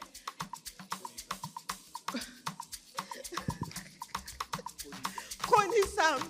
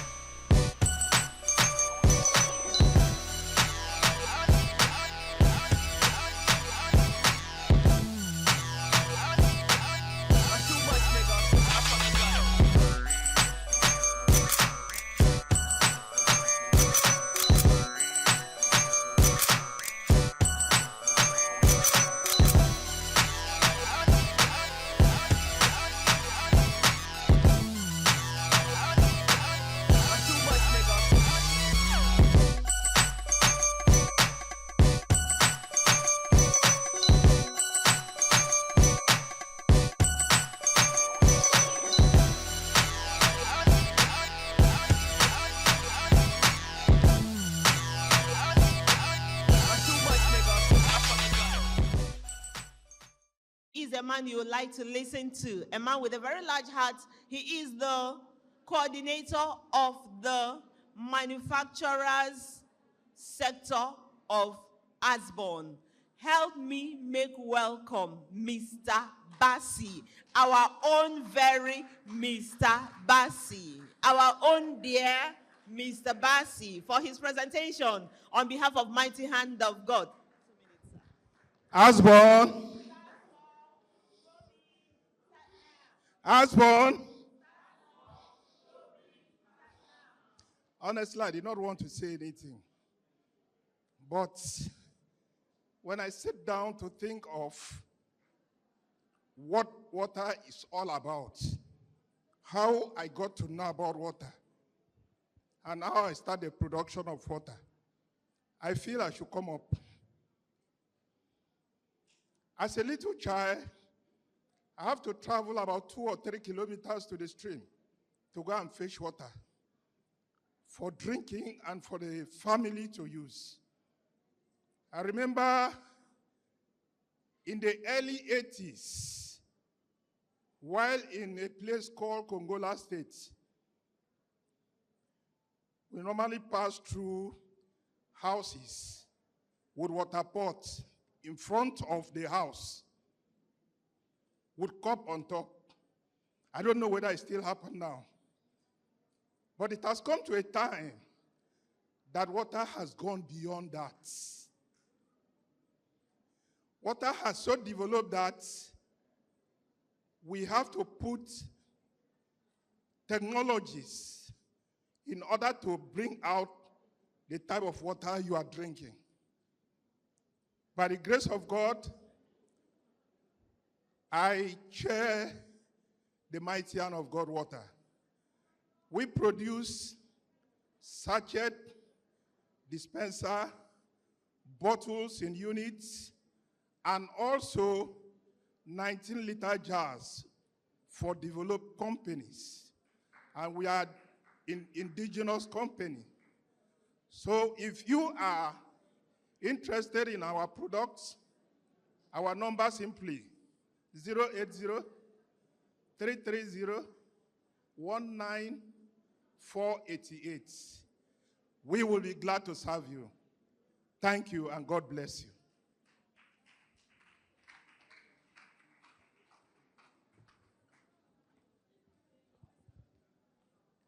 Thank you very much, sir. We want to call up the representative of Fidelity Bank for their presentation. Fidelity Bank, please. Fidelity Bank. Hello. At least we should have energy now. Now we've eaten, right? Good afternoon, everyone. Okay. Say good afternoon, Fidelity Bank. First question. Please, have you bought your shares? Yeah, yet to. Why is that, sir, please? Very soon. Okay. So as we all know, Fidelity Bank is currently selling shares, both rights issue and ordinary shares. Ordinary shares are for people that don't have existing shares with Fidelity Bank. They just want to sign in. They want to become a part owner. While those that are doing rights issue are people that already have existing shares. They want to add to it. So please, I want to ask us again, how many of us have existing shares with Fidelity Bank? Am I alone? I have existing shares with other banks, other companies, other firms. I invest in shares. How many of us, please? Okay. Thank God I'm not alone here. So at least we have people that understand what the share business is. And another thing is, Fidelity Bank has been doing very well when it comes to paying out dividends. Not all banks do that. We pay twice a year, interim and full year. If you are able to sign up now, interim dividend will be paid after our financial statement has been published, which has not been done. So it's an opportunity for us to key in and say between August and September, when the financial statement is published, you'll be paid your dividend if you key in now. So I'm just buying now. It's not an excuse to not collect your own share of the profits because you are already a shareholder. And then in December, after the full year, another portion of the dividend will still be paid to you. So it's a good investment. You can invest now, and you can still be collecting profit or dividend twice a year. And then another thing, we all know Fidelity Bank is very, very, they hold SMEs to heart. Like, we invest a whole lot in SMEs. We have products that are very, very SME focused. We know that some SMEs don't want to pay, charges now. So that's one reason why they would say, okay, instead of me to use a corporate account to do my business, I'd rather open a personal account. But then, we're here to encourage you. It's not just about you registering your company and having an account. You can be an SME that has not registered your company, have an SME account that you can start with. From there, you can grow. So when your business is registered, you can key in. The only way you can be able to say you are benefiting from your bank is if you have a relationship with us. How many of us have existing accounts with Fidelity Bank here, please? I know we're all SMEs. My company account is in Fidelity. Please, let me see your hands up. I have personal accounts in Fidelity, please. It's like it's only these people in this side. What did you do to you? Please. Okay, so that I can drop the mic and then we continue. Our stand is behind. If you have any questions or inquiries, as regards opening an account, as regards buying our shares, we'll be standing behind to help and guide you. Thank you. Good afternoon once again. I'm standing on the strongest man. Naira compare. I'll be very, very brief. So, first slide, please. First slide.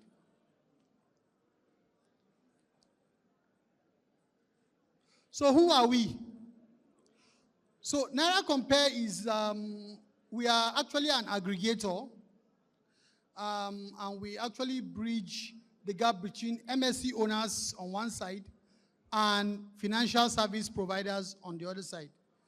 You will discover that throughout today, there is no speaker that has come here today that has not talked about digitalization of your business. Every speaker is talking about digitalization, digitalization, digitalization. And so we are trying to see how we can bridge that gap between you, the owners of businesses, and financial service providers. Now, like when Mr. Esene was talking, he talked about how our telephones can be our land. Now, one of the questions that I was asked even during the red carpet was how we can bridge that gap when I was talking about digitalization. And I made them to understand that even the person selling granite on the road now has phone. So everybody has gone digital. So it's no more a challenge. So what we do is we have a platform, a digital platform, where we empower Nigerian SMEs with tools that will make them to take informed decisions. Now, one of the things that the speakers have been talking about here is generally centered around financial education, bookkeeping, good governance in business. That was one of the things they were talking about.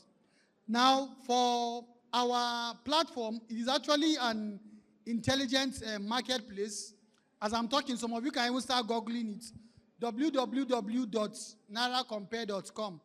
Just check for Naira Compare. You see what we do. So our platform, we have products like loans, savings, and investments. So what we basically do is we onboard banks, we onboard financial service providers onto our platform. Just think of a Jumia. Just think of you are going to Jumia to buy something. That is the way you go to our platform to buy. What are you buying?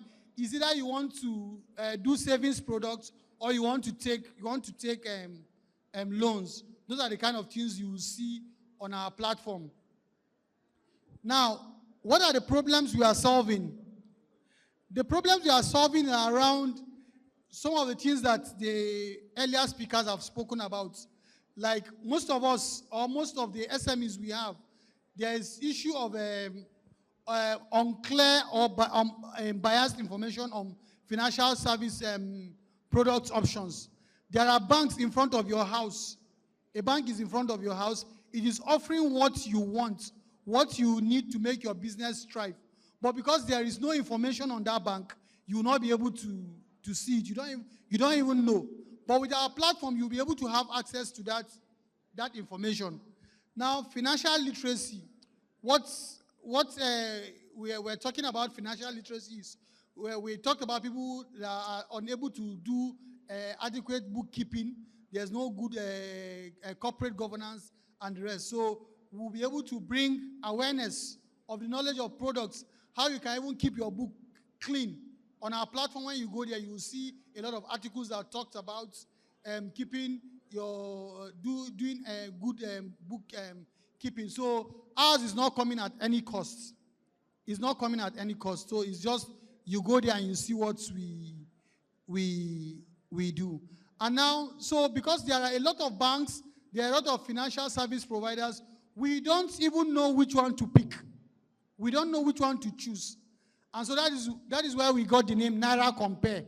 So you are coming to our platform, you see what different banks are doing, what different financial services are doing. That is those ones we onboarded, those ones we have brought to our platform. So you are able to choose, you are able to pick and make informed decision on the services you are seeking to enjoy. Now, if you are coming to our platform, the first thing you will see is you will see different loans, you will see different lenders. And so the second thing again is you will be able to have access to educational materials, just like I was talking about. Somebody was talking about training. When you go to our platform, there are a lot of financial articles that you will see that will make you abreast, and you'll be able to make informed and financial choices. Then it also saves you time and money. Instead of running from this bank to this one, just on your phone, you'll be able to see what products this bank has, what product this one has, and you'll be able to, you don't even need to be talking to any marketer. On that platform, everything, all the information you need to see is there. Then we are not hiding anything because our platform is on integrity and trust. If a bank says it's giving 4%, you get the 4%. If a bank says it's 10% for this product, it's 10% you are actually seeing there. So, and for our products, it's very easy to apply. It's very, very easy to enjoy our services on the platform. So once you log into our platform, www.nairacompare.ng, you open an account. When I say opening an account, is just putting your details, your email and your phone number. That is what I'm trying to say here. You input the necessary personal information and upload. Then you select the provider or what product you want. If it is a savings account, if it is a loan you want, if it is investment you want to do, you will pick. It will actually pop out all the banks that we have onboarded and are doing that service. Then you'll be able to make informed decision. Thank you very much. She's on my neck. Thank you. Any questions, please, for us? I'll be glad to take questions. Okay, thank you very much, sir. For any questions you have, please, you can meet him at the end of this meeting. He's still available. And I like to call them a one-stop shop when it comes to financial services. So you see everything at once and you make an informed decision. So we're going to call on just a few more people for their 2 minutes presentation right now. Then we will get to what I call the icing on the cake for today's event. Bay Finance, are you available now? Bay Finance, are you here? Okay, the representatives of the LSETF, that's the vendors that came into LSETF, please. Sharp. Okay, Bay Finance is coming. Now, Real Treasure Food and Spices, Rainy Golden, and then Gifts and Wheels. 1 minute each, please come around. As she drops the microphone, you just take yours back to back, and that will be it. Okay. Good afternoon, everyone. I'll be very brief. She says 2 minutes. Okay, I still stand on that same existing protocol. Thank you very much, Mr. President. On short notice, you've given us this opportunity. We do not take it for granted. Okay, so I'm the Senior Business Development Manager at Bay Holdings. It's, we'll call it a financial hub for solutions. Its Bay Holdings involves KV Microfinance Bank, Bay Finance, and downstream insurance brokers. It's a comprehensive financial solution powerhouse. So what we do is we give loans to MSMEs. Our rates are very competitive, 4% on reducing balance basis. We have our customers here. I'm also a member of Asbon. Remember, Madam said, if you're not a member of Asbon, you are just starting. So I've benefited a lot from Asbon, and I implore everyone to be part of this, not just to be a visitor, but to be a member. We've collaborated with 1 or 2 people in Asbon. We finance projects. If you have LPOs and you're looking for funds to finish up your contract, we are there for you. Our rates are very competitive, and account opening is there for you. We are very swift in service delivery. We do deposits too. Our interests are very competitive, from 18 to 25%, and you are very, very sure that your funds are secured with us. Also, the last leg of what we do at Bay Holdings is insurance. You've heard a lot about insurance, from Leadway to Goxi. It is insurance, insurance, insurance. If you really want, as a small business, to sustain your business, to secure that one that you know is very, very valuable to you, you may think paying out premiums are difficult, but when you compare what you are securing to the premiums, you realize that in the long run, insurance is there to help you secure your business. So we do that also. We render advisory services, how you want to identify what it is you want to insure, the best rates and the best insurance companies to attend to your risk, we are there for you. So for Bay Finance, remember that everything financial, we are there. Very competitive rates, service delivery that is very swift, and will make you a partner. We'll be a partner in your business. Thank you. All right, thank you very much, ma'am. She said service delivery, very competitive rates, very, very attractive. That's the key thing. So do we have Real Treasure Food and Spices? Rainy Golden, are you here? Gifts and Wheels. Rainy Golden, are you here? Gifts and Wheels, are you here? Real Treasure, your time is ticking past. Hello? Rainy Golden. Rainy Golden. Rainy Golden Multiventures, are you here? Real Treasure Food and Spices, your time is going. Gifts and Wheels. Okay. Okay.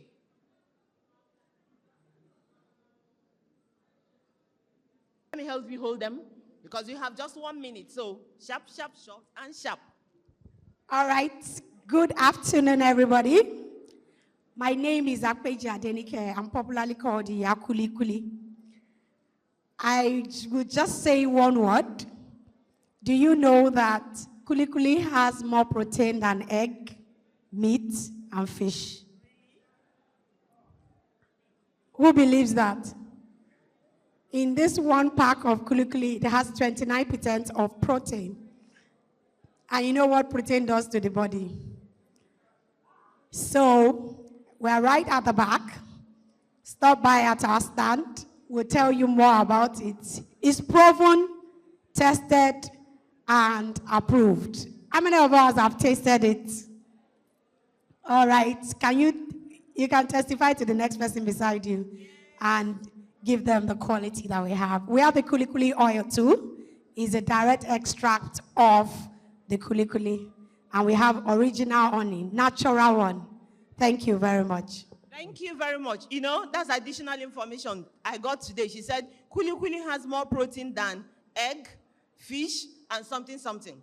All right. 1 minute, ma'am. Gifts and Wheels. 1 minute, please. Oh. Gifts and Wheels. This is awesome. Good afternoon, everyone. My name is Shola Oyinlola. I'm the creative director of Gifts and Wheels. At Gifts and Wheels, we turn discarded old tires into beautiful furniture and other items, such as a wall clock. We can use it as wall clock. We can use it as photo frame. We have them in seats, mirror, vases, big planters.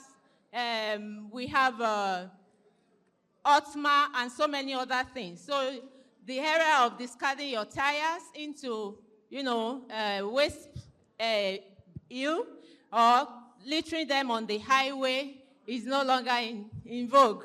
So call us so that we can turn your discarded tires into beautiful items that you will use to space your space. We have some of our items at the back there. We are also into customized items such as pillow, mugs, and every other thing, wall frame.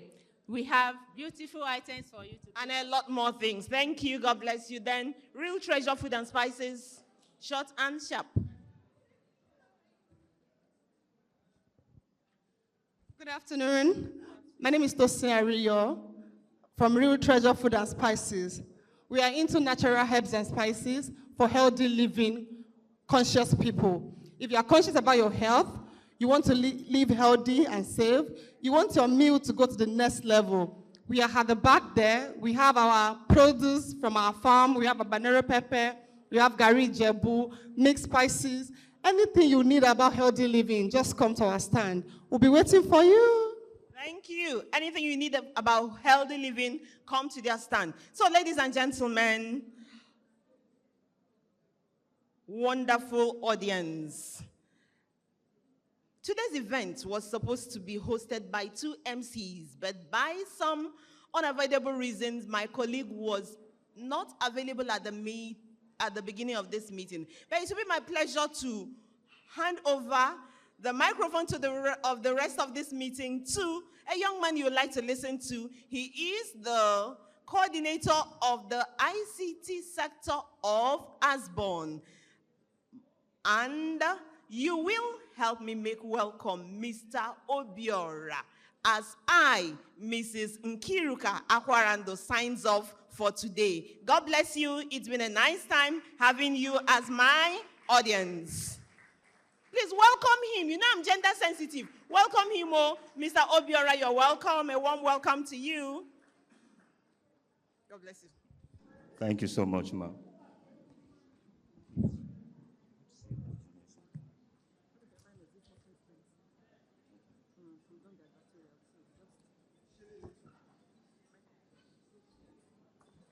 Okay.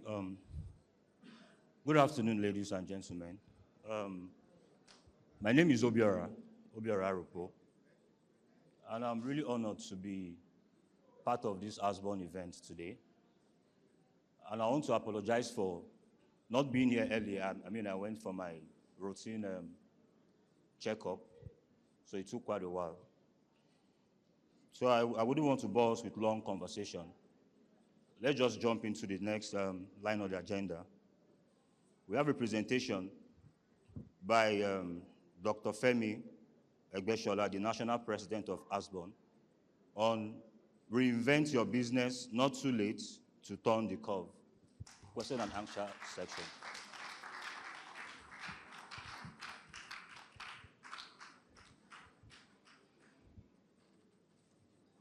Thank you very much, sir. Welcome.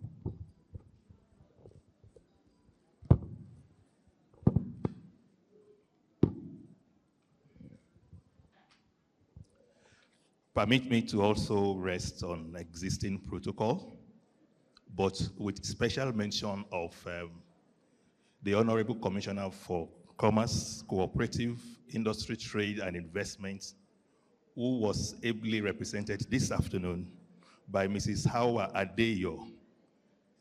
She is the special advisor to the governor. And I also want to make mention of those who made this event possible. I would like to start with LSETF as one of our major sponsors. We've been together with LSETF for quite a lot of time now, and they've been very supportive. Many thanks to Leadway Assurance. We were together in April. Now we are together in this also. Bay Finance, you've heard from her. She and our organization are part of Asbon, and we have been rolling together fine. Also, too, we thank Noventtv Limited for always and ever supporting our activities in Asbon. Fidelity Bank, we are your customers. You are our bank, and we thank you also for supporting us. Yes, Mighty Hand of God, I'm sure you enjoyed the water we all took. It was supplied for us by Mighty Hand of God Limited. and he still went ahead to also sponsor this event. We all say thank you to you. That Fatcam Superstore, we also want to say a big thank you to you for choosing to support us at this event. Same goes to Bob Megajoy. Bob Megajoy, on behalf of everybody in Asbon, I say thank you to you. One big fish that we must not miss, and I must not fail to mention, is our media partner, Soak News TV. Soak News TV has always been magnanimous. Yes, they have been awesome, marvelous, supporting us in all our events and activities. Can we please once again jam our hands together for Soak TV? We also want to thank our other partners, starting from Naira Compare. Naira Compare is a strategic partner of Asbon. I've been working together. And finally, Gogzi Micro Insurance. On that note, I want to say good afternoon, our dear entrepreneurs in the house. But before we start, I want you to turn to the next person to you, look at him or her in the face, and introduce yourself and your business. You can stand up if you choose to do so, whether in front or behind or right or left to you. Look at him or her, tell him about yourself for 2 minutes and about your business.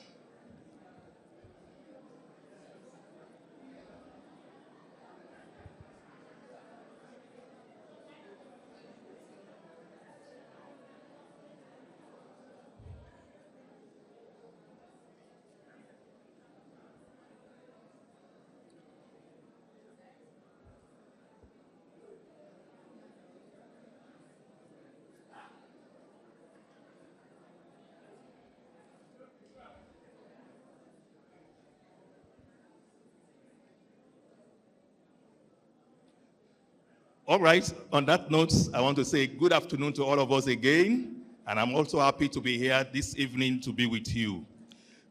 I have about 1 or 2 questions for you before we kick roll into the event proper. That's the topic we want to discuss.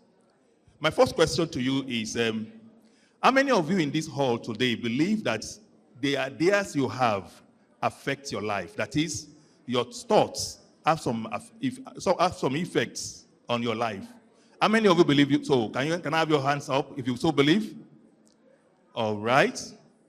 Then again, when you woke up this morning, how many of you were able to put up what you feel will affect you in the future and write it down on the paper? How many of you did that this morning? You woke up, you look at what you feel will affect you positively in the future, and you choose to put it down on paper. How many of you did so this morning? Wow, just one hand up. Okay, 2 hands up. Well, many of us don't actually do so. And you know the reason? The biggest reason is that most of us unconsciously do not believe that there is a big future for us and that we need to bend down. You see, if you also actually believe and absolutely believe that there is a big future, you will not miss a day writing it down. And as you are doing so, you will discover that your brain begins to record it. Your brain records our environments and also records our past. And if you wake up every day and you do the same thing over and over again, you wake up, take your bed, go to work. After getting to work, you do your work duties, come back home and sleep, and wake the next day. That means you are not using your brain well enough. According to scientists, they say that you are running your brain redundantly, meaning that it is important for us to continually engage our brain. By the time we engage our brain, we begin to have a new personality or a new personal reality. That's what happens when we engage our brain. Most of us, according to statistics, do not really engage our brain well enough. Do you really know the connections that helps to relieve our brain such that we are able to put it to good work and create a new personality in us? Do you know? Do you want to know? Information and knowledge. On that note, I want to congratulate you for choosing to be here today to take part of the information and the knowledge we are here to share. Many people believe in that reality. They believe that information is key and knowledge is important. By the time you begin to make good use of information and knowledge, you will discover that a new personality or a personal reality will begin to manifest. And then you are going to be able to now have a shift mindset, a mindset that helps you to be able to achieve the extraordinary. And that's how we should be, and that's the way to go. Today, some believe that it is almost impossible to achieve the extraordinary. But then we can always achieve that if we pay more attention to our business. It is important for us to pay attention to our business and the way we run our business. Little wonder then that the title of our talk today is Reinvent Your Business. Yes, reinvent your business. It's good for us to have that reinvention mindset, to talk about having a view of change. And for many, they see change as normal. But for us that wants to move further, change is constant, and change is what we must always embrace. So if you want your business to move forward, you must always apply change. You must always reinvent your business. For example, in Asbon, time was whereby for you to be a member of Asbon, you have to pay certain fee as membership. But at a point, we decided to reinvent, to change. And we made our membership free for all. And that's what change is all about. As entrepreneurs, it is important for us to understand what things was, what it is now, and what will be in the future. And one way to do so is to apply one of the best models that companies apply. It is called Kill Your Business Model. Kill your business model. You wonder, what kind of model is this? It's the model that comes with the idea of what really can kill my business. So do you know what big organization does? They organize a team of people and ask them, what do you really think can kill my business? What can make my business disappear tomorrow? And they come up with ideas on how to avoid those challenges when it happens. The idea is thinking ahead of time.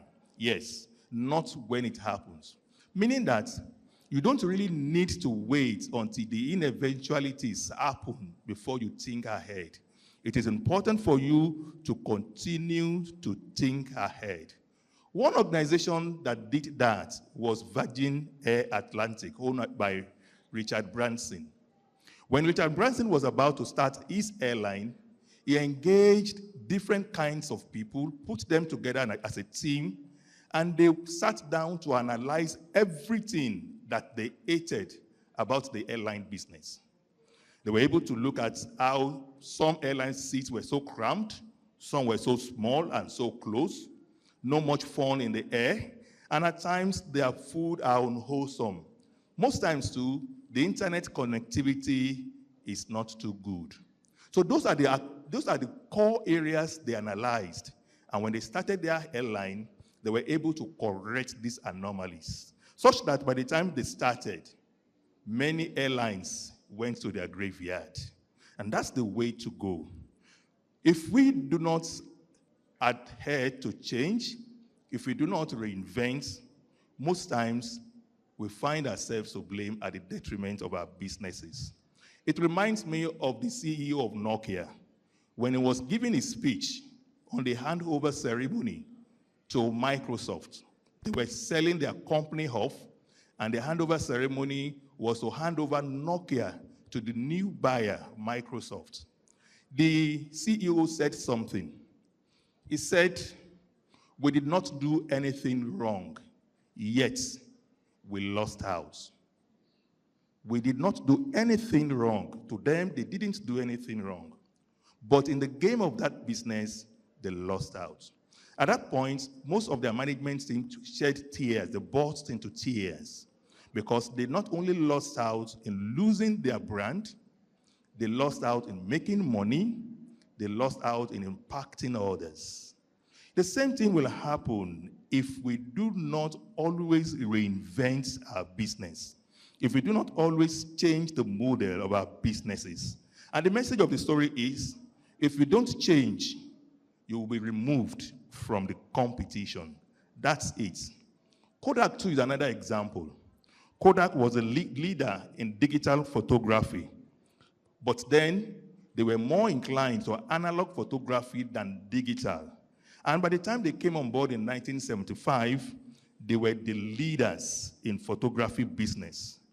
But as time came by, many other organizations began to embrace technology. And as at 2012, Kodak had to come up to announce that they are closing shop because they went bankrupt. Why did Kodak go bankrupt? Because they failed to reinvent. Today, it is important for us to always think of reinventing our businesses. In the 30s, results shows that every business life is about 40 or 50 years. When it got to the year 1975, the new research shows that business life is always about 25 years. But then in 1984, the new research shows that business lives from 2000 upward will be about 6 years.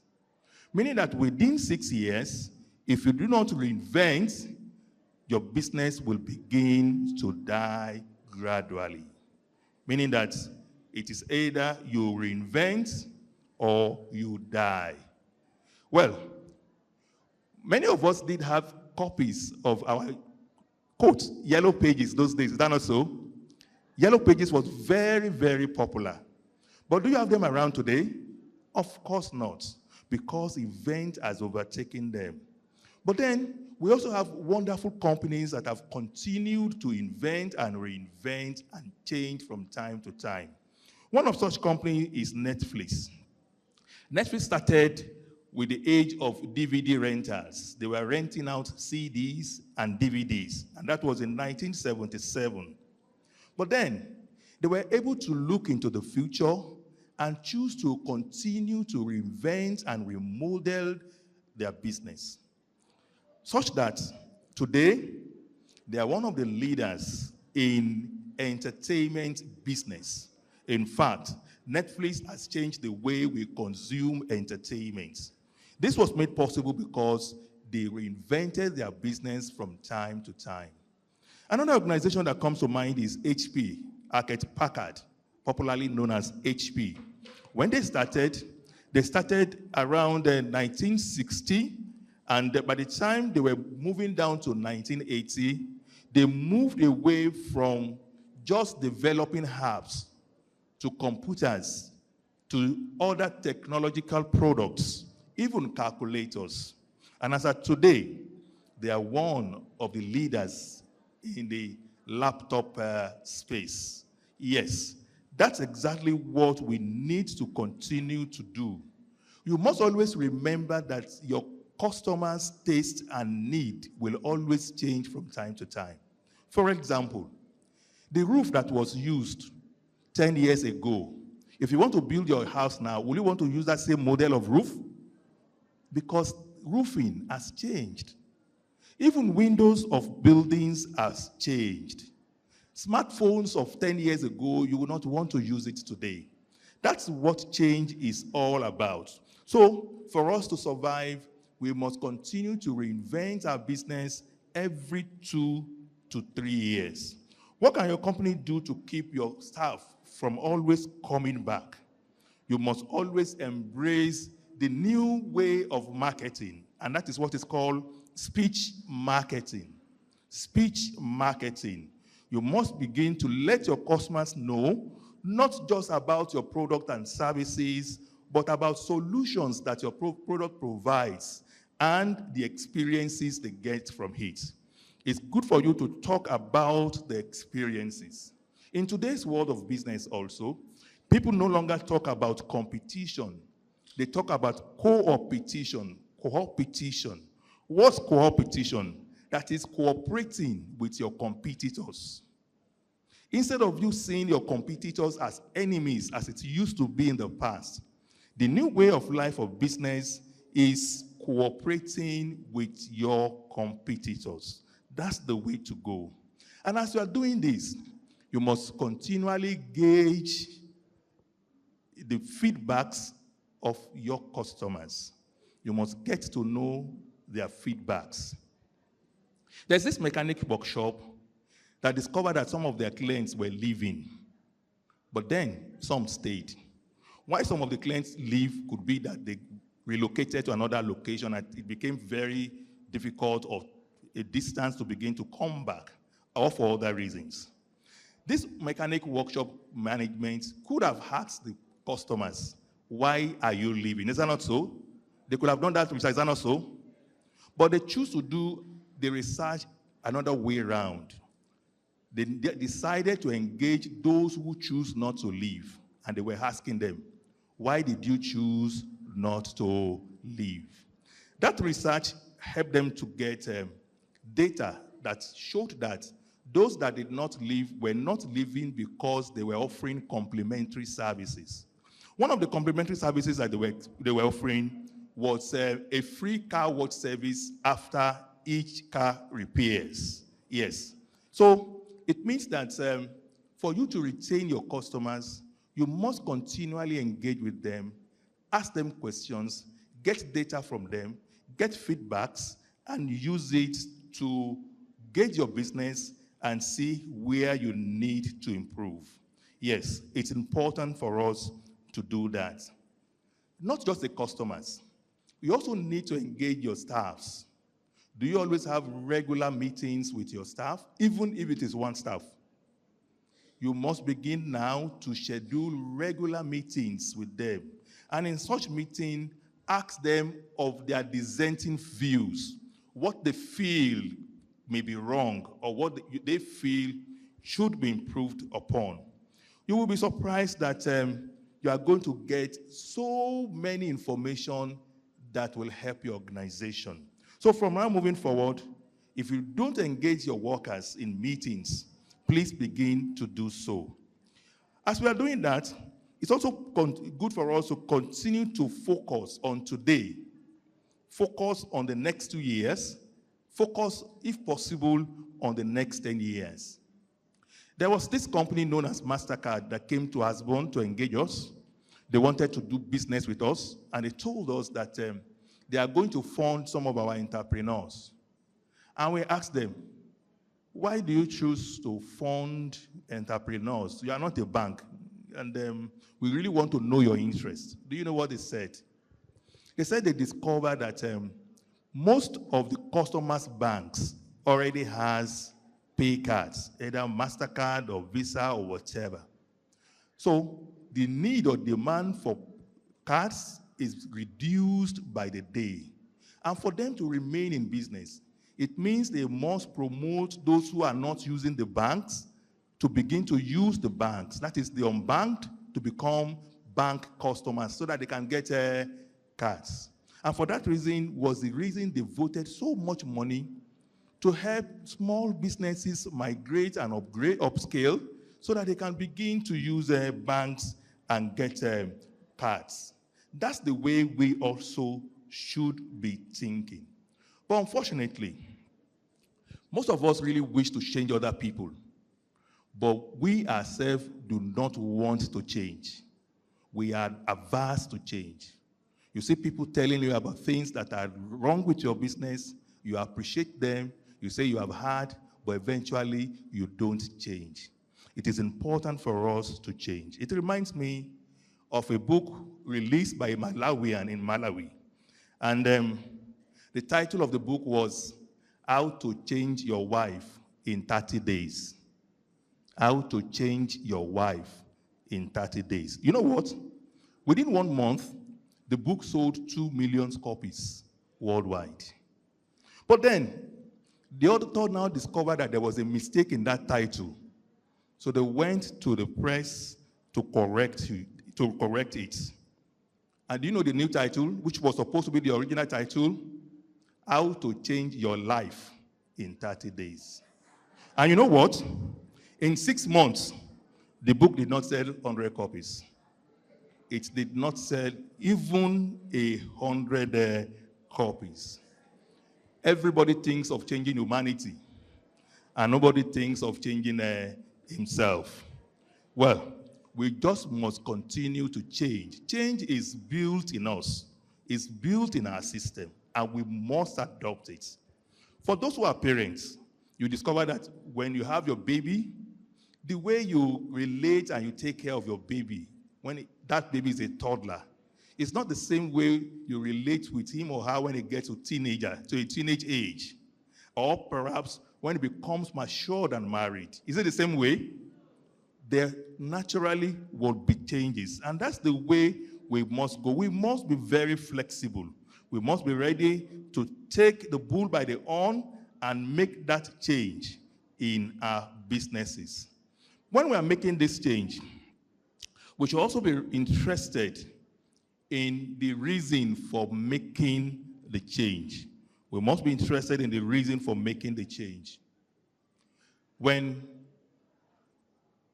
car came to evolution, when car became a thing to begin to use in the world, many of those people who were train owners, because at that time, in 1870 to 1890, some individuals owned trains, short trains. Many of those people who were train owners were averse to this new technology called car. So, along the time, they evased. They left the system. But do you know why they left the system? They did not change to the need of their business. They forgot that they were in transport business and not in train business. So if you are in a business, you should know the reason for the business and move with time with that reason. So to them, they were just seeing themselves as train owners and forgetting that they are in transport business. And for that reason, it cost them their business along the line. Today, we must continue to move as a car. You know, cars have gear where you can move forward at low paces, at fast paces, and at times you may need to go back and you put it on a reverse gear. Is that not so? That's the way the business of today should be designed. And we have support facilities that helps us to make the best of today's situation. For example, do you have issues with some of your business partners, with your customers? Perhaps they are owing you, or perhaps you are also owing someone or a bank. Why must you as a business owner choose to go to a regular court, get a lawyer, when we have custom-made courts for business owners? Are you aware of small claim courts? Are you aware of it? Court called Small Claims Courts. They are almost everywhere. In Lagos here, we have about 28 of it. You go there, pay just 1,000 naira, you make self-appearance, and you get judgment within 30 days. If you go to the regular court, in the next 2 years, you may not get judgments. And you will spend thousands, if possible, millions. So it's important to take note of that. While SLSTF was here, one of the things they did not mention is that they have shared facilities for business owners. Why must you continue to look for money to do things all alone by yourself when you can spread the expenses across? LSTF has shared facilities for those who want to use it as office, for those also who want to use it as production centers. It will interest you to know that Africa Development Bank is also opening giant industrial hubs by October this year in 6 geopolitical locations. Must you continue to do it all alone by yourself? Of course not. There is need for us to continually synergize. Talking about synergy, time has come when we must embrace working with ourselves. we must begin to see how we can work with other businesses. Someone says that 100% of nothing is worse than 10% of something. Is that correct? Is that correct? If so, why do you want to have 100% of your business? Why not sell out some part of that business so that fund can come in, innovation can come in, fresh ideas can come in? If Fidelity Bank, as big as they are still telling you, come and buy shares, who are you not to tell shares in your company? It's important for you to do so. And as we are inventing, we must continue to invent with a purpose.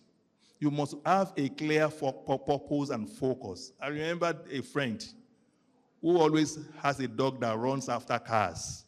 Anytime the dog see a car passing by their village, the dog will begin to run after the car. So one day, one of the friends of the dog owner asked him, really, what is the reason that your dog always used to run after a car? Then the dog owner says, what shocks him the most is, if he runs after the car and overtake the car, what does he stand to gain? Is that not a purposeless vision? Of course, yes, it is purposeless.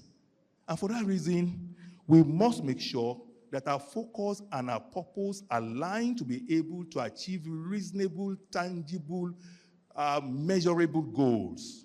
It's important for us to do so. You see here that it says, not too late to turn the curve. The business curve is like an S, an S. And what the curve says, according to new science, is that you start from down, from the lower part of the S, and begin to move business-wise, profit-wise, growth-wise as a business. You go, and at a point, you come and form an S. And at the end of the S means termination of that business. But there's another analogy that says, instead of that end of the S terminating, it can turn up and begin to face up. That's what it means. And that's what we're talking about today.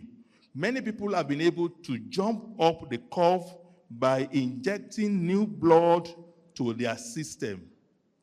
Do you always reassess those people you work with, whether as your staff, whether as contract workers, whether as suppliers, whether as those who are in your value chain? Do you always assess them? It's important to always put in new blood into your system.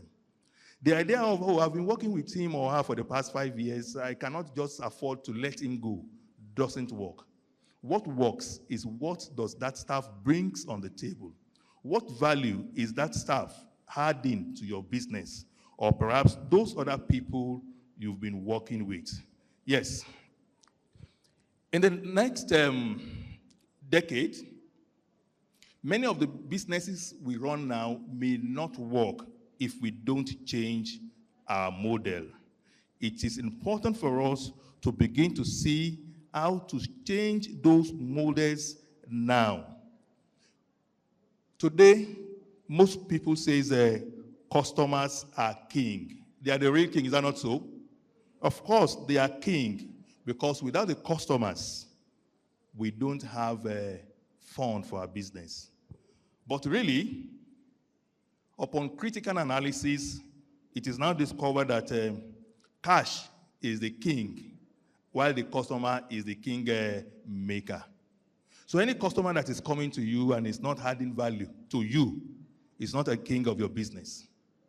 So you must also begin to analyze the kind of customers you have, place them on a pedestal and study them. Those that you need to work more with, and those that you need to begin to do away with. It's important. We must be ready to change our business, just like a baby will eager to have his wet diapers changed. No baby will want to continue to have wet diapers. There will be that eagerness for that change. And that's the kind of eagerness we should have for our business too. General Motors, at the time, were producing automobile, but they discovered that they needed to change. So instead of automobiles, they came to logistics business. They also venture into transport business, meaning that instead of your business to die at its peak, you may decide to finally change to another business that you feel you still have some experience about. And it's important for us to do so. At times, what you need to work with on your products is not mainly just the product, but the experience people get when they use that product. For example, Enikin, when the CEO was interviewed, he said what they sell in Enikin is not the content of the bottle, but the experience that comes with the feelings of taking Enikin. Enikin is regarded as the beer for the elites, and they want to place it in that pedestal, and they work on the feelings people get when they take that product. Also to today, we must be ready to work on solutions, experiences, feelings that people get when they engage with us in business. Do you also have a loan that is running? It's important for you to look at how you begin to restructure such loans. It is not alien to those of us in business to take loans. But unfortunately, many of us, when we take loans, we find it difficult to pay, maybe because the business is no longer productive as it should be, or perhaps because of our attitude towards a loan. So rather than you get stuck with loan, it's important for you to approach your funders, your loaners, and restructure the loan. There was this young man that approached us sometimes in our association and was owing a bank 40 million naira.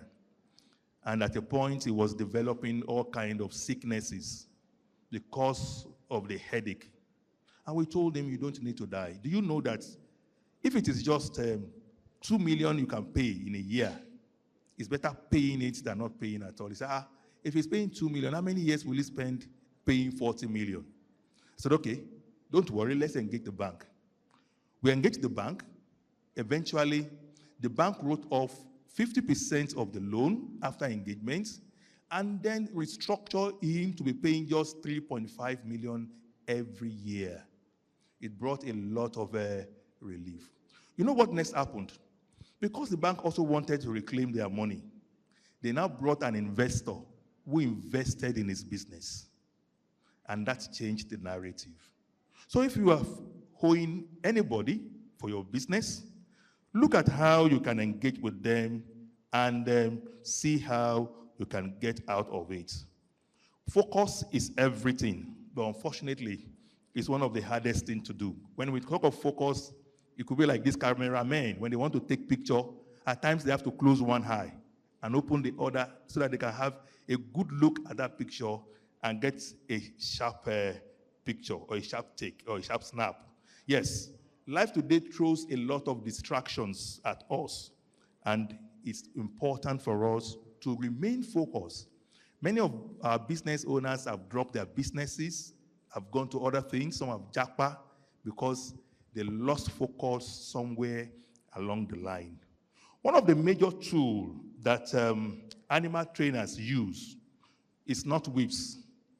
It's not pistols. Do you know what they use? What they use mainly is stool with 4 legs. You know, stool always have 4 legs, naturally. That's their major weapon, animal trainers. And that's why you see those animal trainers, when they take lion for entertainment purpose, when they take out lion, they also go with that stool. Why? At a point when they discover that the lion is about to go wild, they begin to turn the stool in front of the lion. And as the lion is looking at the stool, he wants to focus on the 4 legs at the same time. In a bit of doing that, he becomes engrossed and becomes weakened. And that's what happens when you also lose focus. When you lose focus unconsciously, you become ingrained with the situation. And if care is not taken, you lose focus. And by the time you lose focus, you may lose your business. And when you want to focus, it's good to focus on one thing at a time. Focus on one thing at a time. It could be that your first focus could be focusing on your markets.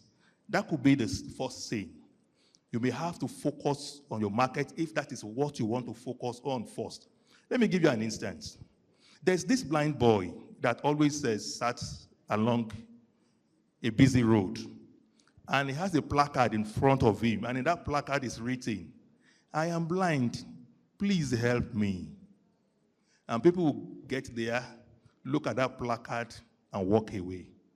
So one day, one man was passing by, and he discovered that this man has always been here, and nobody is actually giving him anything. So he picked up that boy's placard, turned the back, and wrote something else there. "Good morning. I'm sure you have a lovely day, although I cannot see it." That began to appeal to people. You have a lovely day, meaning that you can see, but I cannot see. The narrative changed. People started dropping money for the boy. What's the lesson there? The lesson is that the way we coin the message of our business, our product, and our service is also very, very important to the success of our business. So it's important for us to begin to see how we can now focus better on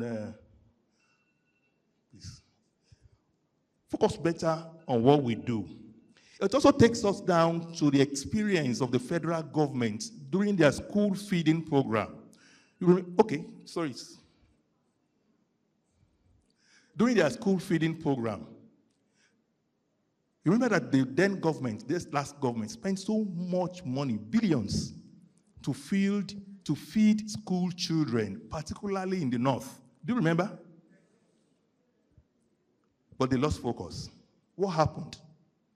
They wanted to feed them, believing that people who eat and eat good food, particularly children, will be able to concentrate more in their classwork. That's their target. That's what they feel they will achieve. But you know what? Break time is between 11:30 and 12. Remember? So those children will come when it is about 11 to school. They will eat. Immediately after 12, boom, they go back home. Why? Because the federal government did not really sit down to study the real needs of those children. They felt it was just about food. And they lost focus and were not able to achieve their goal. As we are setting focus, we should also be ready to delegate tasks. You must not be ready to do things alone all by yourself. Don't believe that if he does it, he will not do it well. I've tried him over and over again. He's not doing it well. Please don't believe so. Continue to delegate. It's important for you to delegate and let go. Not just delegate. Delegate and let go. And that's the best model for your business. Learn to trust your workers with some activities of your organization. You should also be ready to keep on deadlines and activate reminders. Be focused on deadlines and continue to activate reminders. When you promise someone something and there's a deadline, you just must do everything humanly possible to meet that deadline. If you don't, the customer may not come back. Not coming back is not just the issue. It may not refer you again to others and maybe spread negative information about you to other prospective customers that may come. You should also be ready to outsource. You should be ready to outsource some of the things that you do while you focus on the bigger picture. Yes, focus on the bigger pictures. Take the small pictures out of the plate and then focus on what matters the most. You can outsource your marketing to someone else. You can outsource your accounts. You can outsource your IT department, your logistics, your tax matters, even the employment of your staff. You can outsource some of these. Are you aware that big organizations today are outsourcing? Indomie, that is popular today, owned by Dufil. Are you aware that it is not a company that sells their products? It is not. Are you aware that all the vehicles used by Dangote Cement is not owned by Dangote? It is outsourced. So look at areas of your business that you can outsource so that you can have time to focus more on the more important thing. Yes, as also focusing, prepare for the ineventualities. Remember that anything can also happen along the line, but if you are prepared for it, it will not really affect you. That takes me to the story, a real-life story of what happened in Jamaica in 1864. Then, the Jamaican slaves were begging the government to please let them go. They wanted to be free men. They no longer want to be slaves. At a point when the plea was not working, they became agitated and were protesting. So the government said, okay, we'll give you freedom. Is that what you want? So a set date was chosen. And they decided that that year, come 1st of October, all slaves in Jamaica will be set free. So the Jamaicans were happy and were closely looking forward to that date. So when it was some few weeks to the time, they gathered themselves together and decided that they will make a coffin. And in that coffin, they will bring that coffin to the site the last day before October 1, bring about all the relics of slavery, their hats, their chains, the padlock, the tattered clothes. They will bring it down. And when it's about midnight before October 1, they will lower all of those relic materials into that coffin, lower the coffin into the grave, nail it up, and shout joy of freedom. And as they planned it, it worked. They gathered themselves together, and when that time came, they did as they planned. So they became free. Exactly 12 midnight, they shouted joy, a shout of joy, shouts of freedom, because they are now free men and free women. But do you know what happened next? After they gained that freedom, many of them now realized that there was nowhere for them to go. You know, formerly they were with their masters. They would live with their master in a free house, eat free food, drink free water, get some stipend from their master, but now, no more. The tragic thing that followed was that they had to be knocking on the door of their masters, begging them that they want to continue slavery. Very tragic, is that not so? Because they were not prepared for the consequences of their choice. So today also, like we did say, there are consequences that comes about running a business. If you do not prepare for those consequences, you may be swept off. Yes, you need to begin to ask yourself, where is your business going this year? Where is it heading to next year? Who has the right information that you need? How can you tailor those information to improve your business? One light that you need to follow, among others, is Asbon. It's important for you to continually follow the organization, the association that knows the way. LSTTF was here some time ago to make their presentation. One of the things they did not tell you is that in their directory, LSTTF website directory, you can Google it yourself. It is only Asbon that is there as the business membership association. You can check it out, you can Google it.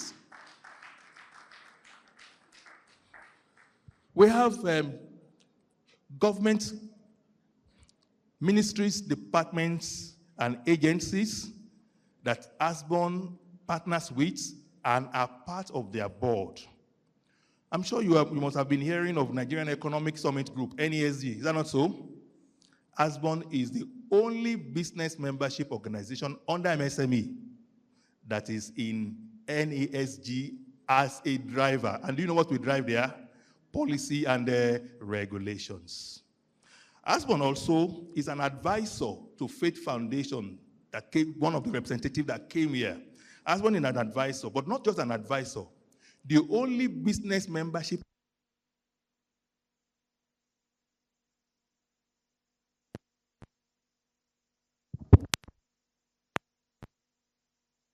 In quite a number of states, Asbon is the choice of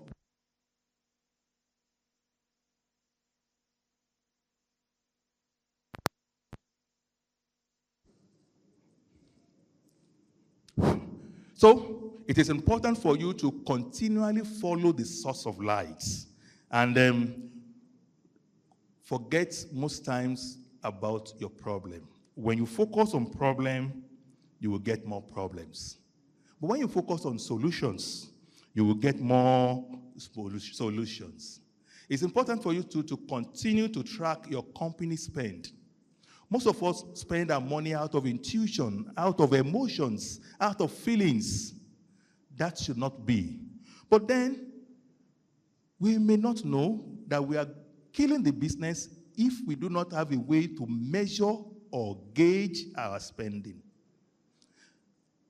Two people came to talk about technology. Is that not right? That's right. We can also use technology to gauge the spend of our company fund. One of the app or software you can use for that is known as Expensify. Expensify. It's a free software that you can download. Expensify. Another one is called Travel Bank. Expensify is EXPENSIFY. Expensify. Another one is called Travel Bank. TRAVELBANK. Another one again is called Zoho Expenses. ZOHO Expenses. They are all softwares that you can use to track your expenses and know how well you are doing. Because of time, I'm not able to dwell much on some of these things, but we take them in brief and we move forward. It's also good for you to create a detailed budget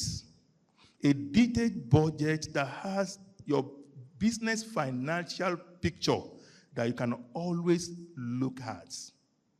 So if you don't have a business budget, a budget for next month, a budget for the next 3 months, a budget for the next 6 months, 1 year or more for your business, then you are not in it already.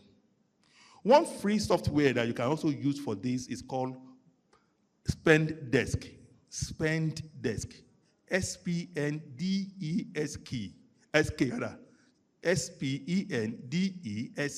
Spendesk. This app helps you to do the budgeting of your business for you if you are lazy or you are not knowledgeable to do it on your own. It's important for you to do so. It's also important for you to keep your personal and business spendings separate. We are always, most times, lured into spending by urge. We just see something, we just spend. We don't want to know whether it is company's money we are spending or our own money because there's no separate account for it. So one of the take-home today is that we want you to begin to see how we can separate your business money from your company's fund, so from your personal fund. It will interest you to know that in Asbon, we are working with Visa at the moment. And what we are working with Visa for is to create a special brand of Visa card for Asbon members.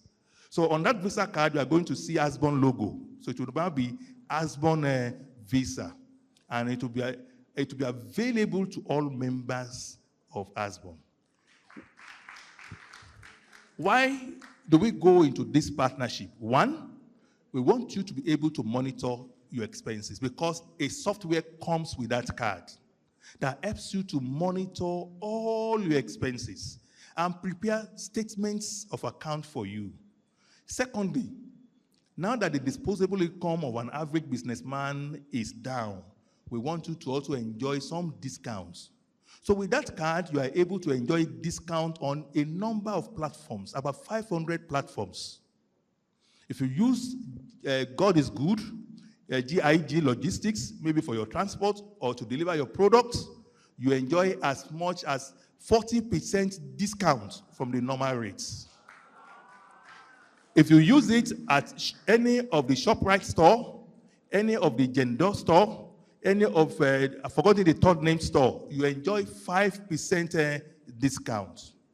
If you use it in total petrol stations, you enjoy 2% discount, and on and on and on, like on 500 different platforms.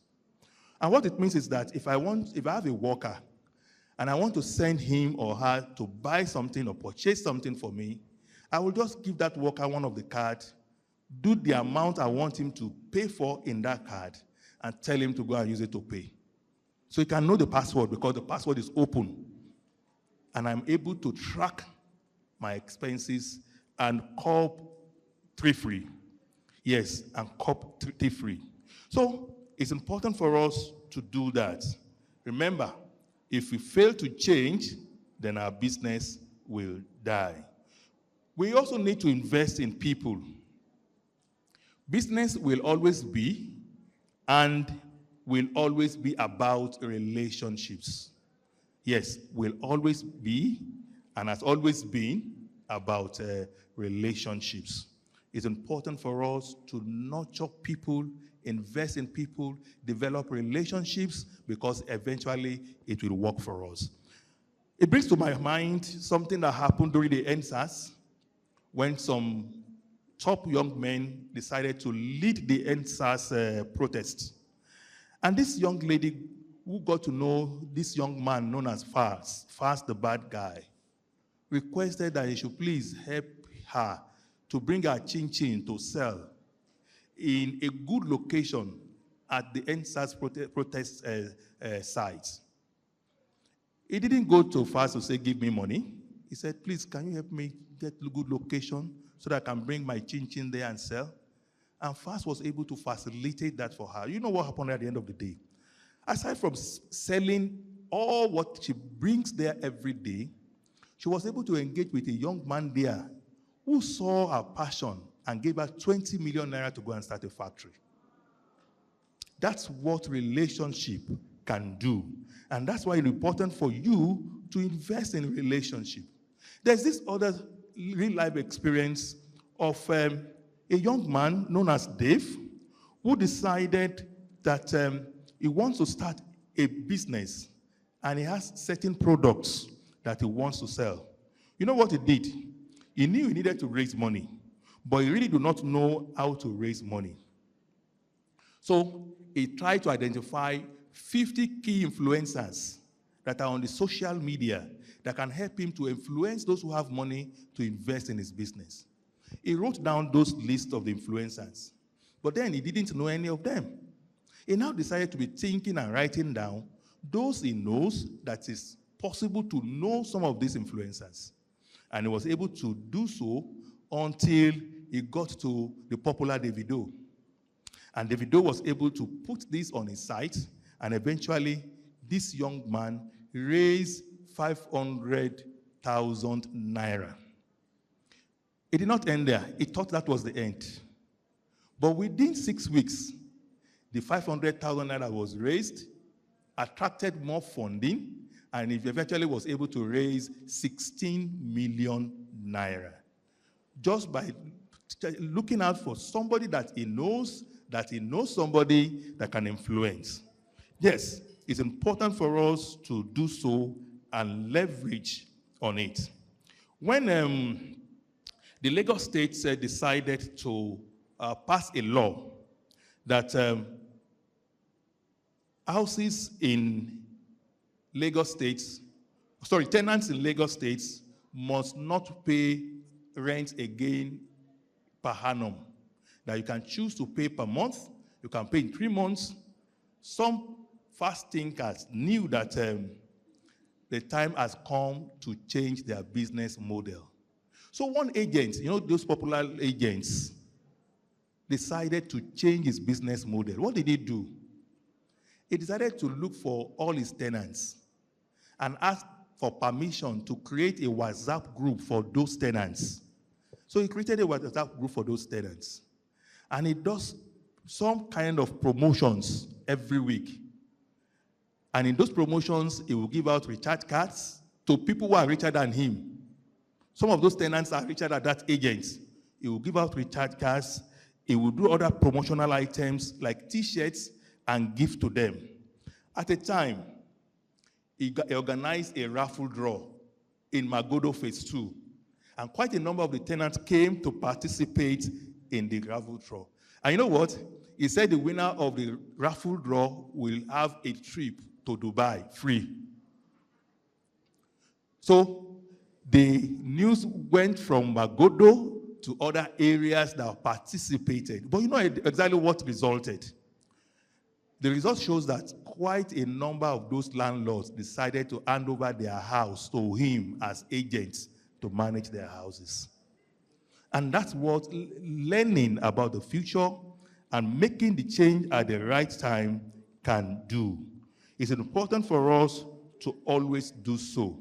We also need to work with mentors. Some call them business coaches. It's important for you to work with them. It reminds me of the Olympics for the blind. During the Olympics, the blind to sky. You know what skying is over there, overseas. But you would wonder, how can a blind person sky? How can he run around on the highs, on the snow, and navigate and be able to get to the finish line? Do you know what they do? For each skier, there is a guide attached to the skier. So as the skier is skying, the guide will be running after him, and he will be the one telling him, turn left, go straight, turn right. So for the skier to finish successfully, he must rely absolutely on the instruction from the guide. That's the only way. And that's exactly the same mindset we should also have when we have mentors. We should be ready to have implicit trust in them and let them mentor us all the way. It's important for us to begin to do that if we really want to scale up. We also need to scale up our cash. We need to scale up our cash. We need to continue to look at how we can make the best of the little fund we have. Why some people are thinking of how to get more fund, which they may not get, we should be thinking more how best we can manage what we already have. Some of us have fund that we feel is not enough, but it may not be enough because it has not been well managed. So it's good for us to see how we can manage the best fund that we have. One best way to also get funding is to incorporate corporate governance into our business. Corporate governance will entail that your business must have an advisory board. Yes, it means your business must have an advisory board. Some will wonder, how will I have an advisory board? How old is my business? What's the size of my business? You can have an advisory board even with your wife and one of your sons.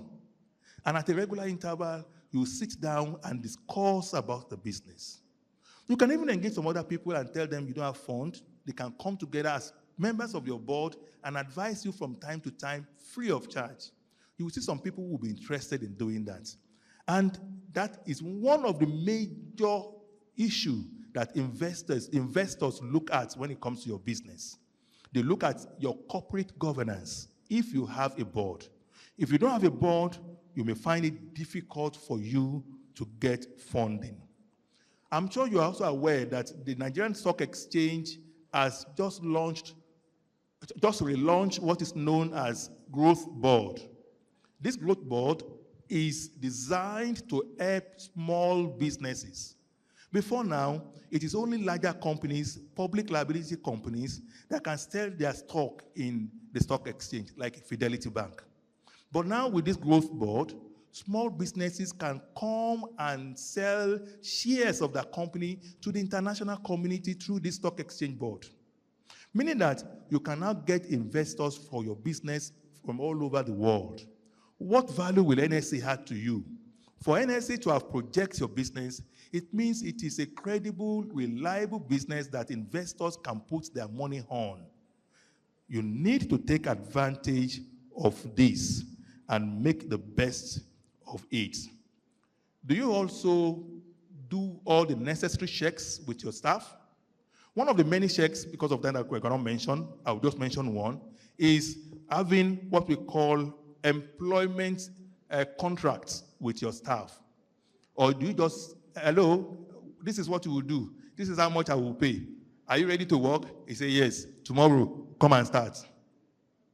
And eventually there will be issues. And you pay heavily for it. At times you may be lucky and there's no issues. But the real thing is that for every staff you engage, there must be an employment contract. One of the reasons why you should have an employment contract is that if you terminate a staff today without an employment contract, the law says you must give that staff 2 years of his or her salary in lieu.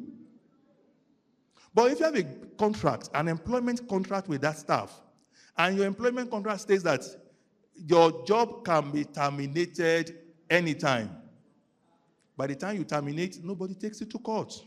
Whether you are terminating for the right reason or for the wrong reason, nobody asks you questions. So begin to see also how you can have that with you. And in that contract, state the terms and conditions of employment. Yes, in Asbon, it's our decision to continue to support you at all times. And for that reason, we are launching a platform that we can use to engage business owners across the board here in Nigeria. One of the platforms that we want to use is the social media to kickstart a program that we have christened Asbon Business Clinic. What do we want to achieve with that clinic? Many business owners have challenges and concerns about their business that they find it difficult to overcome. Some of it are very small issues, but because they don't know, they at times die. When I say die, their business die with the issue. They need somebody to ask questions from. They need solutions to their challenges. So we have designed a program that we have called Asbon Business Clinic that we are going to birth on 2 platforms. The first one is going to be on the social platform, and the social platform will be that every Sunday, 7 to 8, we shall be running the program every Sunday, 7 to 8, on our social media platform called Asbon Entrepreneurs Club, where everybody in Nigeria who are SMEs can engage with us and ask questions, and professionals will give answers to that question there and then. Those that need solutions beyond the program will be offered solutions to their challenges thereafter.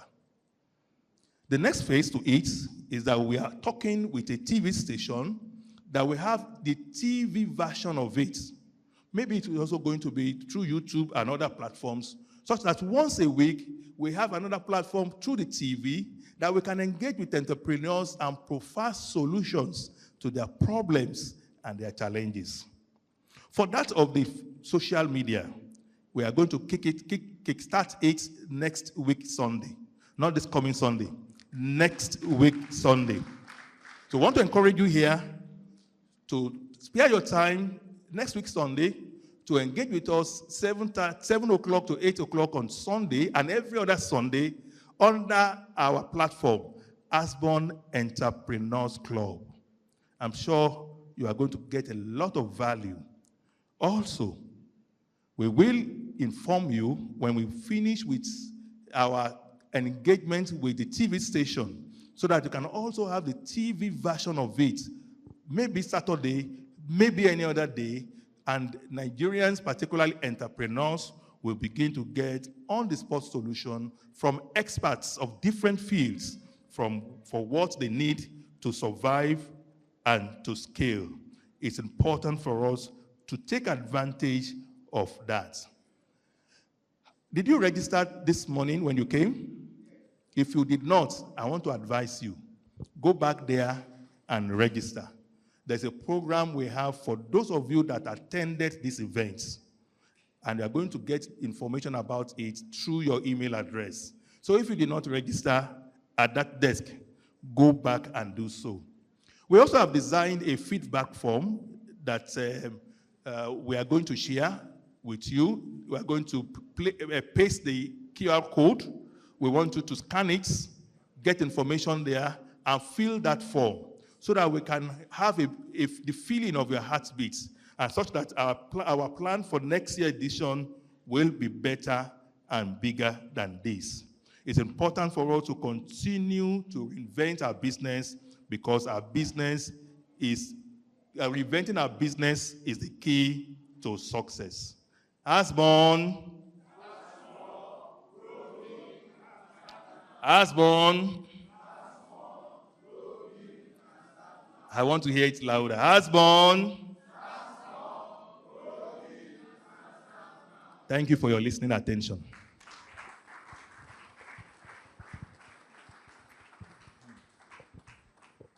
Wow. Thank you so much, Doctor. Please, another round of applause for him. So you all agree with me that whenever we have Dr. Femi on the podium like this, it is always like a lecture. For those who don't know, if I were you, I would look for the record of this particular short video and go and rewatch it again. It is always very rich. We as council members, we know what we gain each time he's lecturing us. I mean, he's a teacher. So, Doctor, thank you so much. Next on our agenda is next step, feedback, wrap-up, and closing remark.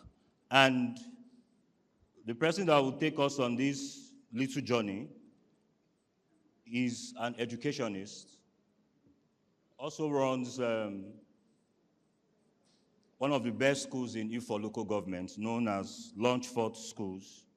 So if you have your kids, your word that you want to send to one of the best schools in Ifo local government of Ogun State, I think you should consider Lunchbox. So may we have Mr. Lanre Owoyemi on the platform. Is he? Awoyemi, right? Yes. Oh, thank you. Sorry. Bye-bye. Thank you very much for that little advert. Asbon, I'm highly delighted to be here this afternoon and especially to round off today's conference. And I'm sure each and every one of us, we have benefited a lot from attending this conference, and it is indeed value for money. So first of all, I want to appeal to any of us here today that has not registered as a Asbon member. Please do that today. That is when you will get more benefit. So, good afternoon once again, ladies and gentlemen, and my fellow attendees, and our distinguished guests also. My name is Lanre Awoyemi, and I'm the chairman of the Asbon Education Sector Group, and it is an honor to stand before you today at the annual Asbon Business Conference 2024. As we reflect on the insightful sessions we have had over the past few hours, I would like to share some feedback, wrap up our discussions, and offer closing remarks to this wonderful program we have had so far. I believe all our speakers and their representatives, they have provided invaluable insights onto us today. Their expertise have enriched and educated us on our understanding of SME challenges and opportunities. Please do well to take this wealth of information, learn from it, and act on the actionable takeaways from the lecture. In lieu of this, we will encourage you all to provide your sincere feedback on these just concluded conference sessions. As the president has already mentioned, you can get the QR code at the back before you go. Please do well to scan the barcode on the printed paper with your phone and fill the Google form that will be prompted from it. Your input will help us improve future events and tailor content to your needs. During the course of the event, we explored a wide range of critical topics such as sustainable growth, digital transformation, and access to finance, to name a few. All these topics were carefully selected as we believe these discussions are essential for SMEs to thrive into this dynamic business landscape. As we are preparing up this event, do remember that collaboration is key. The president has mentioned it before. Don't go empty-handed. Don't go without collaborating. Don't go without networking. That is when you will take adequate usage of this conference today. Let's continue to build networks, forge partnerships, and leverage collective wisdom to overcome obstacles and drive up the economy of our dear nation. Also, don't forget to take advantage of the resources available through Asbon to propel your businesses forward. Join Asbon today, and believe me, you will not regret it. You can join Asbon on www.asbon.org. As we leave this conference, let's do well to carry the spirit of innovation and its resilience with us. The challenges we face are opportunities in disguise. Our journey doesn't end here. Let's implement the insights gained, adapt to change, and create lasting impact that will be a driving force to excel in our businesses. On behalf of Asbon, we would like to thank the Lagos State Government, the Ministry of Commerce, Cooperative, Trade and Investments, headed by our special guest, Honorable Commissioner Mrs. Folashade Ambrose Medebem, and to the government agency like Small and Medium Enterprises Development Agency, Smedan, Nigeria Export Promotion Council, and the Bank of Industry, for choosing to support us and come through for us every time we call on them. I would like to say a very big thank you to our sponsors, Lagos State Employment Trust Fund, LSETF, Leadway Assurance PLC, Bay Finance Investment Limited, Fidelity Bank, Jointon Limited, Mighty Hands of God Limited, Dasfat Cam Superstore, and Sub Mega Joy Company Limited. Our gratitude also goes to our partners as well, Silk News, Gozi Microinsurance Company Limited, and Naira Compare. Thank you all for making this conference a huge success. Our sincere appreciation goes to our organizing committee, Asbon Council members present at this conference, and those that work tirelessly to make this conference come into fruition. In person of Mrs. Margaret Adepetu, Asbon Women's Sector Group Coordinator, we appreciate you. Mrs. Victoria Olorede, Asbon Commerce Sector Group Coordinator. Mrs. Sinkeruka Akrawandu, Asbon Service Sector Group Coordinator. Mrs. Awotubo Molabake, Asbon Trade Sector Group Coordinator. Mrs. Comfort Ogunlusi, Asbon Youth Sector Group Coordinator. Mr. Basi Christopher, Asbon Manufacturer Sector Group Coordinator. Mr. Thompson Olorede, Asbon Manufacturer Sector Group Deputy Coordinator. Mr. Tayo Faloye, Asbon Trade Sector Group Deputy Coordinator. Mr. Peter Obiora, Asbon ICT Sector Group Coordinator. And Mr. Tope Owoye, Asbon Advisory Board Member. And my humble self, the Asbon Education Sector Group Coordinator. We would like to appreciate ladies and gentlemen of the press at this conference, and also to all participants, both physical and virtual attendees, who make out time, resources, and waited to the end of this conference. Let's endeavor to continue supporting each other and stay connected. I would like to end this with the words of Steve Jobs that says, your work is going to fill a large part of your life, and the only way to be truly satisfied is to do what you believe is great work. Let's go out there and do great work.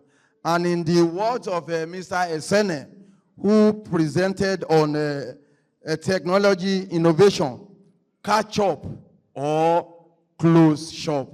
I believe that we will not close our shops.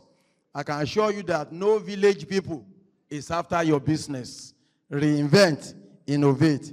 Thank you, and I pray to God that may our businesses thrive and flourish. Thank you very much. God bless you. Thank you so much, Mr. Larry Awoyemi. Please, please, I have something, a lost but found jewelry. If you know it belongs to you or you misplaced something that belongs to you, kindly see me after the closing prayer, please. So currently we are wrapping up indeed. I would like to call on Mrs. Margaret Nepc to give us a closing prayer.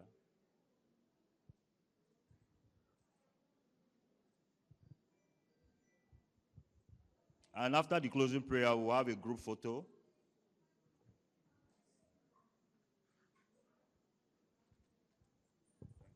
Thank you. Asbon. Please, can we say it louder? Asbon. How many of us believe that today has been a very successful event? Thank God. So we need to thank God for his grace. So please, let us pray. King of kings, Lord of lords, ancient of days. Daddy, we want to say a very big thank you because you gave us the grace to plan this event. By your grace, we started and we have come to the end of today. Daddy, we say thank you. We thank for everyone that came. There was no accident. You brought us here safely. People gave talks, advice. They challenged us to go forth and increase and upscale our businesses. Daddy, we want to say thank you. Daddy, we want to say thank you because we know by the time we are going out of this place, we are going to put every advice, every information given to us into action that will affect our businesses positively. Daddy, we say thank you. Daddy, we want to say thank you because we know as we are going to our various homes, we are going to get home safely. Daddy, we say thank you. Daddy, we want to say thank you for the life of our president that is heading this Asbon, for your anointing upon his life. Daddy, we say thank you. Daddy, on behalf of our sponsors, Daddy, we say thank you. Daddy, on behalf of our partners, Daddy, we say thank you. On behalf of our council member, Daddy, we say thank you. And on behalf of every participant here, Daddy, we say thank you. Daddy, we want to ask for one thing. As we are going out of here, everything we gain here, we want to ask for the grace that we'll be able to put it in practice, put it in necessary action, so that we can improve our businesses into the growth of the name of Lord in the mighty name of Jesus. Thank you, Abba Father. Be thou exalted, Daddy. In Jesus' mighty name, I have prayed. Thank you so much.